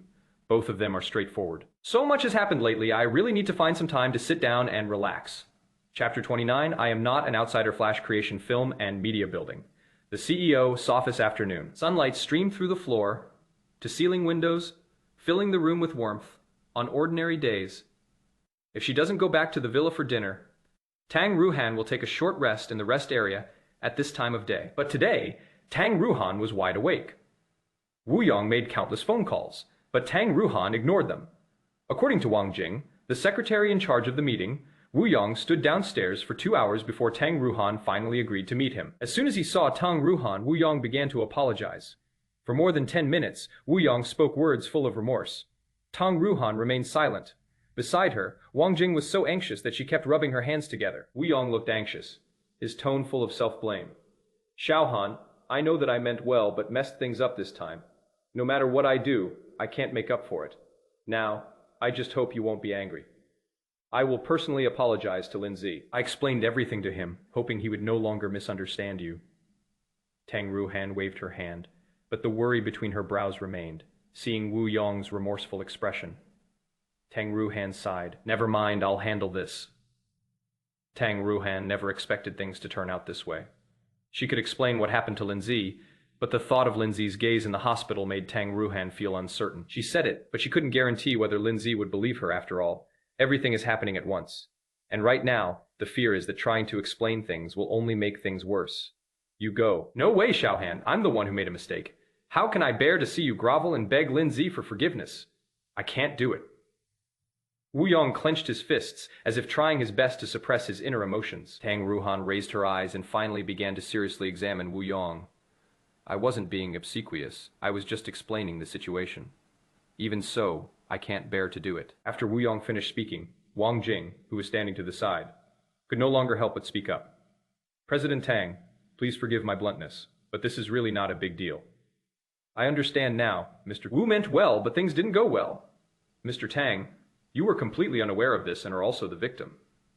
The important thing is that the interview did not take place, and the old man was not harmed. In other words, the matter could be considered a big deal or a small deal. Once things are discussed openly, this matter will be over. If Lin Ze keeps dwelling on it, it will only make him seem petty. While explaining her point of view, Wang Jing observed Tang Ruohan's expression. Really, after saying this, Tang Ruohan's brows relaxed slightly. Let's look at Wu Yong again. A smile had already appeared on his lips. Clearly, Wu Yong strongly agreed with his own explanation. Wang Jing was overjoyed. Mr. Wu, he is already aware of his position. Xiaohan, we are the parties involved, so we are bound to think a lot. However, we should still listen to other people's opinions. I heard that Lin Ze's grandfather has been in the hospital for several years, and the Tang family has paid for all the expenses. Wu Yong spoke softly, but it seemed to have a hidden meaning. Tang Ruohan focused her gaze on Wu Yong's face. What do you mean? Xiaohan, don't overthink it. I just feel that, even if it is just because the Tang family has been kind to Lin Ze, he shouldn't blame you. That is right. One should be grateful and know one's place. If Lin Ze is spending the Tang family's money and then blames President Tang, then he is really being unreasonable. No sooner had Wu Yong finished speaking than Wang Jing immediately chimed in. The two of them sang in harmony. They were a perfect match. At the desk, Tang Ruohan's gaze suddenly turned cold. Secretary Wang, we don't need you here anymore. Go and attend to your own business. Wang Jing was taken aback, and an embarrassed expression instantly appeared on her face. It's over. Did I talk too much just now? Originally, Wang Jing wanted to say a few more words, but Tang Ruohan's eyes were like ice, so Wang Jing didn't dare to say anything more. Okay, Mr. Tang, I'll head out now. After awkwardly uttering a single sentence, Wang Jing quickly left. Now, only Tang Ruohan and Wu Yong remained in the large office. Xiaohan, I'm sorry. I've really caused you trouble. Why don't you tell me what I need to do to make you feel better? I'll do anything you want as long as you're not angry anymore. Wu Yong stood up and walked sincerely to Tang Ruohan. Tang Ruohan reached out and touched her forehead, her voice sounding somewhat tired. Wu Yong, you don't need to blame yourself so much. There was another reason why I didn't answer your call earlier. Recently, many things at the company have not gone smoothly. The short film that we had already produced was returned by our partner. And then there is my parents' side. Their attitude makes me. Tang Ruohan only said half of her last sentence. Although she was determined to get a divorce, her parents' attitudes were completely different. This means that the road to divorce is destined to be full of obstacles. The thought of the ensuing complications made Tang Ruohan's head spin.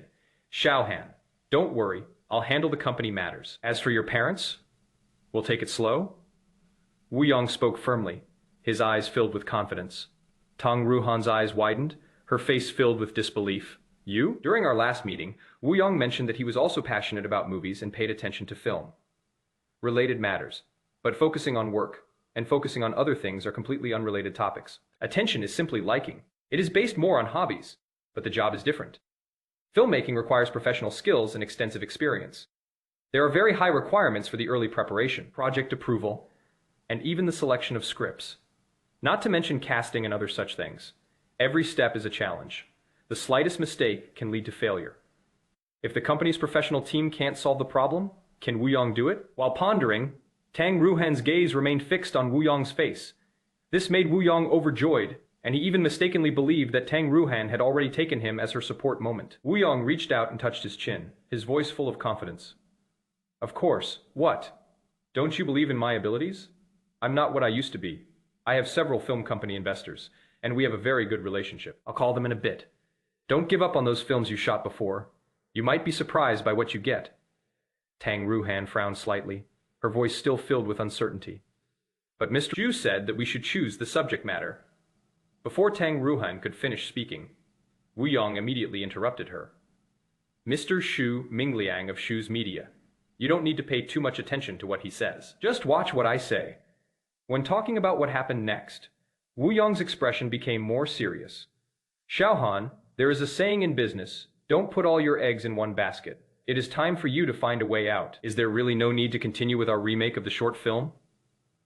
Wu Yong nodded slightly, and only after confirming that Tang Ruohan saw the most handsome version of himself did he speak. If you're worried, then go ahead and film it, but I think you won't need to use it most of the time. Seeing this, Tang Ruohan breathed a sigh of relief. Then I'll thank you in advance. Xiaohan, I won't allow you to say that. I'm not an outsider. Saying thank you would make us seem distant. A hint of smugness flashed in Wu Yong's eyes, but he cleverly concealed it. Tang Ruohan nodded, but as soon as she picked up her phone, her expression suddenly changed drastically. How could this be? What happened? Chapter 30, brother. In-law, what is wrong with you? Tang Ruohan's voice trembled, her face filled with disbelief. Wu Yong was completely bewildered and couldn't help but turn to the side. following Tang Ruohan's gaze. Marital discord? Tang Ruohan refutes rumors on the spot. Breaking news, Miss Tang and her husband share a deep and devoted love. Divorce, Mr. Tang refutes the rumors with facts. Looking at the push notification title, Wu Yong's heart grew cold. What is going on? Wasn't the interview incomplete? How did it become news? Xiaohan, what happened? Wu Yong looked completely bewildered and asked the question almost instinctively. Tang Ruohan instantly flew into a rage, slamming her phone onto the table. Wu Yong, what exactly did you do? I didn't do anything. Xiaohan, you have to believe me. After you left, those reporters from the TV station left too. Wu Yong was so eager to distance himself from the situation that his voice was somewhat stammering. So what is the story behind this news? Can you give me a reasonable explanation? I thought the hospital incident would end there. But who would have thought that the news would come out? Tang Ruohan trembled all over, and all her gratitude towards Wu Yong vanished even. When Tang Ruohan looked at the person in front of her, there was a hint of disgust in her eyes. Wu Yong was so anxious that he paced back and forth, constantly touching his forehead. At this moment, all his elegance vanished, replaced by panic. How could this be? What went wrong? I really don't know what happened. After muttering to himself, Wu Yong tried to calm himself down. Xiaohan, won't someone use this to make a fuss? These words were spoken. Tang Ruohan's eyes suddenly tightened. Is anyone else there? Not many people knew that she had gone to the hospital to see Lin Zenshan. Who else could it be besides Wu Yong? Tang Ruohan was about to refute when suddenly the image of a person flashed through her mind, staring at the sofa opposite her. Tang Ruohan also thought about everything that had happened yesterday. Wu Yong didn't seem to be lying, but Tang Ruohan didn't want to believe that this was something her mother had planned long ago. In a moment of desperation, Tang Ruohan quickly picked up her phone and dialed Zhou Meison's number. Mom? Were those news articles online orchestrated by you? As soon as the call connected, Tang Ruohan questioned her in a cold voice. Xiaohan, what news is this? What are you talking about? Zhou Meison's voice remained gentle, but her words were full of surprise and confusion. Yesterday, you persuaded me to visit Lin Ze's grandfather, and today, the internet is in an uproar. Mom, you knew I wanted a divorce? Why did you do this? You keep reminding me to protect the Tang family's reputation, but your actions are completely the opposite. Do you know how much impact this news will have on the group? What exactly are you trying to do? I'm your own daughter. How can you be so heartless?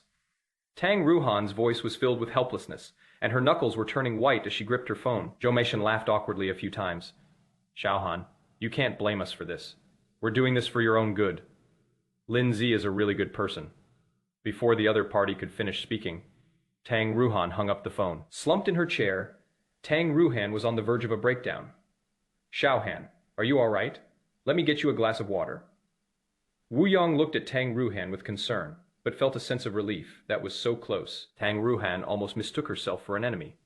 Fortunately, the truth came to light. Although Tang Ruohan is furious now, she has finally cleared her name. Have some water, Xiaohan. Don't be too sad. They are still your parents. Wu Yong brought the water to Tang Ruohan. Seeing Tang Ruohan's tearful eyes, he longed to pull her into his arms. Tang Ruohan had fair skin, and large tears hung on her eyelashes, as if they would slide down her cheeks in the blink of an eye. Who wouldn't feel heartache seeing her with tears streaming down her face?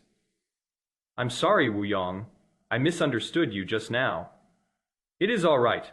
Let's not talk about these things. We've been through so much together. What is a little setback? Wu Yong gazed at Tang Ruohan with deep affection.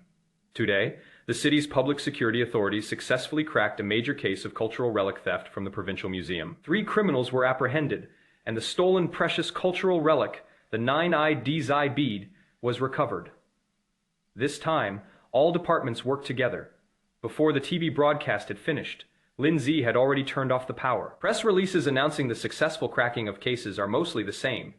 First, they tell everyone that the case has been solved, and then they praise the perfect cooperation and meticulous planning of various departments. Now that he knew the outcome, Lin Ze didn't want to hear any more embellished descriptions. After putting away the remote control, Lin Ze returned to his room and then took out a metal box. The box is rusty, and there are several places where it is noticeably uneven. As Lin Ze carefully stroked the tin box, his feelings became increasingly complicated. Squeak. When the iron box was opened and Lin Ze saw the copper coin inside, he felt a pang of sadness. Lolo, where are you now? Will I ever be able to find you? Lin Ze's voice was hoarse and his eyes were red. Maybe we'll meet again someday. But will you still remember me? Memories of the past, like fragments of a movie, keep replaying in my mind. A dilapidated orphanage, undercooked steamed buns, vegetables with worms in them, and bland porridge where you can see the rice grains 3 meals a day, but I don't get enough to eat at 2 of them. I often wake up in the middle of the night because I'm so cold. Recalling his days in the orphanage, Lin Ze's heart remained heavy. However, although those days were tough, they were also wonderful. Brother Lin Ze, why do ants run? Lua Lua will follow Brother Lin Ze for the rest of her life. Brother Lin Ze, don't leave me. Lua Lua will be good. Outside the car window, Lolo cried out in anguish, waving her little hands incessantly. She kept running and crying, but the car never stopped. Lin Ze's arm was held down tightly, and he couldn't move. All I could do was keep calling out Lua Lua's name. Lin Ze slowly closed his eyes. The copper coins had already made his palms red, but Lin Ze still didn't let go. When I opened my eyes, tears were already streaming down my cheeks. Lolo, I will definitely find you. Lin Ze murmured to himself. Brother-in-law, what are you doing? I've been calling you for ages. Why are you still inside? Oh my God, brother-in-law, why are you crying? Did I bother you? Su Qing stood at the door, her eyes wide with surprise. If she hadn't seen it with her own eyes, she would never have believed what she was seeing. Lin Ze, the Lin Ze who always had a smile on his face, how could he be so sad? What could have made him so sad? Lin Ze only came to his senses when Su Qing's voice came through. He hurriedly wiped his face, put the copper coins back into the iron box, and then turned around. Miss Su, what brings you here? Is there something you need? Oh, I came to see my cousin. I couldn't get through to her on the phone, so I came straight to her house. After saying that, Su Qing pointed in the direction of the tin box. Brother-in-law, are you all right just now? Nothing, Miss Su. What would you like to eat today? Lin Ze tried to remain calm and quickly changed the subject. Chapter 31. See you at the coffee shop outside the villa. I'm not hungry today. Just make me something to eat. I mainly came to see my cousin. Su Qing felt a little regretful. Normally, she would have made an outrageous demand, but considering Lin Ze's state just now, Su Qing was now too embarrassed to suggest anything particularly special when it came to choosing dishes. Then I'll make a few of the dishes you usually order. Okay, do whatever you like. Although she spoke with great ease, Su Qing felt a sharp pain in her flesh as she uttered those words. Such a good opportunity, just wasted like that. What a pity. Upon arriving in the living room, Su Qing waited for Lin Ze to cook, while simultaneously sending messages to Tang Ruohan. It didn't take long. The sound of a door opening was heard outside, and then Tang Ruohan walked in. Su Qing jumped up from the sofa. Cousin, you're finally back.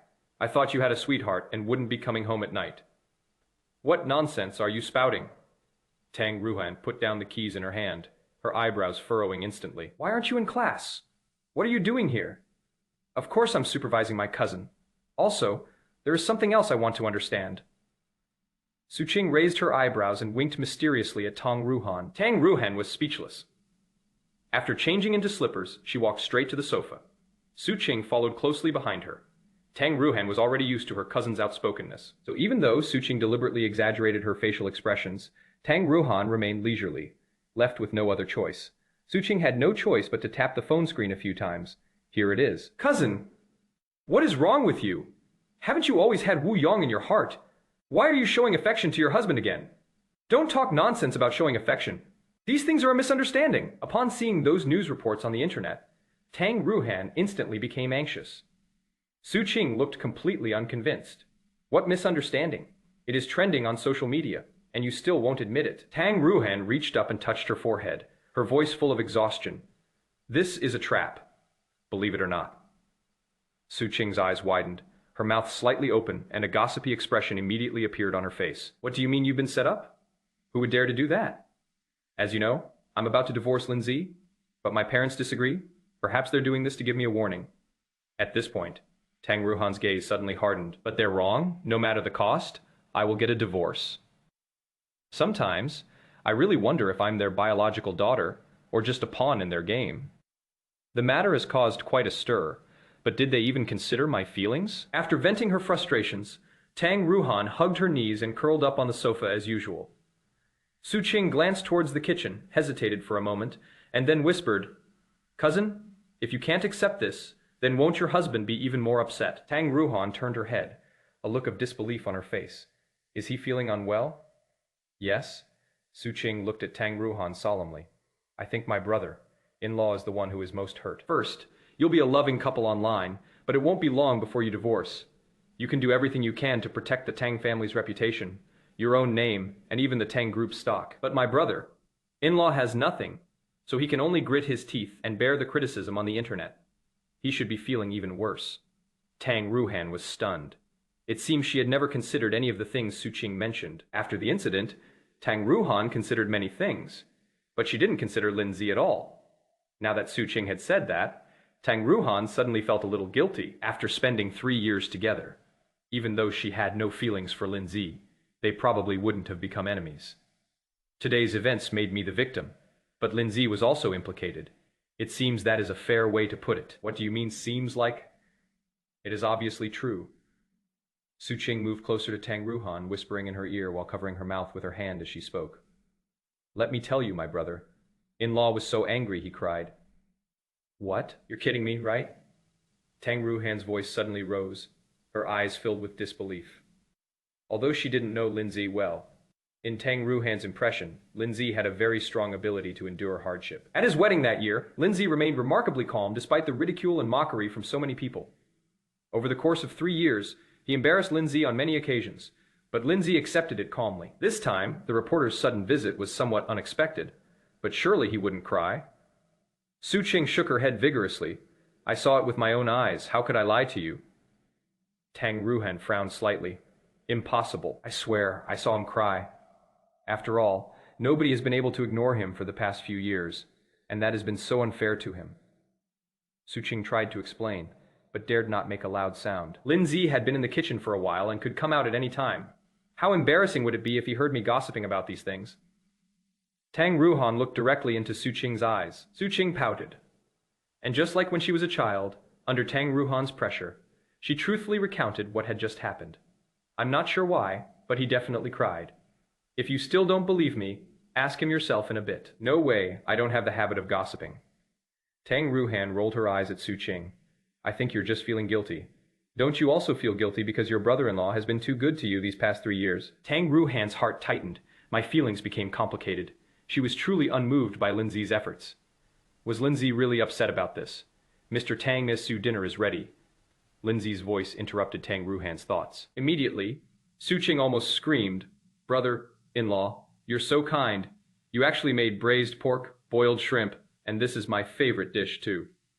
Overwhelmed with excitement, Su Qing opened her arms and hugged Lin Ze tightly. Miss Su!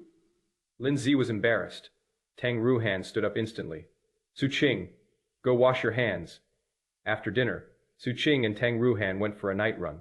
Lin Ze had just finished cleaning up the dishes when his phone suddenly beeped. The screen displayed an unread text message. Sender, Tang Yanghao. Lin Ze was puzzled and hurriedly opened the message. Meet me at the coffee shop outside the villa in 15 minutes.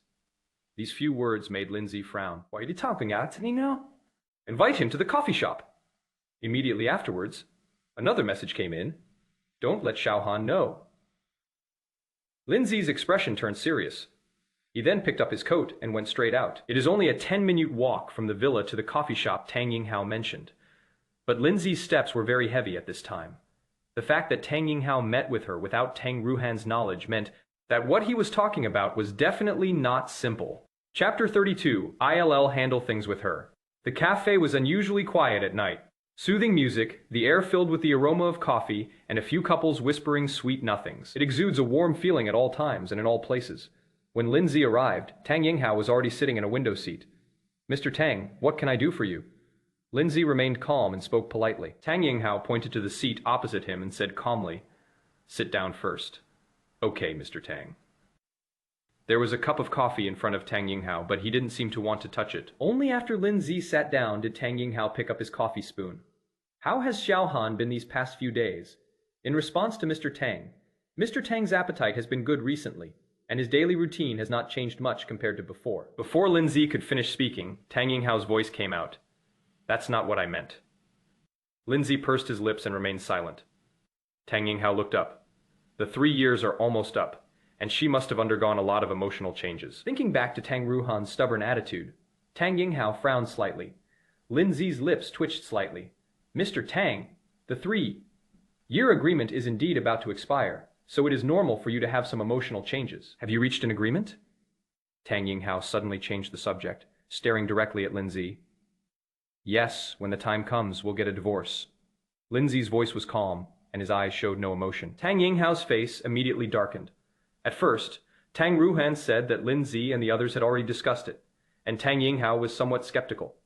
Now, hearing Lin Ze say this himself, Tang Yinghao was incredulous. How did you two agree to this? Who gave you permission to divorce? This is such a big deal. You two can't just do whatever you want with it. Tang Yinghao lowered his voice, his tone full of dissatisfaction. Lin Ze was puzzled by Tang Yinghao's actions. Mr. Tang, it's clearly stated in the contract that the term is 3 years. No, you can't get a divorce.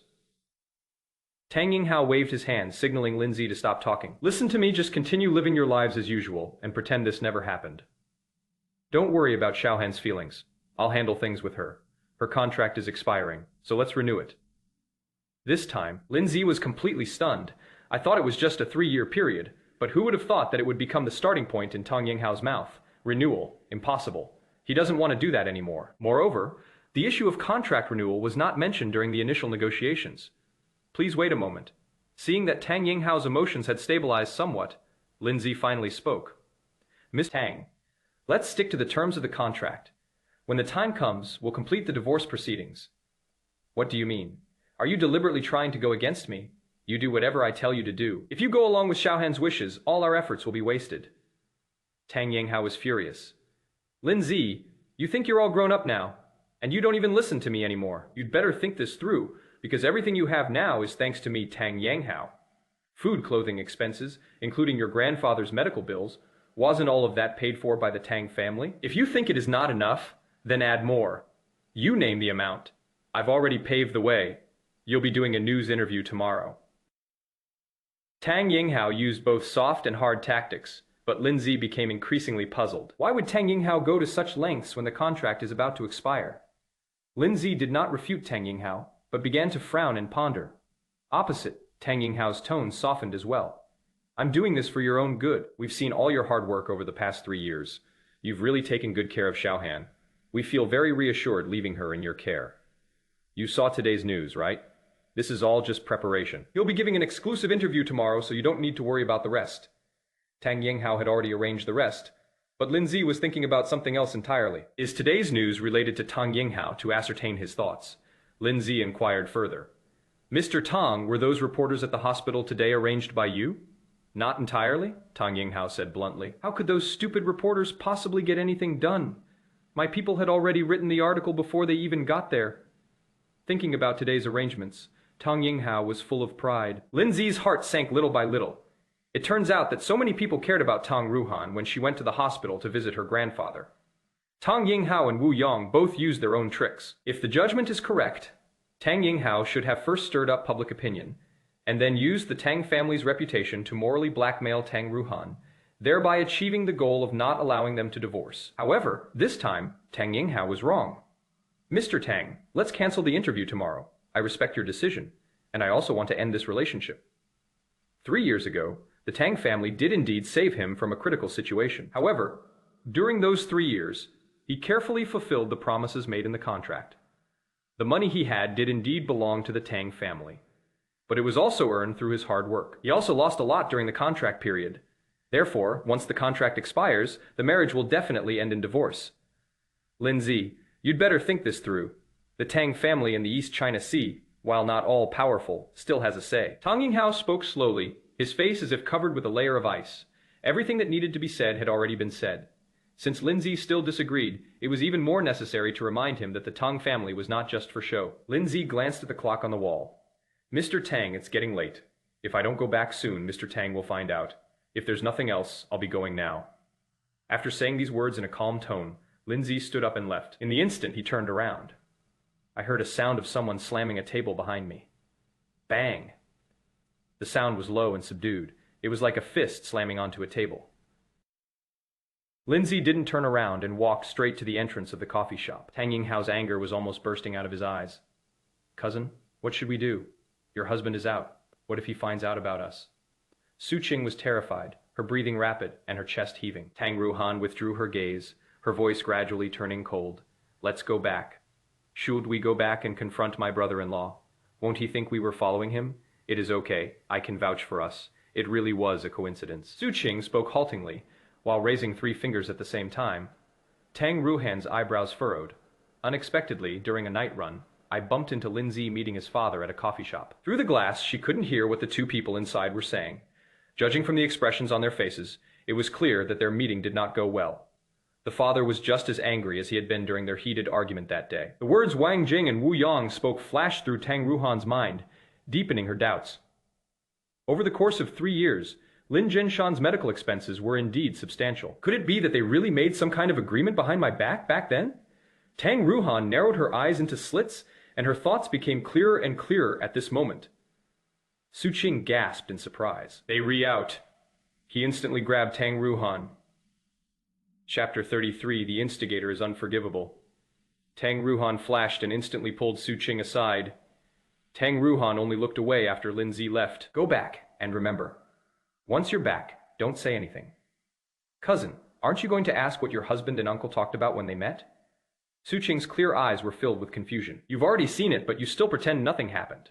How suffocating must that be? You don't need to worry about it. I'll handle it. Tang Ruohan's voice wasn't loud, but her tone carried an undeniable air of authority. Su Qing said nothing more and silently followed Tang Ruohan back. About 10 minutes later, President Tang, you're back, Lin Ze said calmly, handing the lemon water he had prepared to Tang Ruohan. Have some vitamins to replenish your vitamins first. Tang Ruohan didn't say anything, took the lemonade, but showed no intention of drinking it. Beside, Su Qing drank more than half of the other glass of lemonade in one go before tentatively looking at Lin Ze. Lin Ze, I have something to tell you. Tang Ruohan's tone was indifferent. Lin Ze's hand moved almost imperceptibly. His intuition told him that what Tang Ruohan was about to say was related to what had happened at the hospital. After all, today's events were quite unpleasant, although I had already guessed a bit of it. But Lin Ze didn't show anything on his face. Lin Ze habitually sat down 3 or 4 meters away from Tang Ruohan and looked up at the person opposite him. The contract hasn't expired yet, and he and Tang Ruohan are still in an employment relationship, so he still has to fulfill his responsibilities. Tang Ruohan frowned slightly. Before she could say anything, Lin Ze kept such a long distance from her. Was this a physical rejection reaction? Thinking back to what she had just witnessed, Tang Ruohan felt a pang of unease. Lin Ze, I apologize to you for what happened at the hospital today. I didn't know things would turn out that way. I'm sorry. Tang Ruohan's words were somewhat stiff, but they didn't sound like she was faking it. Lin Ze hesitated for a moment, then said in a somewhat hoarse voice, President Tang, there is no need to say these things. Tang Ruohan felt something was off. Lin Ze was particularly annoyed when he was in the hospital. Why has your attitude changed so drastically now? Could it be related to what just happened? So you've forgiven me? Now Tang Ruohan has become somewhat insecure. Seeing Lin Ze nod, Tang Ruohan then spoke again. Actually, Wu Yong didn't do it on purpose. He feels very guilty about it. Perhaps he meant well, but did something wrong. But his original intention was good. As she spoke, Tang Ruohan looked at Lin Ze again. And at this moment, Lin Ze's gaze suddenly turned cold. Tang Ruohan didn't notice anything amiss. So can we just let this matter go? Wu Yong didn't do it on purpose. Lin Ze was startled and replied coldly, President Tang, I can forgive you, but Wu Yong is impossible. Tang Ruohan was shocked. Her eyes filled with disbelief. Why? Wu Yong has been explaining all afternoon. Before Tang Ruohan could finish speaking, Lin Ze interrupted her. President Tang, Wu Yong is your sweetheart, and it's understandable that you're speaking up for him. But one thing at a time. The reason I don't mind is because, like me, you, Mr. Tang, were completely unaware of this beforehand. But Wu Yong is different.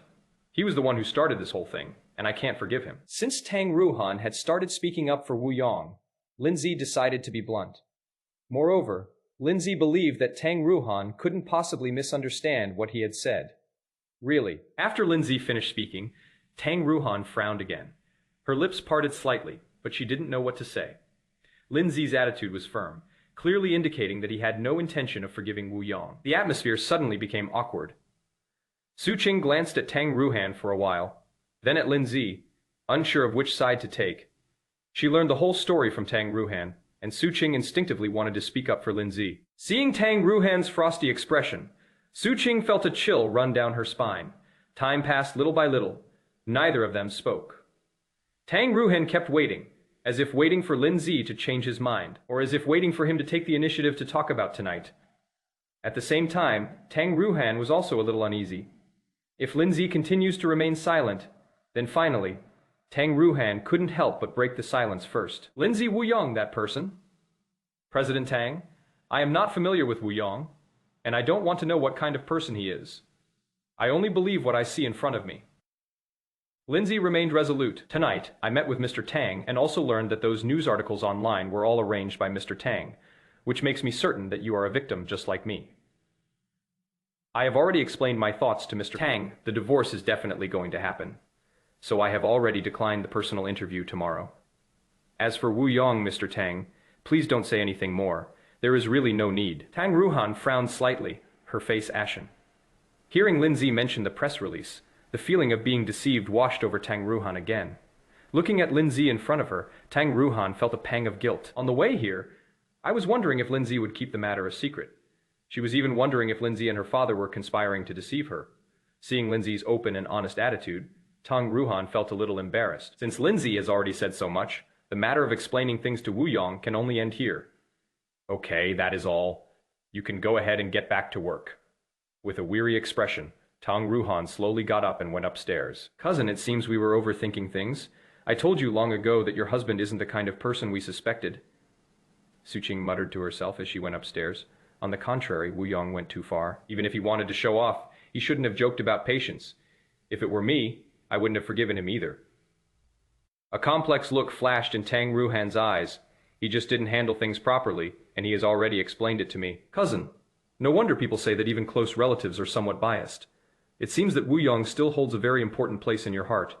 Even if he does something wrong, you still speak up for him. As she spoke, Suqing continued to add to the story. Wuyong's actions are nothing short of showing off by stepping on others. He can demonstrate his superiority, but why rub salt into other people's wounds? It is outrageous. All right, stop nagging. I'm getting really annoyed. Tang Ruohan huffed and puffed out a sentence, pushing open the bedroom door. Tang Ruohan sat down on the sofa with annoyance. Just as I was about to say something, my phone suddenly rang. An unread message is displayed on the phone screen. Tang Ruohan opened it, her eyes instantly narrowing. Ruohan, do you have time to come over tomorrow morning? I have something I want to give you, and there is something else I'd like to discuss with you. The sender was my teacher, S-wife. Chapter 34, The Important Person. How could it be him? Thinking of her teacher, S-wife, Tang Ruohan, S heart sank. How cruel it is that a respected old teacher suddenly passed away, leaving his wife to face the rest of her life alone. Tang Ruohan immediately edited the message and agreed. At this moment, the phone rang again. Upon seeing the note on her phone screen, Tang Ruohan quickly pressed the answer button. Wuyong, what is it? Tang Ruohan was in low spirits, and her voice was faint. You can hear it even through the phone screen. Xiaohan, what is wrong? Did you have a fight with Lin Ze? I'm really sorry about what happened today. I've caused you trouble. As soon as he opened his mouth, Wuyong began to apologize again. It is nothing. Is there anything I can help you with? Xiaohan, I booked movie tickets for tomorrow morning. Let's go see a movie together. The seats are great, and the visual effects will be amazing. Wuyong's words revealed his excitement. Tang Ruohan refused outright. I'm sorry, I have something to do tomorrow morning. Ah?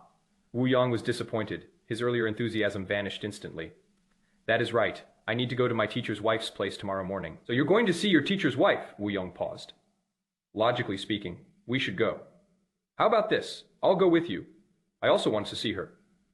Tang Ruohan did not expect Wuyong to make such a suggestion. Thinking back to when they were in school, Professor Zhao had been kind to Wuyong, and considering Wuyong's good intentions, Tang Ruohan had no choice but to agree. All right then, see you at 9 o'clock tomorrow morning. Okay, I'll drive to pick you up. Wuyong's voice suddenly became excited. In his view, there is no difference between watching movies, shopping, dining out, and traveling. The important thing is that as long as he can be with Tang Ruohan, he doesn't care what he does. As long as the outcome can be cultivated, the process of the relationship with Tang Ruohan is not important. He hung up on Wuyong just as Tang Ruohan was about to speak. She suddenly noticed that Suqing had already started playing games. Go, go! I'm about to unleash my ultimate attack. Help me! Help me! Suqing was focused, her eyes glued to the screen, as if she wanted to bury her head in it.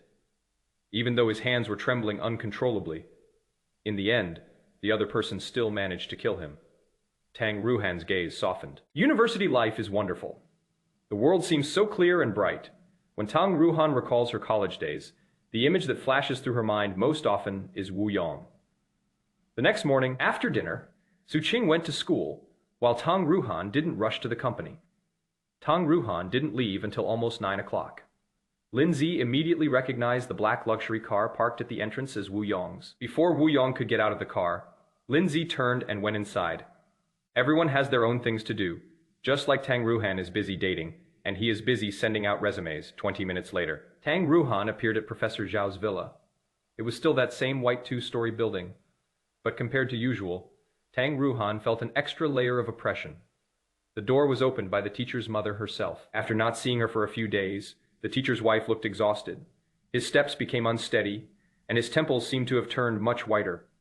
"Teacher's wife, are you all right?" Tang Ruohan's voice choked up as soon as she opened her mouth. "I'm fine, you can come in."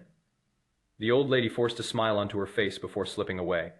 The room was still the same room, but Professor Zhao was no longer there. On the wall, there was a new gray-white portrait. Looking at Professor Zhao's calm and gentle face, Tang Ruohan's eyes reddened. A few days ago, the official statement regarding Professor Zhao's matter was made. Tang Ruohan also saw it. Now that the dust has settled, Professor Zhao will never come back. "Miss Tang has arrived. Please have a seat." A young man's voice came from inside. Tang Ruohan looked up and recognized the speaker as Professor Zhao's assistant, Zhou Pingfang. Seeing Wu Yong's surprised look, the old lady immediately explained. "These past few days, Xiao Zhou has been busy here. He is really working hard." The words had barely left his mouth. Wu Yong quickly picked up the conversation. "Mr. Zhou, thank you for taking care of your wife. You've worked hard." Zhou Pingfang immediately shook his head and said humbly, "You're welcome. This is what I should do.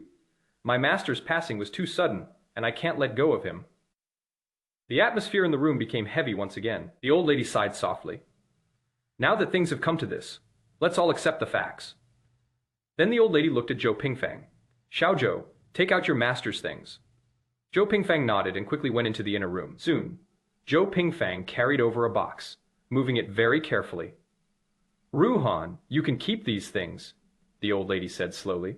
Tang Ruohan frowned slightly, then looked at the box. The box contained several notebooks, some of which had covers that were clearly worn. Clearly it is because it is frequently taken out and looked at. Tang Ruohan picked up a book, opened the cover, and saw Professor Zhao's handwriting on it. "Appraisal experience," Tang Ruohan was surprised. "Teacher's wife, these things are too valuable. I can't accept them. This was originally meant for you. It was compiled by your master before he passed away. I'm doing this to fulfill his last wish." Tang Ruohan felt a mix of emotions, and the notebook in her hand suddenly felt much heavier. Tang Ruohan nodded after putting the laptop back in its place. "All right. The first thing is done. Please sit down and have some tea," the old lady said, glancing at the clock on the wall. "It is almost time. Those two important people will be here soon." "Who is this important person, master's wife?" Wu Yong looked puzzled, and, as he asked the question, his eyes instinctively turned towards the doorway. "It is rare to find someone who can be considered important, like Madame Zhao. These are two people I want to thank. Judging by the time, they should be here soon." The words had barely left his mouth. Suddenly there was a knock on the door. "They're here." The old lady straightened her clothes and walked towards the door herself. Tang Ruohan and Wu Yong exchanged a glance, both becoming curious. The door was opened. Then, Zhang Jun's voice came through. "Mr. Zhao, I'm sorry. There was a traffic jam on the way. Are we not late?" "No, Captain Zhang, Mr. Lin, please come in." The old lady gestured for him to come in, but Zhang Jun waved his hand and said, "Madame Zhao, there is no need to be so polite." Then he looked behind him and said, "Lin Ze, come in." "Lin Ze," Tang Ruohan's breath caught in her throat, her eyes filled with disbelief. She still didn't react as Lin Ze and Zhang Jun walked into the house together. The important person the teacher's wife mentioned. It was actually Lin Ze. Tang Ruohan remembered that she had seen Lin Ze here before. But wasn't it the Donghai City Public Security Bureau that solved the case? How come Lin Ze has become an important person? At the same time, Wu Yong felt as if something had squeezed his heart tightly. "What a small world, Lin Ze. I never expected that we would meet here again," shocked. Wu Yong quietly clenched his fist. "Mr. Lin, Captain Zhang. Thank you for taking the time to come. Let me introduce you. This is Xiao Zhou, my wife's assistant. You've met him before. These two are my wife's former students. This is Tang Ruohan, and this is Wu Yong." "Mrs. Zhao, you don't need to be so polite. We know both of Professor Zhao's students, and we have even met them formally." Looking at Wu Yong, Zhang Jun glanced at Tang Ruohan beside Wu Yong, and his face instantly fell. The last sentence was spoken with a noticeably higher pitch. Chapter 35. You idiot. Why don't you boast to the heavens? Upon seeing Wu Yang, Zhang Jun instantly recalled his despicable face from that day. Moreover, now that he is with Tang Ruohan, Zhang Jun feels extremely uncomfortable. He is even eyeing his brother's wife, and you expect him to be nice to him. Dream on. The old lady didn't notice Zhang Jun's odd behavior and continued. Since you all know each other, you must be acquaintances. Don't just stand here. The old lady was very welcoming, but the atmosphere in the room was somewhat awkward. Tang Ruohan's gaze lingered on Lin Ze's face for a moment before she looked away. She wasn't at the company during normal working hours, but she was with Wu Yang. However, they came to visit their teacher's wife together. So that should be understandable, right? The reason was far-fetched, but the business was of the essence. Zhang Jun glanced at Tang Ruohan and Wu Yang, then turned to look at Lin Ze. Zhou Pingfang's smile was slightly stiff. After all, he and Zhang Jun had a bit of an unpleasant argument last time because of Professor Zhao's matter. Lin Ze, what flashed through my mind was the image of being surrounded by reporters yesterday. No one spoke, and each had their own thoughts. Madam, is this the important person you mentioned? Wu Yang broke the silence first, glancing at Lin Ze's direction. Yes, thanks to Captain Zhang and Mr. Lin, old Zhao's case was solved. It was their hard work in solving the case that led to the arrest of the criminals and the recovery of the cultural relics. Old Zhao can rest in peace now. The old lady's eyes reddened, but a hint of relief appeared on her face. Solve the case? Lin Ze can solve cases? Wu Yang's voice was filled with disbelief, and his entire face was etched with doubt. Zhang Jun works for the police station. The last time I saw him, he was still wearing his police uniform. It is only natural that the police solve cases. But when will Lin Ze solve the case? How could a country bumpkin from a village solve a case? Now standing next to Wu Yang, Tang Ruohan also looked puzzled. Lin Ze, you know these things. Before Lin Ze could speak, Zhang Jun snorted coldly. Tang, you are Lin Ze's wife, how can you not know him at all? This, Tang Ruohan was speechless, unsure how to respond. The atmosphere became awkward once again. Lin Ze's expression was calm, and his tone was indifferent. I only offered a few suggestions, which were all coincidences, and all thanks to the efforts of the police officers. Lin Ze, the credit is yours. Don't try to push it onto us. Zhang Jun disagreed. Beside her, the old lady hurriedly came over with a plate of fruit. Mr. Lin, without your suggestion, the case probably wouldn't have been solved by now.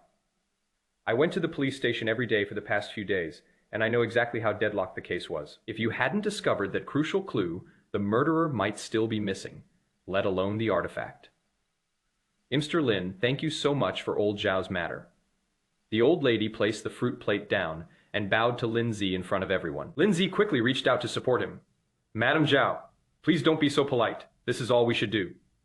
When speaking to the old lady, Lin Ze was very polite and spoke in a gentle voice. Seeing this scene before her, Tang Ruohan felt a mix of emotions.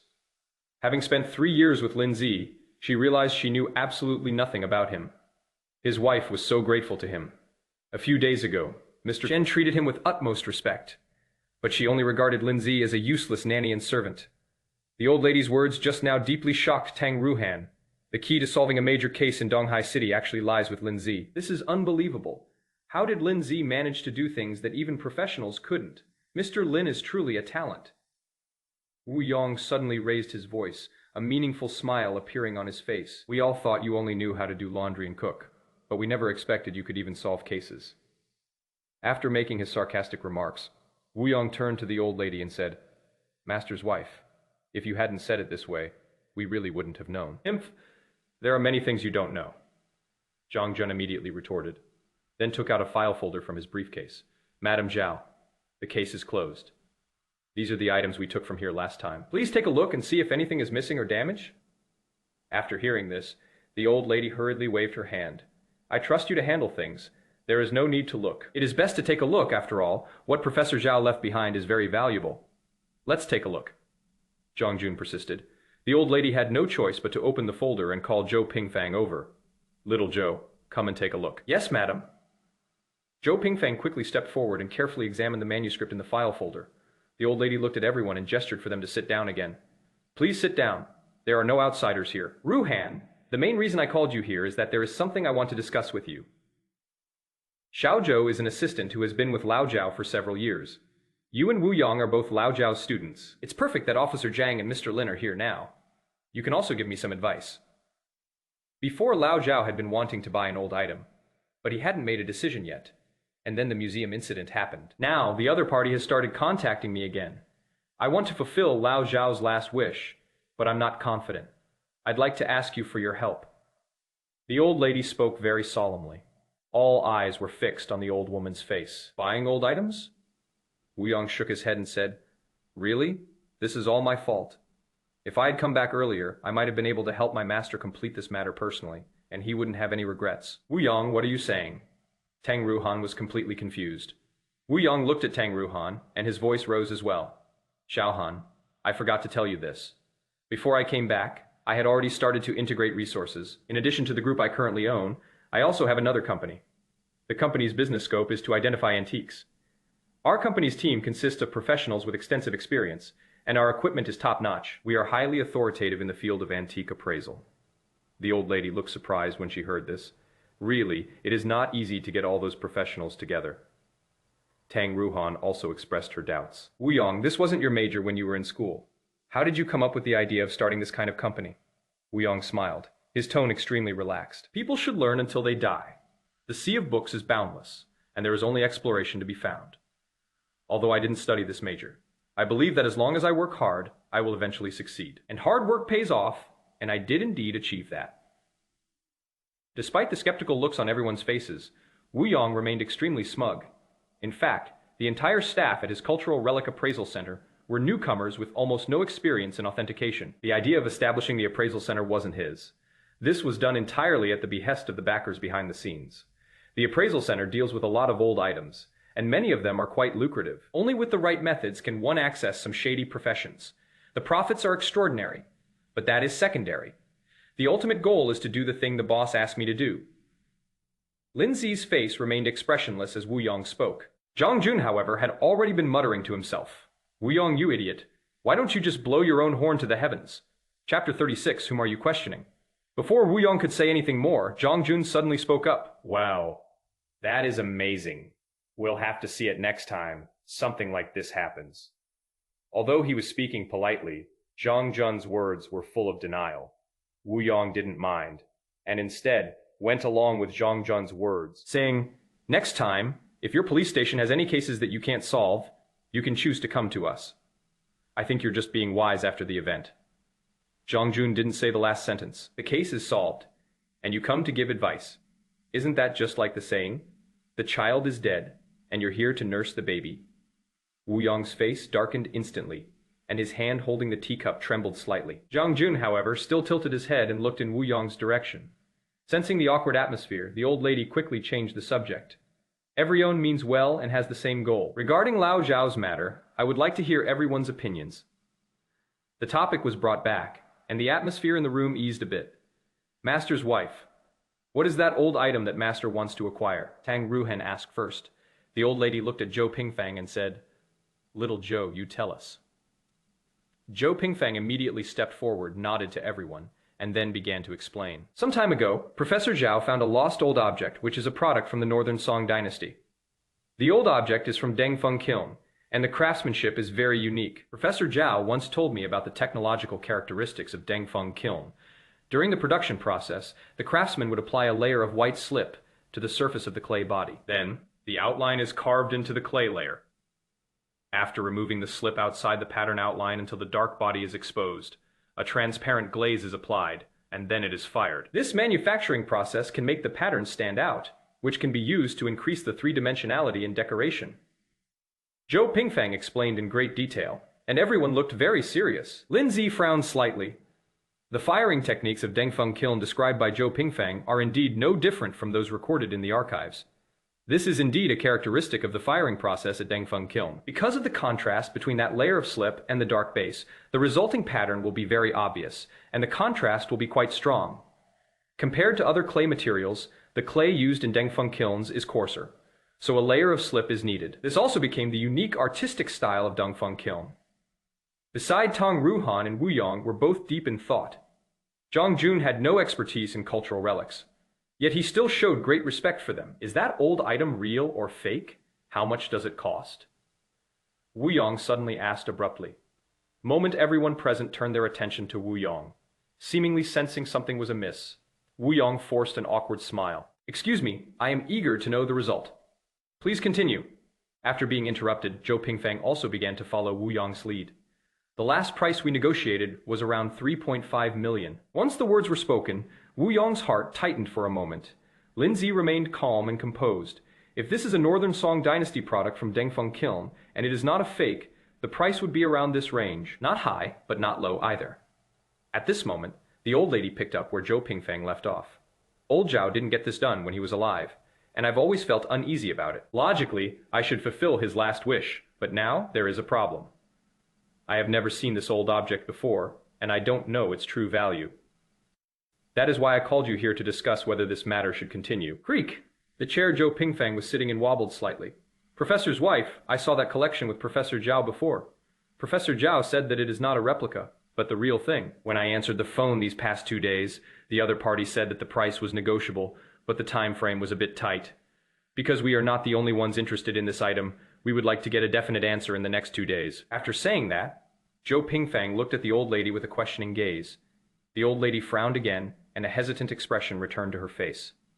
Money isn't the issue. As I just mentioned, I don't know the true value of that item, which is why I'm hesitant. After a slight sigh, the old lady looked at Tang Ruohan. Ruohan, I'd like you to come up with an idea. Tang Ruohan's eyes narrowed, and she instantly felt the weight of the responsibility on her shoulders increase. This is the teacher's last wish, so naturally it must be fulfilled. Putting aside whether 3.5 million is a small amount, if she bought a counterfeit, losing money is a minor issue. The important thing is that she would have no face to face her mentor in the afterlife. This is easy to handle, madam. Don't worry. When you have time, I'll take my team to appraise that old item, and then we'll decide whether to buy it or not. Wu Yong looked directly at the old lady and then added, My appraisal team is very professional. They are all experts. Just as the old lady was about to agree, Lin Ze suddenly coughed. After Wu Yong finished speaking, the room immediately fell silent. The cough was heard very clearly by everyone. The old lady hurriedly looked towards Lin Ze. Mr. Lin, is there something you want to say? Madam, I'd like to ask, what is the name of that Northern Song Dynasty artifact that Professor Zhao has taken a liking to? Upon hearing this, the old lady suddenly realized what was happening and reached out to touch her forehead. Look at me. So much has happened lately. I'm confused. That old object is called Dengfeng Kiln, white glaze, carved ewer. These words were spoken. Lin Ze's heart suddenly tightened. The dilapidated room was half collapsed, and the paper windows rattled loudly, a man and woman tearing each other apart in a frenzy. These images flashed through his mind, and Lin Ze's hands clenched tighter and tighter. Mr. Lin? The old lady's voice rang out again, and Lin Ze finally snapped out of his thoughts. Looking up at Zhou Pingfang in front of him, Lin Ze's voice became solemn. Assistant Zhou, when was the last time you saw that artifact from the Northern Song Dynasty? Zhou Pingfang was taken aback, then blinked. The last time was 2 days before Professor Zhao's accident. Yes, that was when I went with Professor Zhao. Zhou Pingfang was confused by the question, but he still gave a specific time. Lin Ze thought about the dates marked on the archives and frowned. Based on the time frame, the Northern Song Dynasty artifact that Professor Zhao saw was definitely a fake, because before this, the real Dengfeng Kiln white glazed carved pot had already been smashed by that woman. Madame Zhao, if you trust me, then you shouldn't keep this old item. The old lady looked at Lin Ze with a puzzled expression. Mr. Lin, is there any explanation for this? If I'm not mistaken, that Dengfeng Kiln white, glazed carved ewer is a fake. Impossible. Zhou Pingfang suddenly stood up, his voice rising several octaves. Don't talk nonsense, you haven't even seen the item. So how can you say it is fake? I contacted them together with my master. Who are you suspecting by saying that? Are you questioning my master's judgment? He is an expert appraiser in Donghai City. Zhou Pingfang. His voice was hoarse, and his bloodshot eyes were filled with rage. Chapter 37. He is a beast, utterly despicable. Zhou Pingfang, why are you in such a hurry? It is like someone stepped on your tail. Zhang Jun's face showed obvious displeasure, and his words became harsh. Zhou Pingfang shuddered and hurriedly tried to explain. Officer Zhang, it is not that I'm in a hurry, but what Mr. Lin said was extremely insulting. My master just left, and he immediately said that the old items my master had his eye on were fakes. Who could stand that? I have followed my master for so many years. He is like a father to me. I will never allow anyone to slander him like this. Lin Ze's expression remained calm, and his tone remained indifferent. I did not slander anyone. Give me a break, Lin Ze. You're such a liar. You haven't even seen the item yet. You claim it is fake. What is this if not slander? Wu Yong stood up abruptly and pointed his index finger at Lin Ze. Don't think that just because you provide some clues you can speak recklessly. How much do you know about artifact appraisal? Our mentor could never be wrong. Wu Yong firmly stood on Zhou Pingfang's team, for no other reason than that. At this moment, Zhou Pingfang is Lin Ze's adversary. There is a saying that goes something like that. The enemy of my enemy is my friend. Now, Wu Yong has come to regard Zhou Pingfang as his ally. Moreover, with someone speaking up for him, Zhou Pingfang's face showed a pained expression. Mr. Lin, I was too impulsive just now, but it is really hard for me to accept your unfounded words. My master once said that the white glazed carved ewer from the Dengfeng kiln in the Northern Song dynasty is of extremely high value and is the only one of its kind in the world. I trust my master's judgment and admire his passion for cultural relics, which is why I'm trying my best to fulfill his last wish. I hope you can understand my feelings. He spoke again. Zhou Pingfang was no longer as impulsive as before. His words were full of remembrance and reluctance to part with Professor Zhao. Beside, the old lady's eyes were also red, but she quickly calmed down. Looking at Lin Ze again, the old lady's eyes flashed with determination. Mr. Lin, could you please explain why you say that it is fake? Lin Ze nodded. The Northern Song Dynasty Dengfeng Kiln White glazed carved ewer is indeed of high collectible value, but there is no longer such an object in the world because the treasure has been destroyed. These words were spoken. Zhou Pingfang was stunned for a moment. Wu Yong was furious. Lin Ze, do you dare to take responsibility for what you said? You say this thing was destroyed, but what did my mentor see? You may not understand, but don't try to argue nonsense here. Wu Yong growled, his face full of mockery. Zhang Jun immediately stood up and pushed his arm aside. Speak your mind, stop pointing fingers. Wu Yong was pushed and stumbled. He was furious and embarrassed. As soon as he straightened up, he stretched out his arm again. What are you trying to do? Don't think you can just lay a hand on me just because you're a cop. Believe me or not, I'll sue you. Zhang Jun's expression changed. Fine, if you keep doing that. Believe me, I'll report you for assaulting a police officer. The two were locked in a fierce confrontation, seemingly poised to start a fight in the blink of an eye. Seeing this, the old lady quickly stood up and blocked Zhang Jun's way. Wu Yong, you are being extremely rude to Officer Zhang. Tang Ruohan quickly grabbed Wu Yong's arm and whispered, Let's talk this out. Why do we have to make such a scene? Seeing this, Lin Ze was speechless. He stepped forward and walked up to the old lady. Lin Ze slowly spoke. Madam Zhao, I'm really sorry for making things like this. You can pretend I didn't say what I just said. After saying that, Lin Ze looked at Zhang Jun and said, Old Zhang, let's go. Zhang Jun immediately turned around and blurted out a sentence, farewell, before he could finish speaking. The two of them quickly left without looking back. The old lady was stunned. Tang Ruohan's brows furrowed. Wu Yong straightened his clothes, looking annoyed. The sooner this kind of person leaves, the better. Just because he can say a few words at the police station, he comes here to boss people around. What a disgrace. Still not satisfied after saying that, he looked at Tang Ruohan again. Xiaohan, Lin Ze is too arrogant and conceited. He even questioned Professor Zhao. He has no self-awareness at all. Tang Ruohan looked at the doorway, then at the remaining people, and for a moment she didn't know what to say. Zhou Pingfang approached the old lady and said, Madam, Mr. Wu is right. I think that the man surnamed Lin was in such a hurry to leave because he felt guilty. They swindle and deceive, and then run away as soon as things go wrong. That is the usual tactic of those con artists. The old lady's brows remained furrowed. In terms of their spouses' affairs, Zhang Jun and Lin Ze can be considered their benefactors. In any case, Lin Ze should not be associated with charlatans. I was thinking of having everyone have a meal together, but looking at the current situation, that is definitely not going to happen. The old lady sighed helplessly, looking exhausted. Xiao Zhou, I can understand you protecting your master, but you are not allowed to say things like charlatan anymore. Zhou Pingfang quickly nodded. I understand, madam. I will definitely be more careful in the future. All right. Let's not talk about that old object from the Northern Song dynasty for now. Let's put this matter aside for a while. Madam, they're pressing us hard. If we don't give them definite information, they might make their move. As he spoke, Zhou Pingfang's eyes flickered, and sweat beaded on his forehead. The old lady still had a furrowed brow. If that is really the case, it only proves that he and Lao Zhao are not meant to be. Let's leave it at that for now. Zhou Pingfang wiped the sweat from his forehead, wanting to say something, but ultimately kept quiet. Wu Yong glanced at Zhou Pingfang, a meaningful smile playing on his lips. Now Tang Ruohan's gaze remained fixed on the old lady, unaware of anything unusual happening around her. Sudden, a glint of light flashed in Wu Yong's eyes. Madam, I have an idea. Why don't we have my appraisal team take a look at that item? Perhaps they can offer some advice? When speaking, Wu Yong specifically looked at Zhou Pingfang. Really, Zhou Pingfang's Adam's apple bobbed. It looked like he was swallowing a mouthful of saliva with great difficulty. The old lady nodded. All right then, let's find some time to go and take a look. Yes, madam, I'll do as you say on this matter. I just got on the bus. Zhang Jun then took out a cigarette. As usual, he first took out one and handed it to Lin Ze. And then he took one too. Lin Ze picked up a lighter and lit it on the spot. After taking a deep drag, he habitually offered the cigarette to Zhang Jun. Zhang Jun lit his cigarette and started smoking as well. After a few bites, Zhang Jun suddenly cursed. Damn it, Wu Yong is a real beast. He is so damn immoral.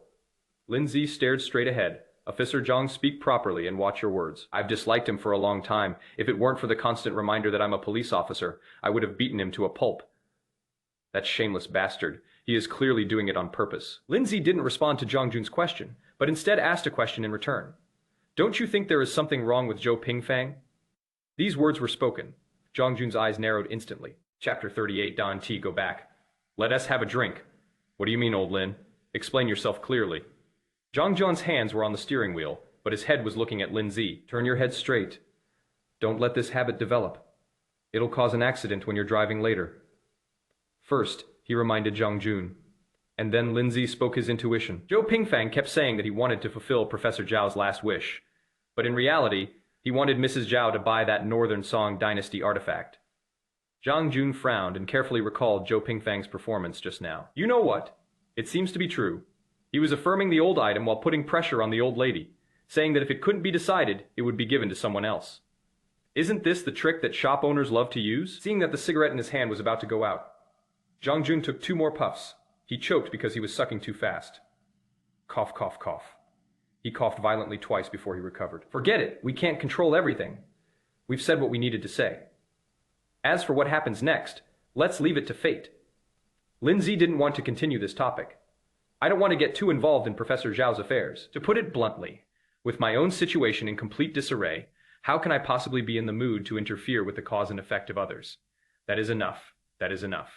Zhang Jun didn't continue. He raised his wrist to check his watch, then looked at Lin Ze. Don't go back at noon. Let's have a drink. Lin Ze raised an eyebrow. Aren't you busy today? Today's task was simply to send the documents back, and that is already done, isn't it? So are you going or not? Lin Ze picked up his phone and opened the message editing box. Let me ask first. Zhang Jun pursed his lips and rested his arm on the window of the police car. All right, I won't be sarcastic anymore. From what you've said, I know what is going on.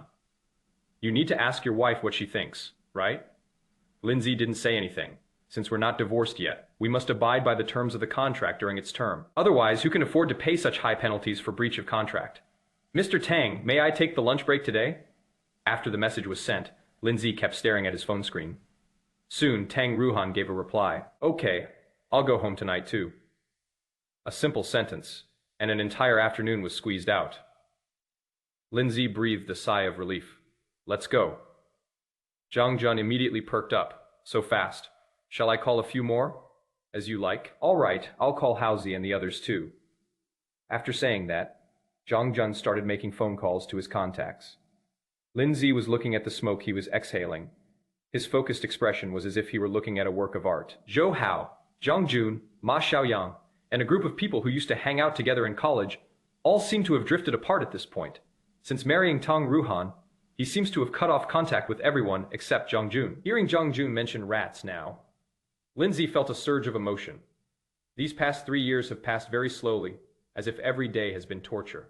But time flies, and in the blink of an eye, 3 years have passed. I remember the last time we got together was before Nancy went abroad. A few guys got drunk and hugged each other, crying their eyes out.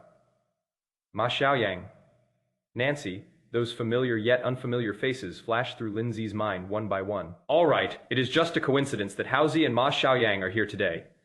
Let's have a reunion dinner. Let's go. Zhang Jun grinned, flicked away the cigarette butt, and immediately started the car. Why are you all gathered together? Lin Ze asked casually. Who knew? I didn't explain clearly. When they heard I was treating, it suddenly got lively. It was so noisy on the phone just now that I couldn't even tell who was there. A smile appeared on Lin Ze's lips. Even after being apart for so long, everyone is still very enthusiastic. What enthusiasm? Everyone says I got promoted, and they're resentful. They insist I treat them to a meal. Zhang Jun laughed out loud after he finished speaking. Seeing how happy Zhang Jun was, Lin Ze remembered what he had said. As soon as I entered the police station, I was on edge. Only when I was with my buddies could I relax. After turning, we encountered a red light. Zhang Jun stopped the car and turned to look at Lin Ze. Old Lin, this meal doesn't count. It was just a casual get-together. I'll have to treat you properly later. You're a lucky person in my life. Lin Ze smiled. You're exaggerating. That is the truth. Without you, how could I have risen to the position of captain? After saying that, Zhang Jun then spoke a few more words about the museum case. Lin Ze listened attentively the whole time, occasionally offering his own opinion. A dozen minutes later, the car was parked on a commercial street in the city center. Xian Restaurant. This is it. Xian Restaurant is a very traditional restaurant in Donghai, said to have been in business for over a century. It offers unique dishes at reasonable prices. As soon as Zhang Jun entered the restaurant, he went up to the second floor. The restaurant was booked a long time ago. Those guys were incredibly impolite. When they heard I was treating, they not only picked out a restaurant, but also booked a private room. Zhang Jun was speechless and helpless, but he kept smiling. The two walked and talked until they reached the door of private room 201. The private room was very lively. You could hear the noise even through the door. Zhang Jun pushed open the door. Everyone seems quite happy. Before the words were even finished, everyone's eyes turned to this side. Old Zhang, you're finally here. We were just talking about you. The speaker was a burly man with a loud voice. As soon as he opened his mouth, he hurriedly stood up. Mouse, you can't call him Old Zhang anymore. He is the captain now. You should call him Officer Zhang, or Sir. A crew-cut man next to him reminded him, and Zhou Hao scratched his head sheepishly. Right? We can't call him Old Zhang anymore. It is disrespectful to a police officer. After saying that, Zhou Hao enthusiastically stretched out his hands and shook them vigorously at Zhang Jun's hands. Captain Zhang, please forgive my disrespect. Ha ha ha ha. Everyone present burst into laughter. Zhang Jun was at a loss for words, both amused and exasperated. Rat, you've gotten so big and burly in 3 years. If you keep this up, the cat will be eyeing you. Faced with Zhang Jun's teasing, Zhou Hao didn't get angry. Instead, he made a funny face, just like he did in college. The atmosphere in the room was instantly enhanced. The crowd burst into laughter again. Lin Ze, you really came? I was just saying that Lin Ze seemed to have disappeared, and even Captain Zhang might not be able to get him to come. Zhou Hao said, turning to look at everyone. Come on, welcome our school heartthrob. The people opposite him applauded, and Lin Ze felt a little embarrassed. You're too kind, everyone. Yes, we're all brothers. Don't be so formal. Zhang Jun pulled Lin Ze to sit down together at this moment. Lin Ze then saw clearly who was in the private room. Zhou Hao, the dormitory head in college, was tall and thin when he was in school, and everyone often called him Mouse. Ma Xiaoyang, the second oldest in the dormitory, went into business after graduation and is said to be doing quite well. Now there is also Zhou Lei from the next dorm. Although they were classmates, Zhou Lei didn't seem to get along with them in school. Are you just don't tea now? Why you came today? Chapter 30 now? But you were glad you did our couple flying to marry into her family. When Captain Zhang made the call, we had just sat down. It is like being lucky to arrive at the right time, fey pure fate. Zhou Hao poured tea while reminiscing. Since graduation, everyone has had their own things to do, so it is really not easy to get together. Zhang Jun nodded. Yes, it is not like we're living in a world where one person is fed and the whole family isn't hungry anymore. But since we've finally gotten together, we should have a good drink. That is exactly what we've been waiting for you to say. You've been promoted and made a fortune, making all the brothers incredibly envious. We won't stop until we've gotten you completely drunk. Ma Xiaoyang remained silent until he spoke, at which point he uttered bold and ambitious words. Zhang Jun burst out laughing. All right, it has been so long. I'd like to see how well you guys can hold your liquor. I remember, you were the best drinker in our dorm, right? Ma Xiaoyang ran his hand through his hair and immediately struck a pose that showed off his good looks. Needless to say, I've trained myself a lot over the years. You can't do it. Zhou Li put down his teacup and blurted out a sentence moment. Everyone present was stunned, and all eyes were on Zhou Li. The deliberate sound came so suddenly that it caught everyone off guard. Lin Ze also glanced at Zhou Li.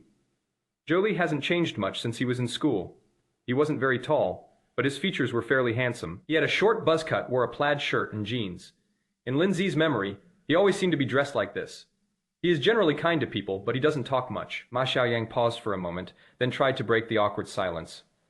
Zhou Lei, why can't I do it? I think I'm fine. Zhou looked up at the person in front of him, then turned his gaze to Lin Ze. When it comes to drinking, Lin Ze is probably the best. At the party before Nancy went abroad, so many people got drunk, but Lin Ze was very sober. Then, Zhou raised his voice considerably. Moreover, Lin Ze has lived a life of luxury. After marrying into the Tang family, she has everything done for her. She also enjoys drinking wine in her spare time, so her alcohol tolerance must have increased a lot. The words were short, but they were like a spilled vinegar jar, so sour they made one's teeth itch. At the same time, it also carried a hint of hostility. These words were spoken. Everyone thought of the party Nancy had before she left the country. But what is even more shocking about Lin Ze is the phrase married into the Tang family. When a man marries into a woman's family, isn't that considered marrying into her family? These words are like a knife to the heart. Zhang Jun's face turned cold. He held the teacup in his hand, neither drinking nor putting it down. Zhou continued with the same topic. Lin Ze, Nancy has liked you for 3 years, and you've rejected her for 3 years. Is she just after the Tang family's son-in-law? Bang! A muffled thud was heard. Immediately following was the sound of the tea lid clinking against the teacup. Zhou, you have a sharp tongue. That is a bit much. Nancy doesn't like you, so don't take it out on her. Zhou's words were so harsh that Zhang Jun simply explained what happened back then. Nancy's crush on Lin Ze was practically an open secret, and Zhou's pursuit of Nancy was also a well-known fact. Nancy's love is unrequited, and Zhou is repeatedly rejected. Therefore, the relationship between the three of them can be considered a love triangle. When Zhang Jun brought up the past, Zhou frowned. Captain Zhang, you can't be unfair just because you're close to Lin Ze. What I'm saying may be harsh, but it's the truth. Is Lin Ze marrying Tang Ruohan, the president of the Tang group, considered a case of him marrying up? After Lin Ze got married, he hasn't worked? Is he being supported by Tang Ruohan? He kept rejecting Nancy, and after graduation he married into the Tang family. Who would believe he didn't have someone else in mind beforehand? At this point, Zhou snorted coldly. So, these days, you still have to be pragmatic. Love, ideals, and ambitions are all bullshit. Just take the shortcut, and your life will change instantly. Before anyone could respond, Zhou looked at Lin Ze again. Lin Ze, you're blessed with good looks. You're lucky to have made it into this industry. Zhou, don't you fucking spout nonsense. What rubbish are you talking about? Zhang Jun stood up abruptly, his eyes practically spitting fire. Zhou tilted his head and looked over. What, Captain Zhang? Tell me, what did I say wrong? Moment the atmosphere in the private room was extremely oppressive, as if the air had frozen. In fact, Lin Ze's marriage into the family was already an open secret in their classmates' group. The wedding of the Tang family's daughter caused a great stir throughout the East China Sea. How could people not know about it? People have different opinions on this matter. Some people think that Lin Ze achieved enlightenment and benefited all his relatives and friends. With beautiful women in his arms, no worries about food and clothing, and never having to struggle for a few coins again. He has simply stepped directly into the pinnacle of life.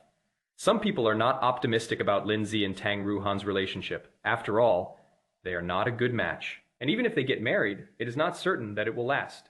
Some people are even more direct. They're just waiting to see them get divorced. Now, Zhou's sarcastic remarks carry an even deeper meaning. They're both single. They're getting married and registering their marriage. What are you getting so worked up about?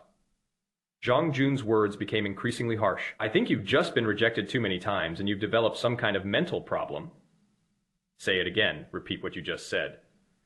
Zhou suddenly stood up, his whole body trembling. Seeing that something was about to happen, Zhou Hao quickly gave Zhang Jun a look and hurriedly pressed Zhang Jun down into a chair.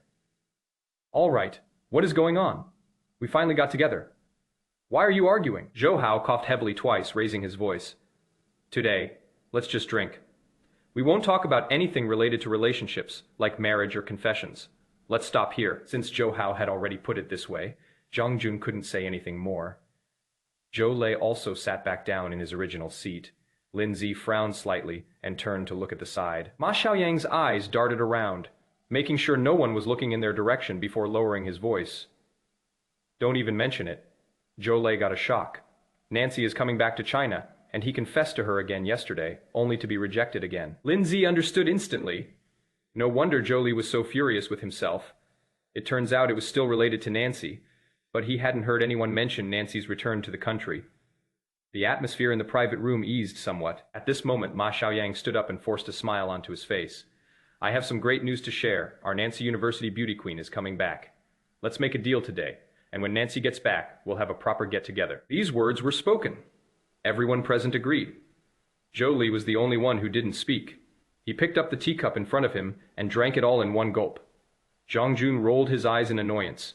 This is fucking boring. He couldn't utter a word for ages, brewing up all that time. All he was waiting for was that little incident. If someone doesn't like you, why blame others instead of looking for the reasons within yourself? Why did they bring this guy along for what should have been a nice meal? Fortunately, nothing happened to Lin Ze. If something had really happened, he would have definitely gone to war with Zhou Li. Zhang Jun was still deep in thought. The others have moved on to another topic. "Lin Ze, Nancy is going back to China. Has she informed you?" Ma Xiaoyang, without thinking, brought up that inappropriate topic again. Chapter 41, Cup to Promotion. 1 Cup to Heartbreak. Moment Lin Ze once again became the focus of attention. Zhou Lei's gaze seemed to pierce right through Lin Ze. Lin Ze didn't take Zhou Lei's sarcasm to heart. He had heard even more sarcastic remarks than this when he married Tang Ruohan, and if he had really taken them to heart, he probably wouldn't be alive today. Lin Ze was used to those kinds of words and wasn't surprised by them. Moreover, Lin Ze had no intention of having any interaction with Zhou Li, and was even less inclined to waste time with him. But Zhou Hao is different from Ma Xiaoyang. Zhou Hao is a cheerful and enthusiastic person, and we got along well with everyone throughout our 4 years of university. Therefore, Lin Ze answered Ma Xiaoyang's question truthfully. "I don't know. I don't have her contact information." "What? No way. She doesn't even have a phone or WeChat." Ma Xiaoyang stumbled and stammered, his jaw nearly dropping to the floor in astonishment. Beside, Zhou Lei also showed a puzzled expression. Nancy likes Lin Ze so much, yet Lin Ze doesn't have her contact information. How is that possible? After scrutinizing Lin Ze from head to toe, Zhou Lei felt increasingly unwilling to accept it. When Nancy was mentioned, Lin Ze's expression was calm and his tone was indifferent, as if he were talking about a complete stranger. How can I bear this? I hate his arrogant and dismissive attitude. Before Zhou Li could speak, Ma Xiaoyang suddenly came to his senses. "Lin Ze, you didn't delete Nancy, did you?" Lin Ze looked up at Ma Xiaoyang. "I felt like we wouldn't have any contact in the future, so I deleted it." "Oh my god, it really was Lin Ze who deleted Nancy, Glug." "Glug!" Ma Xiaoyang's Adam's apple bobbed twice, and he laughed speechlessly. "Okay then, let's leave it at that." "All right, Nancy just left like that. And everyone assumed she'd be developing her career abroad and we wouldn't have any contact information. Isn't that normal? Have you ordered any food yet?" "Order some? We're starving," Zhang Jun urged him impatiently. Zhou Hao hurriedly picked up the recipe and presented it to Zhang Jun with both hands. "Team leader Zhang, now that you've been promoted and made a fortune, the power to order food should be handed over to you." "All right, stop teasing me. Lin Ze should order this dish. As for why, don't ask. Just ask, I won't tell you." As he spoke, Zhang Jun picked up a pen from the side and said, "Old Lin, you order, and I'll put a check mark." Lin Ze smiled silently. "Mouse loves tiger. Skin green peppers. Ma Xiaoyang, like spicy roasted pig's trotters. Lao Jiang, let's have sauerkraut fish and boiled shrimp." "Great, Lin Ze. It has been so long since we got together, and you still remember everyone's favorite foods so clearly. That is impressive." Zhou Hao was the first to give a thumbs up. Ma Xiaoyang laughed along with him. Lin Ze put down the menu and pushed it forward. "I don't know what you like to eat, so you can order it yourself." When speaking, Lin Ze did not look at Zhou Li from the very beginning. Until now, Zhou Li has shown him no kindness. Lin Ze felt that he had done enough to get to this point. Zhou Li didn't stand on ceremony. Then add a spicy Sichuan, style blood curd, extra spicy and extra numbing. Zhou Hao gasped. "Zhou Li, isn't this unnecessary? Even if you were rejected after confessing your feelings, you don't have to make things so difficult for yourself." When Zhang Jun made the phone call, Zhou Hao and Ma Xiaoyang were trying to persuade Zhou Lei, which is why Zhou Lei came along. Both of them knew that Zhou Lei was currently being rejected, but Zhou Lei, who never eats spicy food, actually ordered this dish. Isn't this just making a fool of himself? Since the matter had already been brought up, Ma Xiaoyang simply chimed in with a comment. "That is right. If it doesn't work out, it just means we're not meant to be. Don't be so upset. Who says I'm pessimistic? It is precisely because I'm optimistic that I'm willing to try things I wouldn't normally dare to try." Zhou Lei tilted his head back and widened his eyes in rebuttal. Zhang Jun extended his hand. Okay, extra spicy, extra numbing and spicy Mao Shui Wang, right? Want? Since you're heartbroken, I'll talk to the waiter later and make sure this dish is specially made.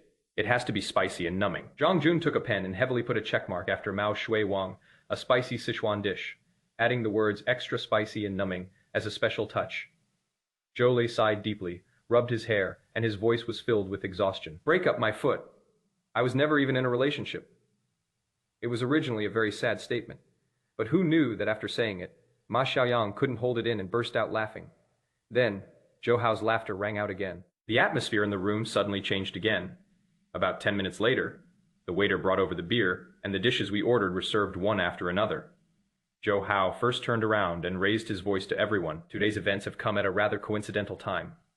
How about we do this? One toast to the promotion. One toast to heartbreak. What do you say? The others remained silent. Zhou Li felt every hair on his body stand on end. It seems he really shouldn't have come today.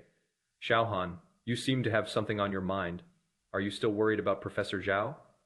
Wu Yong looked sincere, his eyes almost overflowing with tenderness. Tang Ruohan frowned slightly and nodded.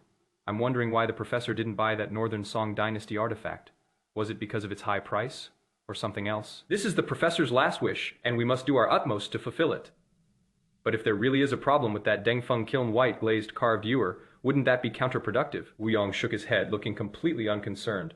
Xiaohan, you actually believe Lin Ze? How could it be false? He just said it casually, and you actually followed his line of thinking. He is not an expert in cultural relics appraisal. He is just talking nonsense. After saying that, as if casually, Wu Yong reached out and patted Tang Ruohan on the shoulder. Don't think about this anymore. I'm here for you. This team is professional. Tang Ruohan instinctively paused for a moment, then deliberately kept a few steps away from Wu Yong. The displeasure in Wu Yong's eyes vanished in an instant. Don't worry, I will definitely make your teacher's wife happy. Let's go inside and have dinner. I have something to give you. Tang Ruohan looked up and saw the storefront of Xian restaurant, and her expression softened somewhat. It has been a long time since I've eaten here. Thinking back to how often I used to come here with Su Qing, Tang Ruohan really misses it. As for Wu Yong's suggestion to send gifts, Tang Ruohan didn't pay much attention to it. As soon as I entered, Wu Yong then pointed to a spot in the middle of the hall. Waiter, we're right there. Bring us your signature dishes. Wu Yong was impeccably dressed in a suit and possessed an extraordinary air about him. When pointing to a location, the custom buttons on the shirt gleamed. Upon seeing this, the waiter immediately nodded. Yes, sir. Please follow me. It was lunchtime, and the whole hall was bustling with activity. Wu Yong finished speaking. Many people looked in their direction. Tang Ruohan's expression was somewhat stiff. We usually eat in a private room. Tang Ruohan was a little unaccustomed to suddenly eating with so many people, but Wu Yong had already followed the waiter forward, so Tang Ruohan had no choice but to follow. I was originally planning to talk about that Dengfeng Kiln White glazed carved ewer again during dinner. Judging from this, it seems unlikely. Tang Ruohan had just sat down when Wu Yong's affectionate gaze met hers again. Xiaohan, I have a gift that I want to give you in a very special way. Chapter 41. He is proposing to your wife. Tang Ruohan's eyes widened in surprise, and a look of confusion instantly crossed her delicate face. We're here to eat, aren't we? Why are you giving me such a formal gift, judging from the current situation? It seems that it is not just talk. Sunlight streamed through the glass and fell on Tang Ruohan. Now, even Tang Ruohan's loose strands of hair exude gentleness. Wu Yong was so captivated by the beautiful scenery before him that he couldn't bear to look away. Wu Yong, Xiaohan, you are so beautiful, like an elf in a painting, pure and untouched by worldly affairs. Tang Ruohan laughed. Look around. Isn't this all part of everyday life? The everyday life we live is what makes us alive. No. In my eyes, you are the goddess Leto, who symbolizes gentleness and grace. You have a powerful heart and are so noble that you cannot be profaned. Wu Yong stared at Tang Ruohan's face and said something with deep emotion. Tang Ruohan smoothed her hair and tucked a stray strand behind her ear. Have you been reading Western mythology lately? No. It's just that I have this feeling every time I see you, Wu Yong said with a hint of urgency. This is also why I've always wanted to return to China. I will always protect my goddess and never let her suffer the slightest injustice. Wu Yong's eyes were glistening with tears. Tang Ruohan felt a mix of emotions. Are you feeling wronged during the 3 years they lived together? Lin Ze took meticulous care of her, so there was no question of her feeling wronged. But these 3 years were not the life she wanted, nor were they very happy. Fortunately, the time is almost up. This kind of life will soon come to an end. A smile flashed across Tang Ruohan's face. At this moment, Wu Yong suddenly took out a jewelry box from his pocket. Xiaohan, this is a gift for you. What? Tang Ruohan's eyes trembled slightly. In front of Tang Ruohan, Wu Yong slowly opened the jewelry box. Inside the box, a necklace lay quietly. Xiaohan, this is something I specially chose for you. This necklace is made entirely of natural jadeite and is extremely precious. These crystal, clear jadeite beads all come from the same piece of raw stone. Not only are they aesthetically pleasing to wear, but they also have collectible value. Tang Ruohan looked at the necklace in front of her, and a look of amazement appeared on her face. The jade beads are full of color and have no flaws. Such a vibrant and rich green color makes it immediately apparent that this is one of the rarest. Even without special lighting, the pearl necklace still shines brightly in natural light. Xiaohan, do you like it? Wu Yong's voice was magnetic as he silently gazed at Tang Ruohan. Countless times I've imagined how stunning you would look wearing this necklace, outshining everyone else. Only you are worthy of such luxurious jewelry. Looking at Wu Yong in front of her, Tang Ruohan felt a moment of disorientation. Whether it was 3 years ago or now, Wu Yong seems to always regard himself as the most important person. It can happen very quickly. Tang Ruohan regained her senses. Wu Yong, thank you for your kind intentions, but I cannot accept such a valuable gift. Wu Yong's lips curled in disappointment, and his eyes dimmed slightly. I never expected that after choosing this necklace for so long. It still wouldn't suit your taste. I know that given your family background and knowledge, a necklace worth tens of millions might not be of interest to you, but I really did my best. Xiaohan, I wasn't able to give you something like this before, but I swear I will make it up to you in the future because you are the most important person to me. When speaking, Wu Yong's eyes reddened and his voice choked with emotion. The tear in her eye seemed ready to fall at any moment. Recalling her father's criticism and disdain for Wu Yong back then, Tang Ruohan felt a pang of bitterness in her heart. Wu Yong back then was certainly not as successful as he is now. However, even with family support, a student fresh out of school cannot achieve rapid success in a short period of time. Moreover, compared to the Tang family's circumstances, the Wu family was simply too ordinary. His father's words struck Wu Yong like a heavy hammer. Wu Yong. Tang Ruohan didn't know how to comfort Wu Yong. If the father was a snob who loved the poor and favored the rich, then why did he choose Lin Ze, who was penniless? By comparison, isn't Lin Ze even poorer? If we disregard family background, Wu Yong treated him impeccably well. So why did his father still refuse? Until now, this remains an unsolved mystery. Xiaohan, I've been very conflicted these past few days since I returned to China. I'm so excited thinking that you can get a divorce from him soon. But when I think about it, we've both been suffering for the past 3 years, and I feel incredibly lost. I don't know how to express my feelings, so can we get to know each other again? Based on my deep feelings for you, I want to meet you again in my current identity. Tang Ruohan lowered her head slightly. She couldn't refute what Wu Yong said, but at this moment she has not divorced Lin Ze yet. Legally, they are still husband and wife. Wu Yong, thank you for your kindness, but I cannot accept this necklace for the time being. Wu Yong's eyes narrowed, and a look of joy immediately appeared in his heart. It was a success. Tang Ruohan had just firmly refused, but now she has changed her mind and said she can't accept it for the time being. This is already the biggest progress. This is enough to show that Tang Ruohan is capable of making concessions for herself. Despite his immense joy, Wu Yong dared not show it on his face. He still sounded incredibly dejected as he spoke. Xiaohan, I respect your choice. You said you wouldn't accept it for now, so I'll keep it for now. As he spoke, Wu Yong took out another small box. Then, can we keep this for now? The words trailed off. Wu Yong had already opened the box. Inside the exquisite box lies a classic jade ring. The color is exactly the same as the necklace from before. This ring is also made from the same raw stone as the necklace we just saw. They're a set. I didn't bring the brooch, earrings, and bracelet with me because I was worried you wouldn't accept them. Unexpectedly, that necklace still didn't have the fortune to be worn around your neck. But this ring is different. It's simple and classic, suitable for all kinds of banquets and occasions. It can be there for you in my place. Tang Ruohan was about to refuse. Wu Yong suddenly changed the subject. You can wear this ring on any finger other than your middle and ring fingers. They represent different meanings and won't put you in a difficult position. Tang Ruohan looked at the ring in front of her, a look of hesitation flashing across her face. I had a good time drinking today, but I still miss the days when we used to have barbecue skewers in the fields when we were in college. That was the real treat. Drinking beer, singing songs, and occasionally swearing a few words. It is so enjoyable. Then next time, let's have an outdoor meal, Zhongjun. And Zhou Hao walked and talked, discussing the arrangements for their next gathering. Wang Xiaoyang and Lin Ze walked behind, occasionally chiming in with a comment. Zhou Li walked at the back, looking rather downcast. However, because he was rejected after confessing his feelings, he drank quite a lot of alcohol. After descending a few more steps, Lin Ze frowned almost imperceptibly. Tang Ruohan, Why are you eating here? Moreover, the person opposite her was Wu Yong. Just as Lin Ze had a clear look at the situation in front of him, Zhou Lei suddenly shouted, "Lin Ze, look! That man is proposing to your wife." Chapter 42. Those who covet her are dreaming. The group of people who were just laughing and joking a moment ago. Silence fell instantly. Zhang Jun's smile froze on his face, his tone filled with disbelief. "Old Lin, what is going on?" Not far away. Wu Yong and Tang Ruohan are currently experiencing a touching moment. Tang Ruohan lowered her head slightly, as if she wanted to speak, but hesitated while Wu Yong's gaze was burning. The jade rings between the two people were particularly eye-catching. Lin Ze's heart tightened, and he was too embarrassed to speak. No one knew about his contractual marriage with Tang Ruohan. How should he explain this scene between Wu Yong and Tang Ruohan? This is Lin Ze's wife. She is quite pretty. I've only seen her on TV before, but she is even prettier in person than on TV.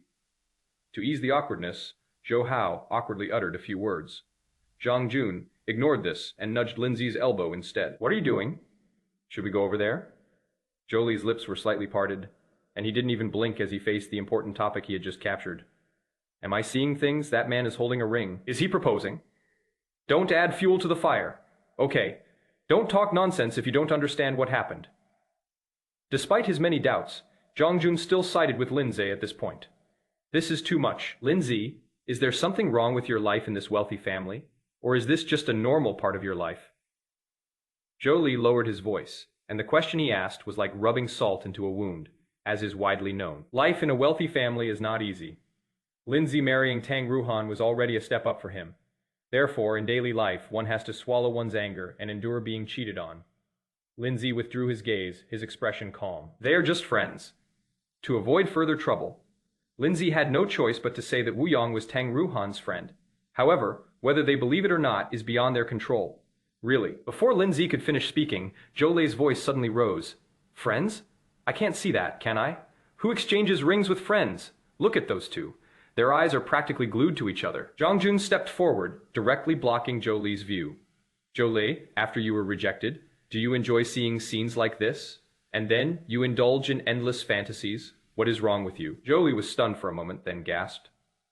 "I know, I saw them propose. Can't I even say anything?" "You heard the proposal, and saw him kneel down?" Zhang Jun also started to take it seriously. But fate had other plans. No sooner had the general finished speaking than Zhou Li pointed. "Look, he is kneeling down now. Xiaohan, please accept this ring. My feelings for you will never change, whether in the past, present, or future." As Wu Yong spoke, he walked to the table. He knelt directly in front of Tang Ruohan. "Wu Yong, what are you trying to do?" Tang Ruohan suddenly stood up, her delicate face full of astonishment. "I just gave her a necklace, but she refused because it was too expensive. Now, in order to get me to accept the ring," Wu Yong actually counted down. While feeling lost and helpless, Tang Ruohan felt a surge of inexplicable anger. Recently, Wu Yong has been more surprised than pleased with himself. "Xiaohan, I didn't mean anything by it. I just wanted you to accept it. You're putting me in a very passive position. Get up now." Tang Ruohan lowered her voice, trying her best to suppress the anger in her heart. "Marry him. Marry him." A childish voice rang out, followed by the sound of small, tender hands clapping. Tang Ruohan was surprised and turned her head. A 5 or 6-year-old boy was smiling and clapping at them. Next to the little boy was a young couple. Obviously, the child mistook the scene before him for a marriage proposal.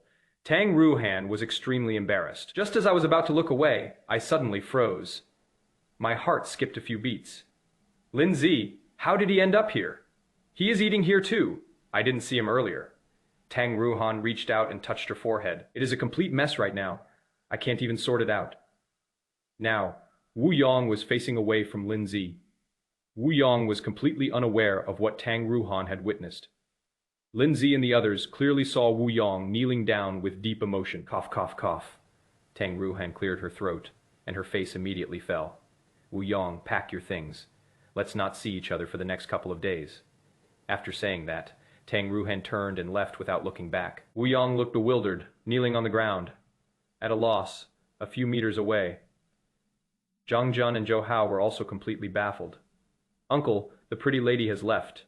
Aren't you going to go after her?" The child blinked his clear eyes and kindly offered a reminder. Wu Yong finally came to his senses and slowly stood up. "Sir, your food is served." Behind him, the waiter brought the food. Wu Yong wanted to speak. But when he turned around, he saw what was happening behind him. His brows furrowed immediately. Not far away, among the few people standing, was Lin Ze. Wuyong suddenly realized. No wonder Tang Ruohan ran away just now. It turns out Lin Ze was here. Just a moment ago, Wuyong was filled with doubts. Tang Ruohan liked him. Back then, she even broke off her friendship with her family for him. During the 3 years of her marriage, although they remained friends, they never lost contact. Now that he has returned in triumph, Tang Ruohan should be happy. But Wuyong always feels that Tang Ruohan is very distant from him. Look at Lin Ze. Think back to what just happened. A pang of jealousy rose in Wuyong's heart. Could it be because of Lin Ze? Impossible. Tang Ruohan could never like him. They were husband and wife in name only, not in reality. Lin Ze was a stain on Tang Ruohan's life, and it was impossible for Tang Ruohan to have feelings for him. Gritting his teeth in resentment, Wuyong put the ring back into the jewelry box. After packing everything up, he took out several 100 yuan bills and placed them on the table before hurriedly leaving. Let's not stand here anymore. Let's leave. There is nothing to see here. Zhang Jun greeted everyone. However, Zhou Lei and Wang Xiaoyang still kept glancing at their seats from time to time. This scene is absolutely explosive. Lin Ze, is there anything wrong with your relationship with Miss Tang? Zhou Hao glanced sideways and muttered something under his breath. Zhang Jun reached out and pushed Zhou Hao back 2 steps.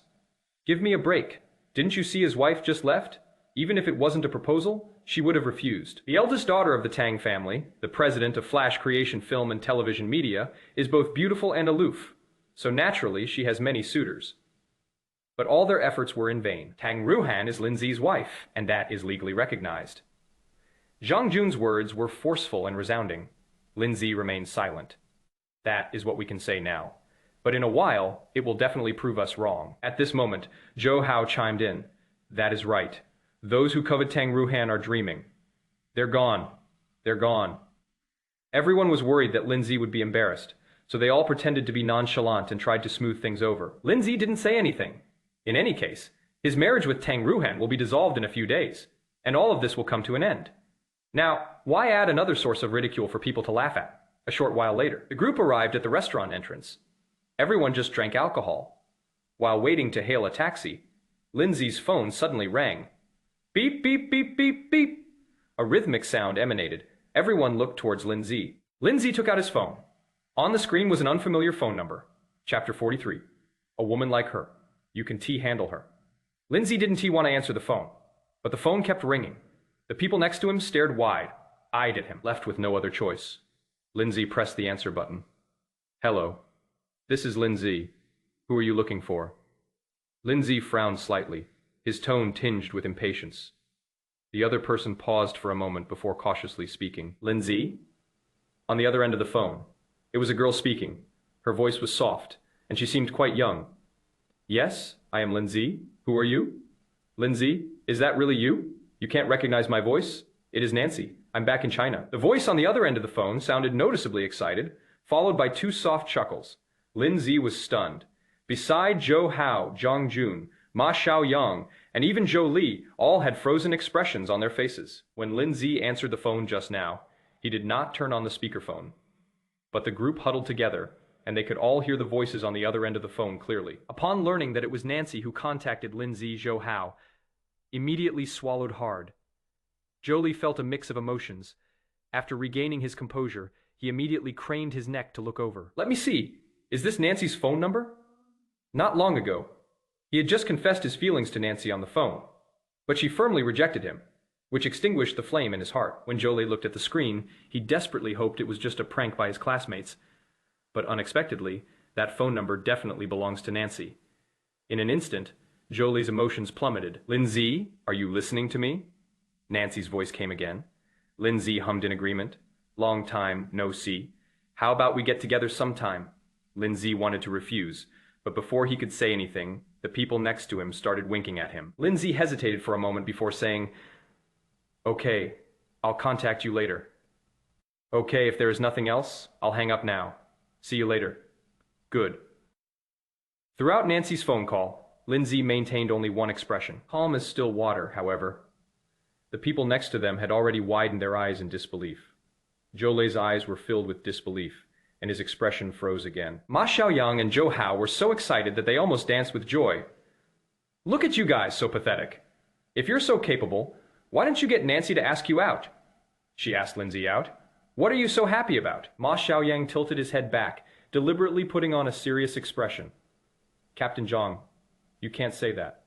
Nancy is the campus belle of our university. Which boy wouldn't be attracted to her? It is just a pity that for 4 years of university, Nancy's heart was entirely with Lin Ze. How many boys couldn't sleep at night because of that? After a pause, Ma Xiaoyang sniffed and continued with a pained expression. Now that Lin Ze is married, doesn't this give us our chance? Isn't it, Zhou? In his moment of triumph, Ma Xiaoyang slipped up again. Seeing Zhou agonizing expression, Ma Xiaoyang quickly pursed his lips. No, you just got rejected. Let's not bring that up. For some reason, Zhang Jun almost burst out laughing when he saw this.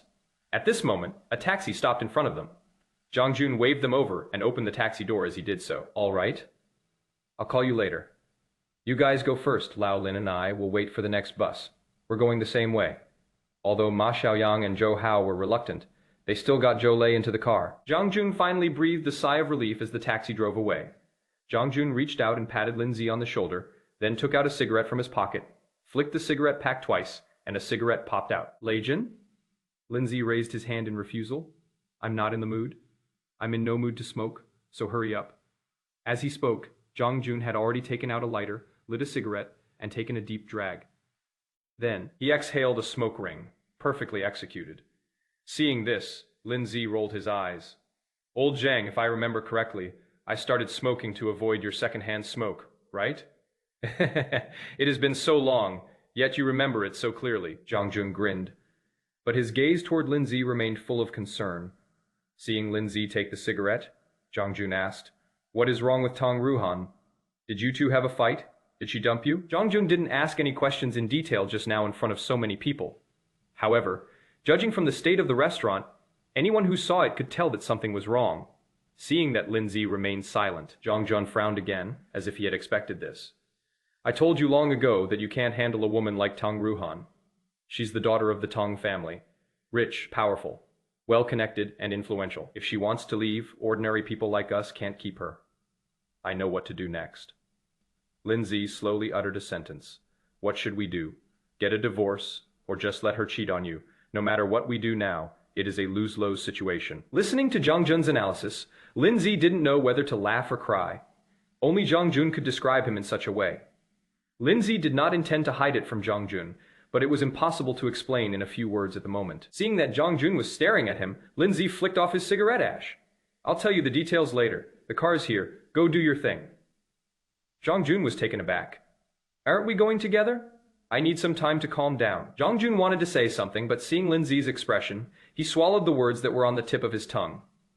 Zhang Jun hailed a taxi and told Lao Lin, Call me if you need anything. Okay, I got it. I watched Zhang Jun leave. Lin Ze then turned around. He has been married to Tang Ruohan for 3 years, and his life has been quite monotonous. Aside from taking meticulous care of Tang Ruohan, Lin Ze didn't have much of a social life. Lin Ze was responsible for all 3 meals a day, as well as any extra meals or occasional gatherings when Tang Ruohan brought people back for meals only. With the 3-year contract nearing its end, and Wu Yong returning, a number of events began to unfold. Lin Ze didn't want to pay attention to the discussions and speculations from the outside world at the moment.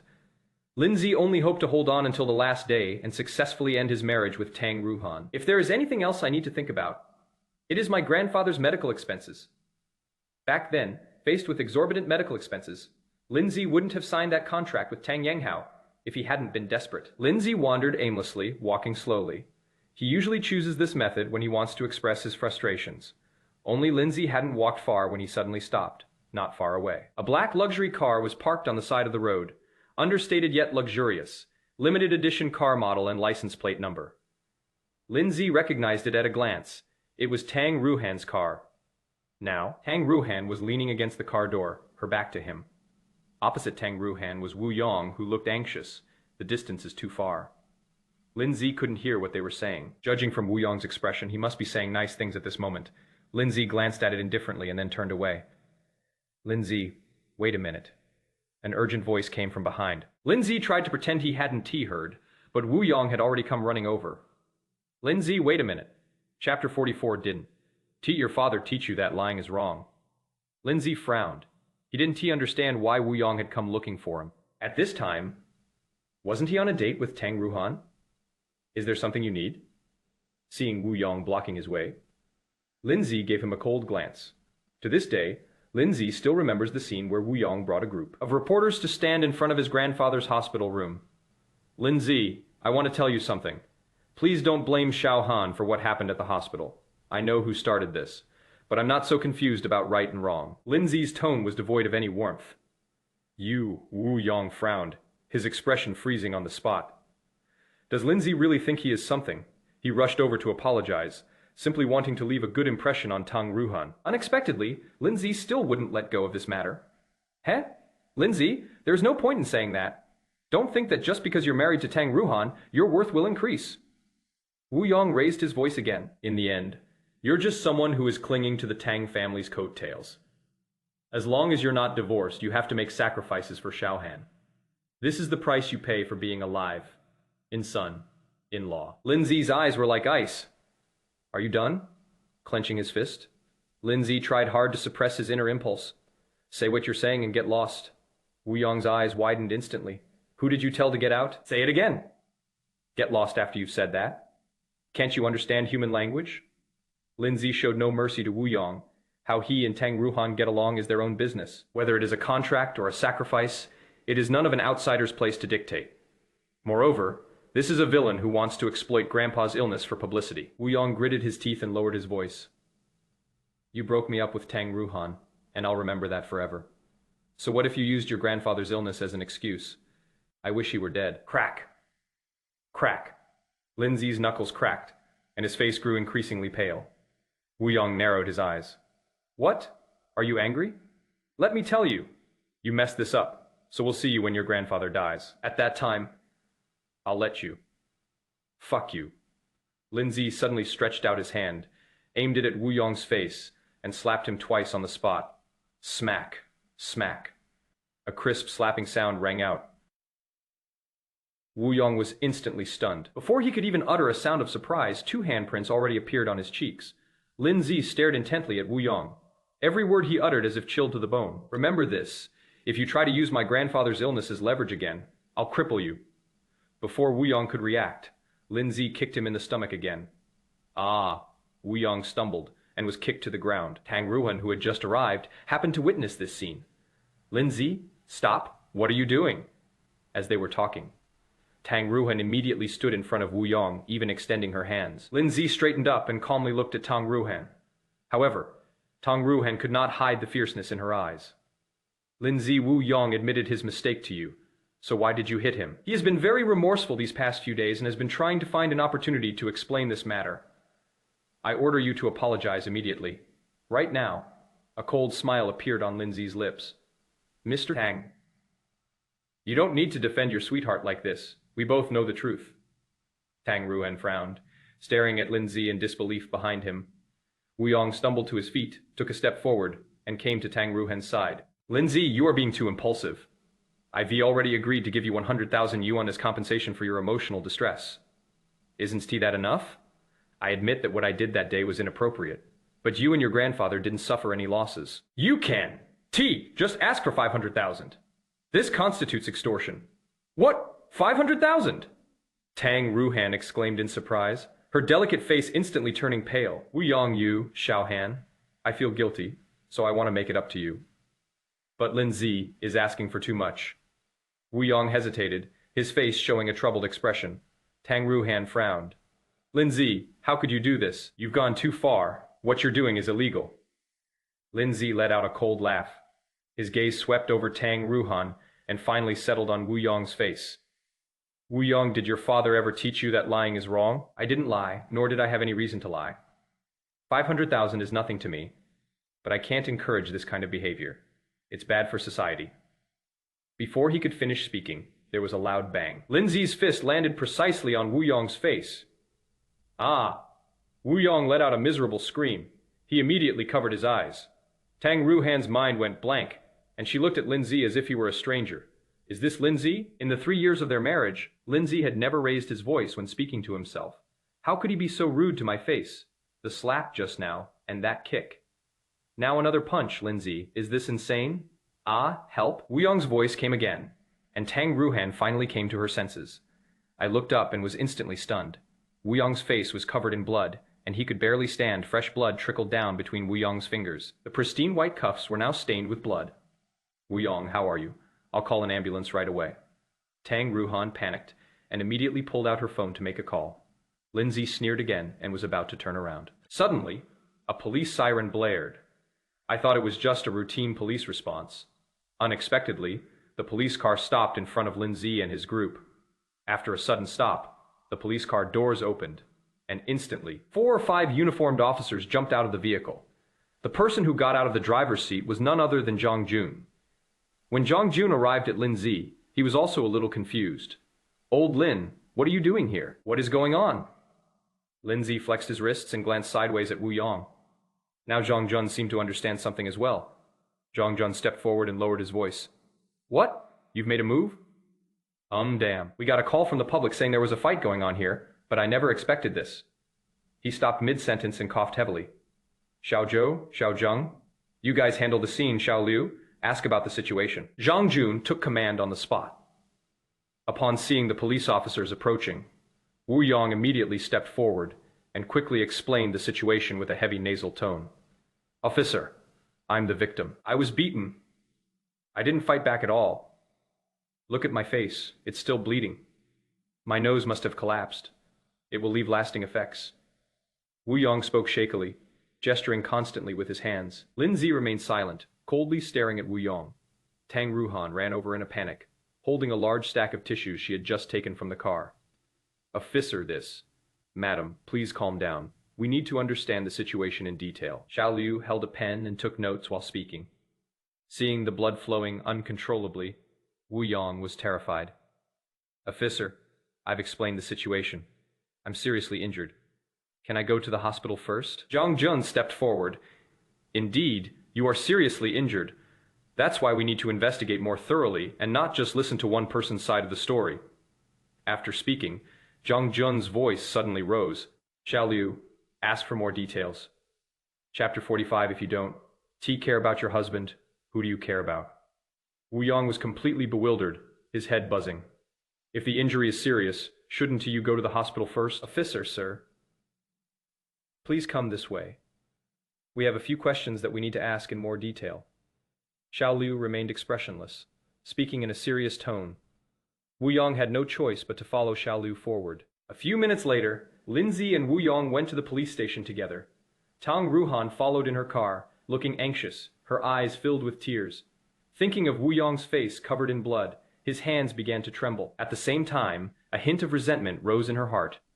Lin Ze, you went too far along the way. Wu Yong kept covering his nose, and as time went on, he could feel that his nose had swelled up quite a bit. Before he could finish speaking, Wu Yong's heart was in his throat, hearing the heavy nasal tone in his voice. Will it leave any long-term effects? With so much blood lost, shouldn't I qualify for disability status? The wound must be kept free from infection. Otherwise, the consequences could be dire. Thinking about the possibility of long-term effects, Wu Yong's heart trembled. My career is just starting.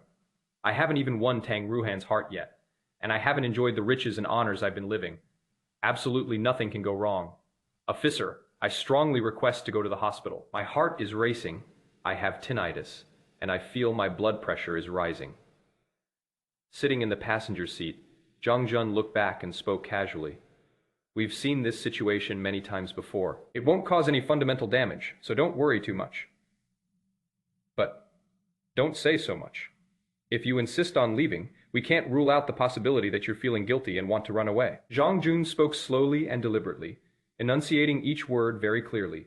Wu Yong was stunned upon hearing this. Officer, I'm the victim. How could I possibly run away? So you need to cooperate with our work. This matter is neither a big deal nor a small one, but it involves the interests of the people and the safety of the masses. We will definitely investigate it thoroughly. Wu Yong opened his mouth, but couldn't utter a single word. The entire carriage was filled with Zhang Jun's loud voice. Lin Ze remained calm, gazing intently at the scenery outside. Rows of trees flashed by, neat and verdant, compared to before. I feel much better now. However, sharing a car with Wu Yong still made me feel stuffy. Arrived at the police station, Wu Yong and Lin Ze were taken to different rooms to give their statements. Corridor, Tang Ruohan paced back and forth anxiously. Squeak! A door opened, and Tang Ruohan rushed forward, looking at the bloodstains on Wu Yong's face. Tang Ruohan's voice trembled. How badly? Are you hurt? Are you all right? Wu Yong, can we go to the hospital now? Wu Yong sighed and stared at Zhang Jun speechlessly. Whether we can leave or not depends on what Captain Zhang says. Tang Ruohan stepped forward. Captain Zhang, Wu Yong is seriously injured and needs to go to the hospital immediately. His wounds need to be treated right away, otherwise they will become infected. Zhang Jun looked directly into Tang Ruohan's eyes. Ms. Tang, what is your current request? Zhang Jun pointed at Wu Yong. Is it to take him with you and leave? Yes. It is a fact that Wu Yong is injured. If we continue to linger here and something happens, you will be held responsible. This is a legal right that we should enjoy. Tang Ruohan spoke righteously and coldly. Zhang Jun directly retorted. Is that so? When it comes to legal rights? As a wife, shouldn't you be concerned about your husband at this time? Tang Ruohan was speechless after being rebuked. He glanced awkwardly at the room next door before asking in a low voice, Lin Ze, is he all right? Whether there is a problem or not isn't up to us to decide. However, since Ms. Tang just mentioned the law, I'd like to add that you and Lin Ze are still legally married, and your marital relationship is protected by law. Xiaohan, I'm bleeding again. What should I do? Is it infected now? Tang Ruohan was stunned, pondering what Zhang Jun had said. Wu Yong's urgent voice came again. Tang Ruohan turned her head, her heart hardening instantly. Blood from Wu Yong's nose flowed down his fingers again. Captain Zhang, I need to take Wu Yong to the hospital now. I hope you can understand. I'll come over to Lin Ze later. As she spoke, Tang Ruohan handed the tissue to Wu Yong, then pulled his arm and walked out. Don't worry, the hospital is very close by. Nothing will happen. Zhang Jun stared at the two people's backs with a complicated expression. Captain Zhang, are we just going to let them go like that? Those who are meant to leave can never be kept. After saying something meaningful, Zhang Jun turned and went to Lin Ze's room. Xiaohan, I'm sorry to have troubled you. I don't know what is wrong with me lately, but I always end up making things worse. I was thinking of apologizing in person, or even paying some money. As long as Lin Ze would not misunderstand you again, I would do anything, but I didn't expect Lin Ze to make such an outrageous demand. It is all my fault. I should have just given him the money he asked for. Wu Yong kept observing Tang Ruohan's expression through the rearview mirror. Really, every word he said. Tang Ruohan's face darkened a little. Until the very end, Tang Ruohan's delicate face was now covered with a thin layer of ice. Stop talking. Lin Ze was in the wrong. Wu Yong, you can't take all the blame on yourself, right? Is right, and wrong is wrong. You can't condone Lin Ze's behavior. Although, legally speaking, she and Lin Ze are husband and wife when problems arise. They should work together as one. But now, Tang Ruohan was filled with nothing but anger. Lin Ze extorted money from Wu Yong and even assaulted him. He crossed his own bottom line. Xiaohan, don't be angry, it is all my fault. Wu Yong's voice, thick with nasal tone, carried a hint of helplessness. Tang Ruohan's voice suddenly rose, and her eyebrows furrowed instantly. Wu Yong, I don't care what others think. To me, everything is black and white. I can't let the fact that I'm Lin Ze's legal wife cloud my judgment. Tang Ruohan's determination put Wu Yong at ease. A barely perceptible hint of smugness flashed across his eyes upon arrival at the hospital. The bleeding on Wu Yong's face had stopped, but Tang Ruohan still carefully helped him out of the car. Slow down. Be careful of your wound. Xiaohan, have I lost too much blood and need a transfusion? Why do my feet feel like they're walking on cotton? Tang Ruohan hesitated for a few seconds. He slowly bent down and placed Wu Yong's hand on his neck. Slow down. We'll treat the wound soon. Tang Ruohan slowed her pace and walked with Wu Yong toward the emergency room. A dozen minutes later, blood pressure is normal. Nasal cavity is slightly swollen. No nasal bone fracture has been found. Hospitalization is not required. After you get home, get plenty of rest, eat a light diet, and avoid spicy foods. Come back for a follow-up examination in 7 days. The doctor stared at the images on the computer screen and gave a brief explanation. Wu Yong was still somewhat uneasy. Doctor, will this fracture leave any long-term effects? The doctor looked up, staring at Wu Yong in disbelief. You don't have any broken bones, didn't you hear me? Chapter 46. The one who drove him away in the sports car was Nancy. Wu Yong was embarrassed. But I am still worried about potential long-term effects. Doctor, besides what I just told you, is there anything else? Come back for a follow-up examination in 7 days. The doctor in the white coat repeated the sentence. Wu Yong's expression softened slightly. Tang Ruohan stepped forward, her voice soft. "Don't worry too much," the doctor said. "There is nothing serious, just rest for a couple of days." "Okay, Xiaohan, thank you for being with me. I really don't know how I would have made it through without you." Wu Yong opened his arms, wanting to give Tang Ruohan a hug. After all, this is the time when it is easiest to get emotional. If I were to pull Tang Ruohan into my arms right now, she probably wouldn't refuse. It is a pity. Wu Yong ignored the pair of eyes behind him. He had just opened his arms when a heavy cough came from behind him. Cough, cough. Wu Yong's expression froze instantly, and his hand stopped in midair. He turned around and found the doctor staring at him. "Doctor, is there anything else?" Wu Yong's voice was tinged with displeasure. The doctor said casually, "Eat a light diet, avoid spicy food, and don't forget to take your anti-inflammatory medication." "Okay, doctor, we've got it. Thank you." Tang Ruohan picked up the conversation. Then, he turned and walked out of the emergency room. Wu Yong reluctantly followed. We arrived in the corridor. Tang Ruohan had regained her composure, and her tone was as capable as usual. "I'll get your medicine in a bit and then take you home. Remember to rest and follow the doctor's instructions. Xiaohan, won't you? Stay with me?" Wu Yong was anxious, but dared not show it too much. Tang Ruohan slowed her pace. "I still need to go to the police station. There are still things to take care of with Lin Ze." Wu Yong's heart skipped a beat, and the tenderness in his eyes suddenly became unsettled. Although Tang Ruohan's first thought was to take care of herself, she was still thinking about Lin Ze. "Damn Lin Ze. You deserve to be arrested by the police, and you should spend the rest of your life in jail."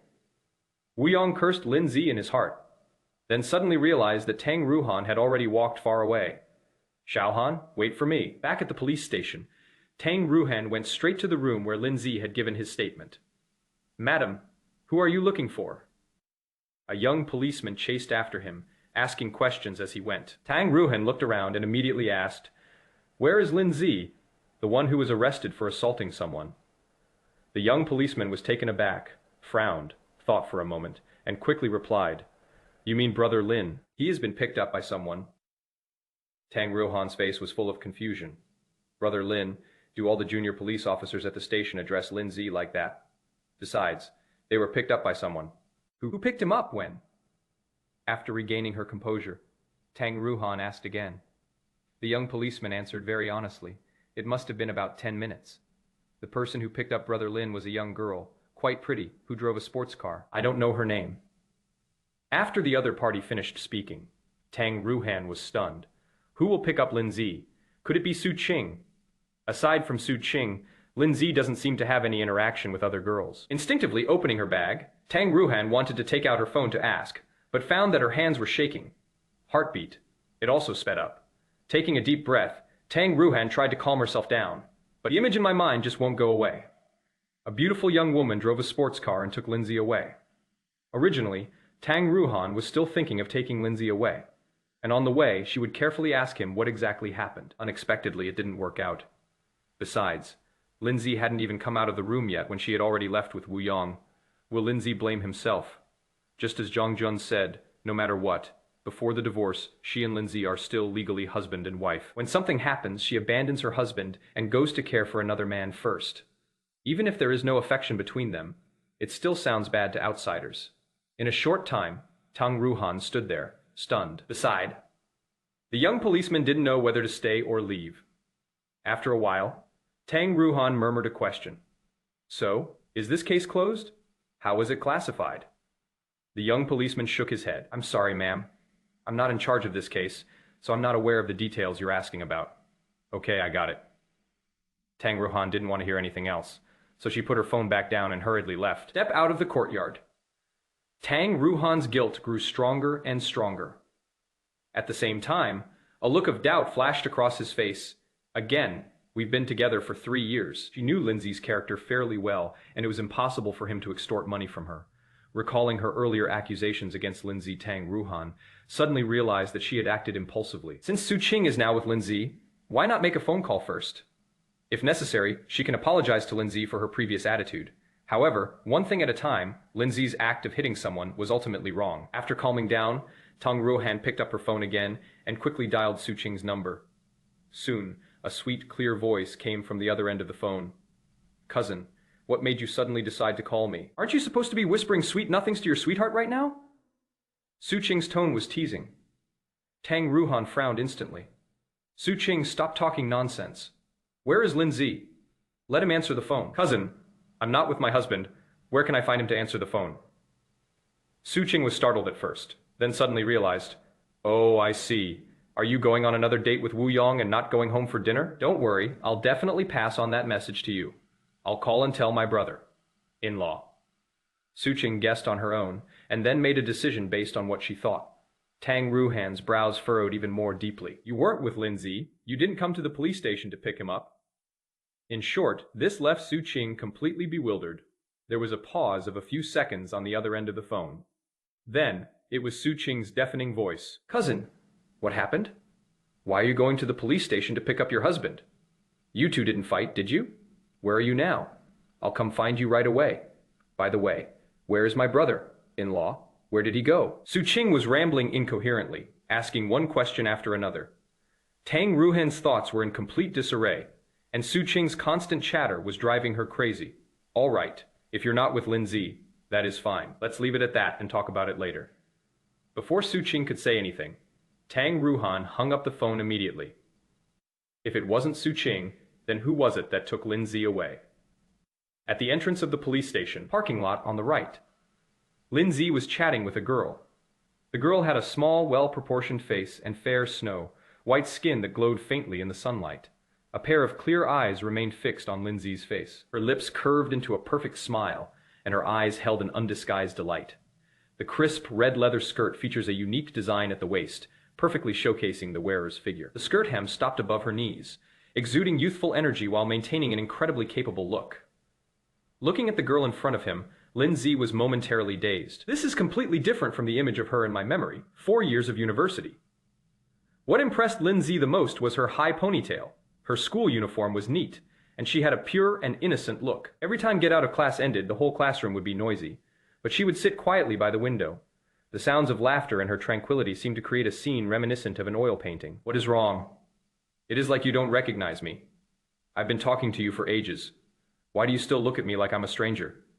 The girl's eyes curved into crescent moons, and her dimples were faintly visible on her cheeks. Lin Ze looked at the sports car in front of him, then at the girl in front of him. It is not that I don't recognize you. It is just that you've changed so much that it is hard to reconcile with my previous memories. The girl frowned helplessly. We're going to the police station to snatch someone. So how can we intimidate them if we don't have the full set of equipment? Lin Ze remained silent. This is a police station. You can't just rob people who go in here today. If Zhang Jun hadn't spoken up, even if she had come in a rocket, let alone a sports car, she still wouldn't have been able to take her away. The girl seemed to have guessed what Lin Ze was thinking, and tilted her head and smiled again. On the other side, Tang Ruohan had found Lin Ze's phone number and pressed the dial button. Beep, beep, beep, beep, beep. I was thinking of getting on the bus, but Tang Ruohan was stunned again. The familiar ringtone was right nearby. Moment. Tang Ruohan began to look around, and unconsciously gripped her phone even tighter. While listening to the sounds coming from her phone, her eyes were searching for the source of those sounds in reality. A few seconds later, Tang Ruohan's gaze suddenly stopped. He was 186 centimeters tall, with a well-proportioned figure and features that looked as if they had been carved with a knife with distinct angles. There weren't too many people in the police station parking lot, and she recognized Lin Ze at a glance. Just as she was about to walk over, Tang Ruohan's eyes suddenly fell on a sports car. Beside, standing next to Lin Ze was a girl wearing a red leather skirt. Tang Ruohan stopped and stared coldly at the distance. The girl looked at Lin Ze with utter infatuation. His eyes seemed to be completely occupied by Lin Ze. A soft laugh rang out, and the girl turned her head. Moment Tang Ruohan's eyes narrowed again. Turn out to be. The person who drove Lin Ze out of the police station in a sports car was Nancy. Chapter 47. I'll give you enough time for a date. Time passed second by second. Tang Ruohan gripped her phone tightly, her eyes fixed on the distance. A doubtful heart suddenly became restless and uneasy. For some reason, Tang Ruohan felt a little worried. Would Lin Ze not answer her calls? The thought had barely crossed my mind when I heard a beep, and the ringtone stopped. Tang Ruohan's expression froze instantly, trying hard to suppress the urge to walk forward. I quickly opened the car door and hurriedly hid inside. Only she sat in the driver's seat, but did not start the car. Lin Ze actually hung up on her, married for 3 years. This has never happened before. Tang Ruohan gripped the steering wheel, but glanced at her phone screen more than once. What if Lin Ze accidentally presses the hang-up button amidst the restlessness? Tang Ruohan also began searching her memory for information about Nancy. Nancy, the future successor of the Golden Resources Group. The only daughter of Nan Zhongsing, the new head of the Donghai family. It is said that this eldest daughter of the Nan family went abroad after graduation. Unexpectedly, he is back now. What shocked Tang Ruohan even more was that she was actually quite familiar with Lin Ze. Tang Ruohan frowned, wanting to learn more about Nancy. Unfortunately, that is all I could think of after going over and over again. Besides, the phone remained silent. Tang Ruohan's mood also dropped significantly. He glanced at the distance, and then a self-deprecating smile flashed across his face. I thought you would stay in the police station indefinitely if I didn't come, but I didn't expect someone to actually bail you out. Taking a deep breath, Tang Ruohan's expression gradually calmed down. Since Lin Ze is all right, there is no need for her to waste her time here. Frustrated, Tang Ruohan started the car, drove out of the parking space, and floored the accelerator. At this moment, a message suddenly popped up on my phone that I hadn't read. Tang Ruohan glanced at her phone screen, deliberately ignoring it, but after driving for a while, she still slammed on the brakes. Mr. Tang, how about this dinner? Shrimp tails, dongpo pork, golden and silver scallops, stir, freed winter, bamboo shoots, and a goji chrysanthemum honey drink. I saw the message from Lin Ze. Tang Ruohan's anger flared up again, and without even thinking, she replied on the spot. Whatever, I'm not going home for dinner. After finishing editing the message, Tang Ruohan added a heavy exclamation mark. The car continued driving. Along the way, Tang Ruohan kept imagining Lin Ze's expression when he read the message, and almost ran a red light. Regardless of Lin Ze's relationship with Nancy, he couldn't refuse to answer the phone, but that is exactly what happened. What is the point of sending a message afterward? And Lin Ze did not explain why he refused to answer the phone in the message. The thought of Lin Ze's unusual behavior caused Tang Ruohan's brows to furrow again. Lin Ze, I won't be going home for dinner. I'll give you plenty of time for a date. On the other side, after reading Tang Ruohan's reply, Lin Ze put his phone back in his pocket. So, may I have the opportunity to invite you to dinner? Nancy's eyes flickered, and after asking her question, she quickly lowered her gaze. That cautious expression was filled with both anticipation and fear of rejection. She said she wouldn't be home for dinner. Lin Ze said with a hint of relief, Nancy, thank you for today. This meal is on me. How can that be? Didn't we just agree that I would calm you down? Let's not talk about welcoming you back. There is no need for such things between us. The words trailed off. Nancy smiled brightly. At this moment, a ray of sunlight shone through the leaves and fell right on Nancy's face, making the strands of hair that fell across her cheeks clearly visible. Lin Ze was momentarily dazed. It is as if I can see that ponytail girl gazing out the window again. Indeed, there is really no need for them to be so distant with each other. During his 4 years at university, Lin Ze helped Nancy a lot, from creating study groups and sharing teaching materials to collaborating on projects. Lin Ze diligently helped Nancy complete every task. Nancy also frequently provided Lin Ze with part-time job opportunities. If you make too clear a distinction, it does seem like you're being distant only. Lin Ze was still puzzled when he saw Nancy in front of him. During their school years, Lin Ze did help Nancy a lot, but he didn't know much about her family situation. The only thing we know is that Nancy is often alone and always wears her school uniform. So even though they had been chatting for a while, Lin Ze still found it hard to connect the Nancy in front of him with the Nancy he remembered. Seeing that Lin Ze remained silent, Nancy's eyes flashed with nervousness. But she pretended to be calm and said, I didn't even know you were getting married. Otherwise, I would definitely have given you a big red envelope. Don't try to take this meal from me today. We've already said all that. Lin Ze couldn't very well refuse. After nodding, Lin Ze and Nancy got into the car together. On the way to the hotel, Nancy kept turning her head. Lin Ze still looks the same as when he was in school. If there is any change, it is that his face looks a little more haggard. Could it be that Tang Ruohan treated him badly? Nancy was well aware of the rumors circulating outside, but at this moment she lacked the courage to ask. I was at the police station just now. Zhang Jun said that Tang Ruohan took her ex-boyfriend to the hospital while Lin Ze was at the police station. That is why she had the opportunity to bail Lin Ze out. As for the person who hit him, and the person who was hit, Zhang Jun didn't say much. Keep your phone on. The police station might call you at any time. Nancy whispered the instructions. Lin Ze hummed in agreement, turning her head to look at Lin Ze. Nancy finally couldn't help but speak. Lin Ze, there are some things I don't know how to say, but since you've already married her, you should give her enough trust. Even if she is an ex-boyfriend, it might just be a normal relationship. Try not to resort to violence if anything happens. Lin Ze smiled wryly and shook his head. Now he finally saw the Nancy he knew before. Nancy, during her university years, always advised people in such a tactful way. Sometimes, you have to throw a punch to calm down. Nancy was startled. Thinking of Zhang Jun's speculation about being cuckolded, Nancy suddenly felt sympathy for Lin Ze. This is probably a thought that any normal person would have. Well, let's say you're right. You've been wrong today, so let's eat to our heart's content. Order whatever you want to eat later. Where to? Lin Ze turned his head and asked a question. Donghai Grand Hotel, top floor. Those who go abroad to study and gain experience are different. Their spending habits also improve. As soon as Lin Ze finished speaking, Nancy immediately chimed in. I'm a Black Gold member there, so I don't need to make a reservation. I can choose any private room on the top floor. Lin Ze laughed again. Nancy tilted her little face up. I've already driven the sports car, so I have to make a good impression. I absolutely can. Let the other man look down on me. Lin Ze, Chapter 48, The Price of Living, The Wu Family, S. Old House. The courtyard house is very large, and behind the archway is a delicate little garden. The flowers and plants are lush and the design is exquisite. A vacant lot next to the stone road. An elderly man, around 60 years old, was sitting in a rocking chair drinking tea.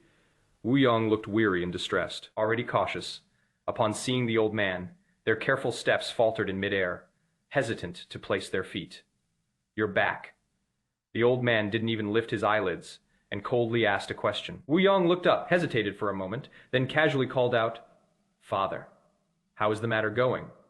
It is still in progress, and everything is going relatively smoothly. Smack. Wu Yong had barely finished speaking. Wu Sihai's purple clay teapot landed heavily on the small table. Nonsense. You think you can fool me with a few words. I'm not blind yet. You and that girl from the Tang family haven't made any progress at all. Not only that, you were also beaten up today, and you almost ended up in the police station. Wu Sihai looked furious, and his voice grew louder with each sentence. Wu Yong frowned deeply and remained silent. After returning to China, pursuing Tang Ruohan was not only his wish, but also the order from above.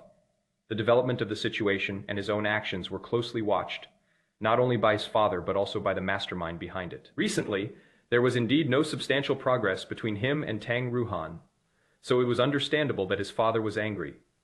Lin Ze's face flashed through Wu Yong's mind, and his expression darkened. Father, progress has indeed been slow these past few days, but it hasn't been without results. Tang Ruohan and Lin Ze are about to get divorced, and as far as I know, Tang Ruohan's attitude is very firm. My plan is to proceed gradually. If Tang Ruohan becomes aware of this, the subsequent plans will definitely be affected. I thought that being beaten today was part of a scheme I had planned. After hearing Wu Yong's explanation, Wu Sihai's expression softened slightly. He took a deep breath and then slowly stood up. After looking Wu Yong up and down, Wu Sihai's face darkened again. His already serious face showed no trace of joy at this moment. Beat it up like this. Lin Ze is ruthless. It doesn't matter. The harder that kid beats me, the angrier Tang Ruohan gets. Wu Yong did not say the rest. Even if it is a self-inflicted injury, we must make Tang Ruohan completely give up any feelings she might have for Lin Ze.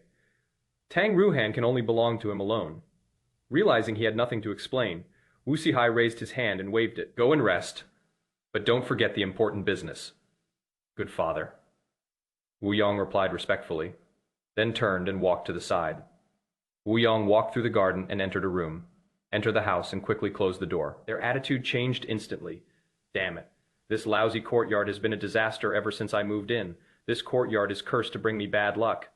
Wu Yong's mood was already at its worst, and when he thought about his father's attitude earlier, his mood plummeted. I habitually touch my forehead with my hand. Hiss. He gasped in shock, and Wu Yong's expression turned ferocious. Seeing his bruised and swollen face in the mirror, Wu Yong slammed his fist on the table. Lin Ze, if you dare touch my face, I'll kill you.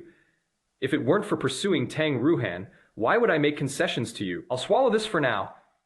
But remember this, one day, I will definitely get it back with interest. Wu Yong gritted his teeth in hatred, his eyes filled with ruthlessness. Sudden, a cell phone rang. Wu Yong's expression froze, and he tensed up. The oppressive feeling brought by the personalized ringtone left him instantly helpless. Adam's apple bobbed. He swallowed hard. Wu Yong cautiously picked up his phone, his voice full of flattery. Boss, what can I do for you? Is it all done? On the other end of the phone, his voice was low and hoarse. Wu Yong instinctively shuddered. It'll be ready soon. Tang Ruohan is about to divorce Lin Ze, and we'll be able to move on to the next step of our plan soon. All the best? These 4 short words contain endless doubt. Wu Yong was taken aback, and his eyes suddenly sharpened. Boss. Things are going fairly normally for now, but that Lin Ze is getting in the way. Could you get rid of him? Ha.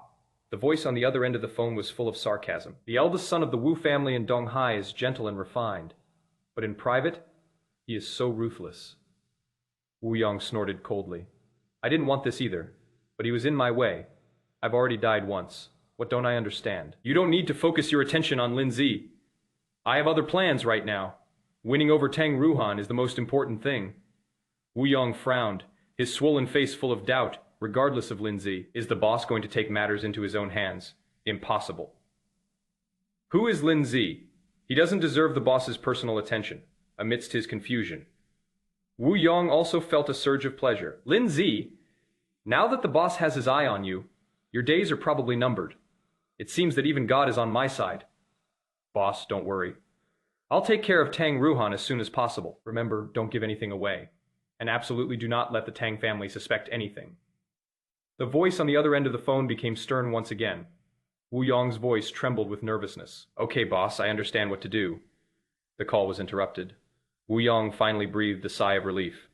The moment Wu Yong sat down in the chair, he felt as if all the blood in his body had stopped flowing. Slowly closing my eyes, the scene from a year ago flashed through my mind, and my hands involuntarily clenched again.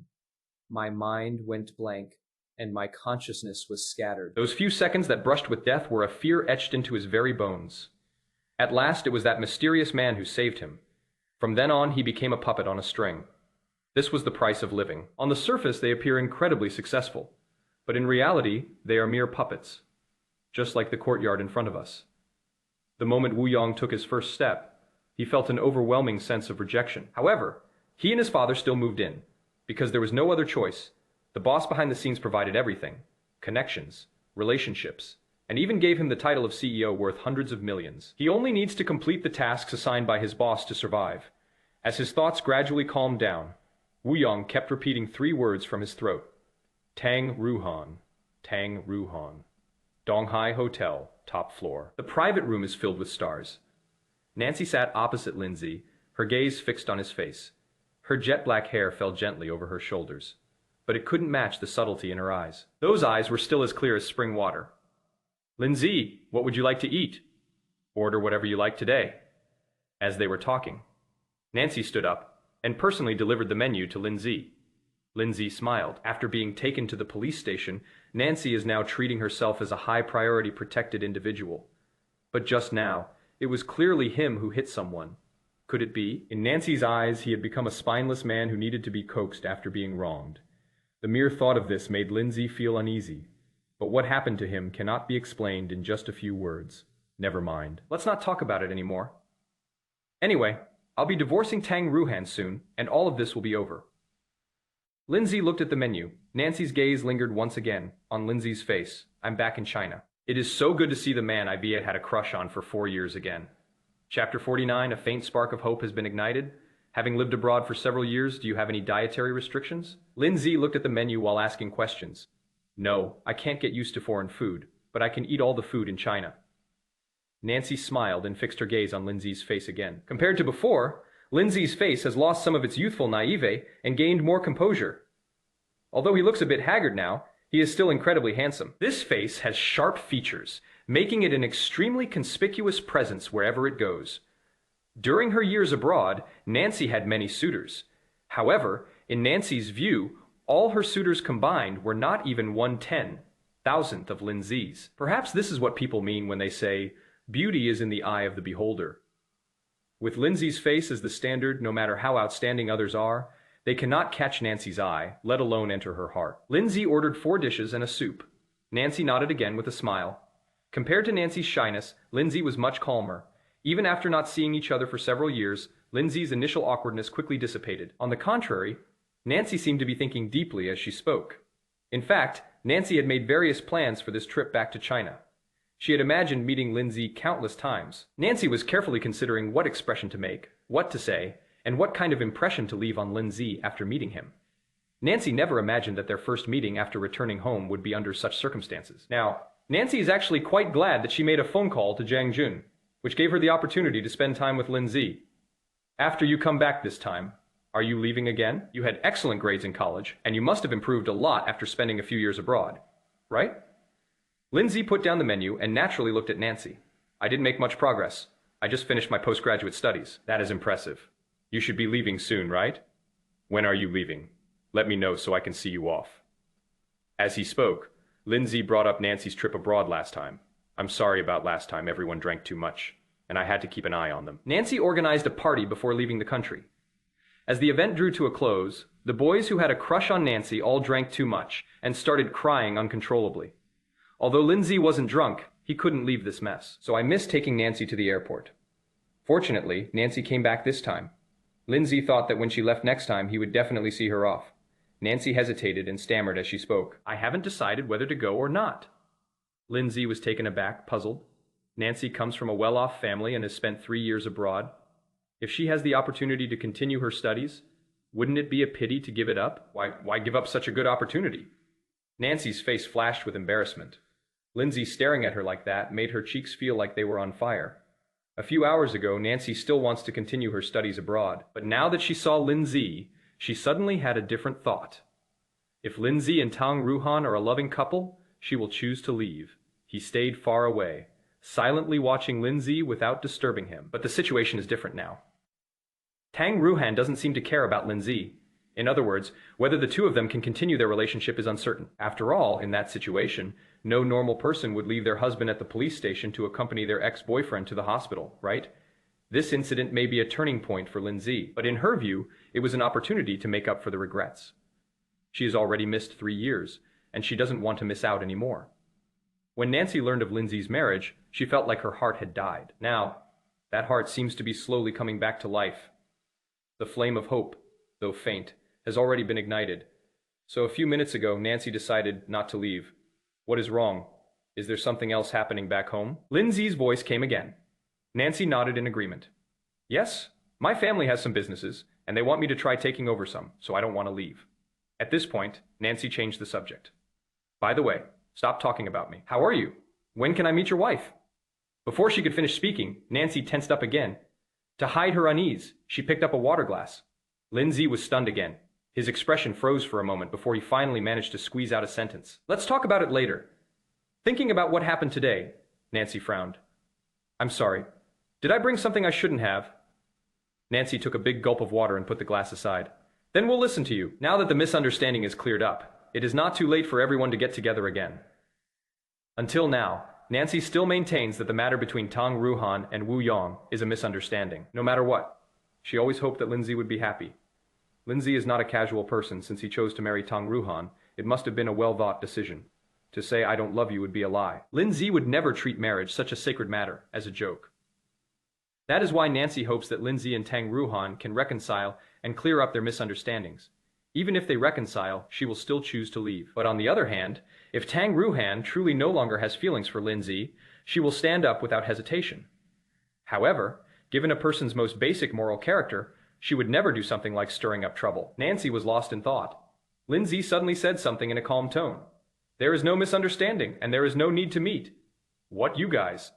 Nancy stared wide-eyed at Lin Ze, puzzled. Never mind. Let's not talk about this anymore. I just ordered a hot and sour shredded potato dish. I remember you said you liked it. Nancy was stunned. Then, I almost burst out laughing. Hot and sour shredded potatoes? Unexpectedly, 3 years later, Lin Ze still remembered this. I forget who said it, but the feeling of having a crush is like hot and sour shredded potatoes. It is sour and spicy, yet irresistible. She hadn't been able to sort out her relationship when she chose to go abroad, so she wanted to go out and clear her head. Unexpectedly, Lin Ze got married shortly after going abroad. That is why Nancy decided to stay abroad to study. Thinking about it now, this hot and sour shredded potato seems like something you absolutely have to eat.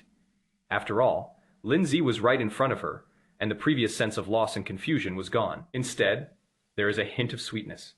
The two people were talking. The waiter brought out the ordered dishes. Steamed crab meat, lion's head meatballs, Westlake vinegar fish, jade belt shrimp, dry fried winter bamboo shoots, hot and sour shredded potatoes. The waiter read out the names of the dishes one by one. Finally, they also ordered a beef brisket and tomato soup. Knowing that Lin Ze had personally selected all the dishes, Nancy smiled again. The waiter had just turned around. Sudden Nancy's phone rang. Where did the blood on his body come from in Chapter 50? Inside the luxurious private room, the crisp sound of a bell was unusually abrupt. Seeing the caller ID on the screen, Nancy frowned and then pressed the hang-up button. Pushing her phone aside, Nancy smiled again. I don't want this meal to be disturbed. I haven't had hot and sour shredded potatoes in the past 3 years. After making a half-joking remark, Nancy tilted her head mischievously. Don't worry, no one will try to take your hot and sour shredded potatoes this time. As they were talking, Lin Ze recalled the dinner party when Nancy said that the hot and sour shredded potatoes had a unique flavor, and a group of boys devoured the entire plate of food now that it is just the two of them. Lin Ze naturally won't try to take it from her. Nancy picked up her chopsticks at this moment.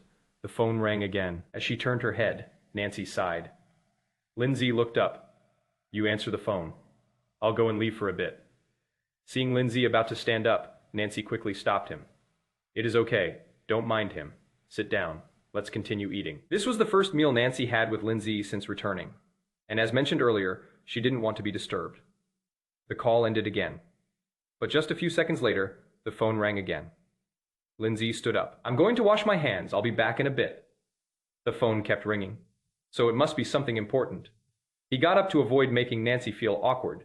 Seeing Lin Ze leave, Nancy immediately frowned. I just pressed the answer button. On the other end of the phone, a deep, anxious voice then came. Xiao Hope, what is going on? You just got back to China, and you're already heading out again. Your whole family is waiting for you to have dinner. Where are you now? The man's voice was anxious, yet carried an undeniable air of authority. Nancy's gaze fell on the food in front of her. Dad, you don't need to wait for me. I'm already eating out. What? You've only been back in the country for less than a day, and you're not eating at home. What are you eating out for? Come back right now. Aunt Yang has already prepared the meal. Upon hearing the words, Aunt Yang, Nancy's gaze suddenly turned cold. Dad, you guys eat? I'll go back after I finish eating. After saying that, Nancy hung up the phone. Then, he reached out and pressed the power button. Corridor. Lin Ze stood at the door the whole time. Nancy's voice was very clear in the private room. Lin Ze heard the reply clearly. Unexpectedly, after 3 years, Nancy's temper was still the same as before. Nancy is gentle when she is around people she finds agreeable. But if you don't meet her standards, her gaze will be so cold it will send shivers down your spine. That kind of aloofness, keeping people at arm's length, almost makes people afraid to get close. While waiting for Lin Ze to return, Nancy's thoughts began to wander. The Nan family has a century-old foundation and enjoys a prestigious reputation and high status in Donghai City. As the eldest daughter of the Nan family, Nancy was naturally the center of attention. However, no amount of care from others could make up for Nancy's loss of her mother at a young age. When he was 7 years old, his mother passed away, and his father, Nan Yaohui, became depressed. Because of her, Nan Yaohui has remained unmarried to this day. Yang Yuru did not seek any official title and followed him for so many years without any regrets. Nancy understood that she should be content, but for some reason, she just didn't want to go back to that home. I lived on campus while in school and went abroad after graduation. Now that I'm back, the Nan family villa feels increasingly unfamiliar. Nancy only snapped out of her thoughts when the door to the private room was opened. Lin Ze, hurry up. The food is getting cold. Seeing Lin Ze's handsome face, Nancy couldn't help but smile again. On the other side, back at the villa, Tang Ruohan was distracted the whole time in the luxurious aquarium. The koi carp Lulan swims leisurely, its deep jewel, like red markings standing out exceptionally today. In the past, whenever Tang Ruohan saw it swimming in her direction, she would reach out and tap the fish tank twice. But today, she couldn't even be bothered to lift her hand. Even though I try not to think about certain things, those fragments always uncontrollably appear in my mind. Sports car, Bale, Nancy, these alone are enough to spark endless imagination. Tang Ruohan frowned. After 3 years of getting to know each other, she had no idea that Lin Ze and the eldest daughter of the Nan family had such a bond. The latest news made Tang Ruohan feel even worse. Today is Nancy's first day back in the country, and she actually went to see Lin Ze moment. Tang Ruohan had a feeling she had never experienced before. In terms of family background, both the Tang and Nan families are prominent families in the East China Sea. In terms of appearance, Tang Ruohan believes she is just as good, looking as Nancy. In terms of academic qualifications, Nancy completely surpasses her. When it comes to matters of the heart, Tang Ruohan feels somewhat confused, even if Nancy and Lin Ze had a good foundation of affection. That was in the past. She and Lin Ze had been married for 3 years. The idea flashed through my mind. Tang Ruohan felt a surge of irritation. Does this 3-year marriage in name only count as a marriage? After calming down, Tang Ruohan felt a sense of being trampled underfoot by Nancy. No wonder you've been acting so strangely lately. So that is what it was about, Tang Ruohan muttered to herself. One can't help but connect Lin Ze's recent behavior with Nancy. Anger suppressed. That unseen fire in my chest could burst out at any moment. Picking up her phone, Tang Ruohan dialed Su Qing's number without thinking. Xiao Qing, do you have class? If you're free, come find me right now. I'm so angry. Tang Ruohan sounded aggrieved, only wanting to complain right now, her usual CEO aura completely gone. On the other end of the phone, Su Qing's voice was full of surprise. Cousin, what is wrong? Did someone bully you? Stop asking so many questions. Are you coming or not? I'll go right now. I'll be there right away. Before the words had even finished, the call has ended. Tang Ruohan finally breathed a sigh of relief after tossing her phone aside. Given her current family background and status, she can only confide in Su Qing. If one seeks other outlets for venting, the overwhelming public opinion alone could crush a person. A dozen minutes later, Su Qing arrived at Shengxi Haoding. Su Qing tossed the car keys to the parking attendant and ran off to find Tang Ruohan. Upon entering, Su Qing's eyes began to search around, and the moment she saw Tang Ruohan, she exclaimed in surprise, "Oh my God, cousin, you guys really did it. Brother-in-law, he actually hurt you." Su Qing covered her mouth tightly with her hand, her eyes filled with disbelief. Immediately, large teardrops slid down their cheeks. The images in my mind gradually came together completely before. Tang Ruohan called to ask if she was with Lin Ze, and also asked if she had gone to the police station to pick up Lin Ze at that time. The thought that flashed through Su Qing's mind was that Lin Ze and Tang Ruohan had made a move, which alerted the police. But when she asked this question, Tang Ruohan did not explain, and said she would talk about it later. She had just started class, and, thinking that Tang Ruohan's tone didn't seem too anxious, didn't ask for leave. But who would have thought after a long lecture, things have turned out like this? I was running so fast just now that my head felt a little oxygen. Deprived seeing the bloodstains on Tang Ruohan's sleeve, Su Qing almost fainted. Cousin, how could your husband do this? He shouldn't have done that. Su Qing's voice choked with emotion as she walked toward Tang Ruohan, her legs beginning to weaken. Tang Ruohan looked at Su Qing with a puzzled expression. Xiao Qing, what is wrong? Cousin, don't worry about me. You should be concerned about yourself. How could your husband be so cruel? How can a man hit a woman? He didn't hit me. Before Tang Ruohan could finish speaking, Su Qing hugged her tightly. Cousin, don't try to comfort me. He didn't hit you. Where did the blood on you come from?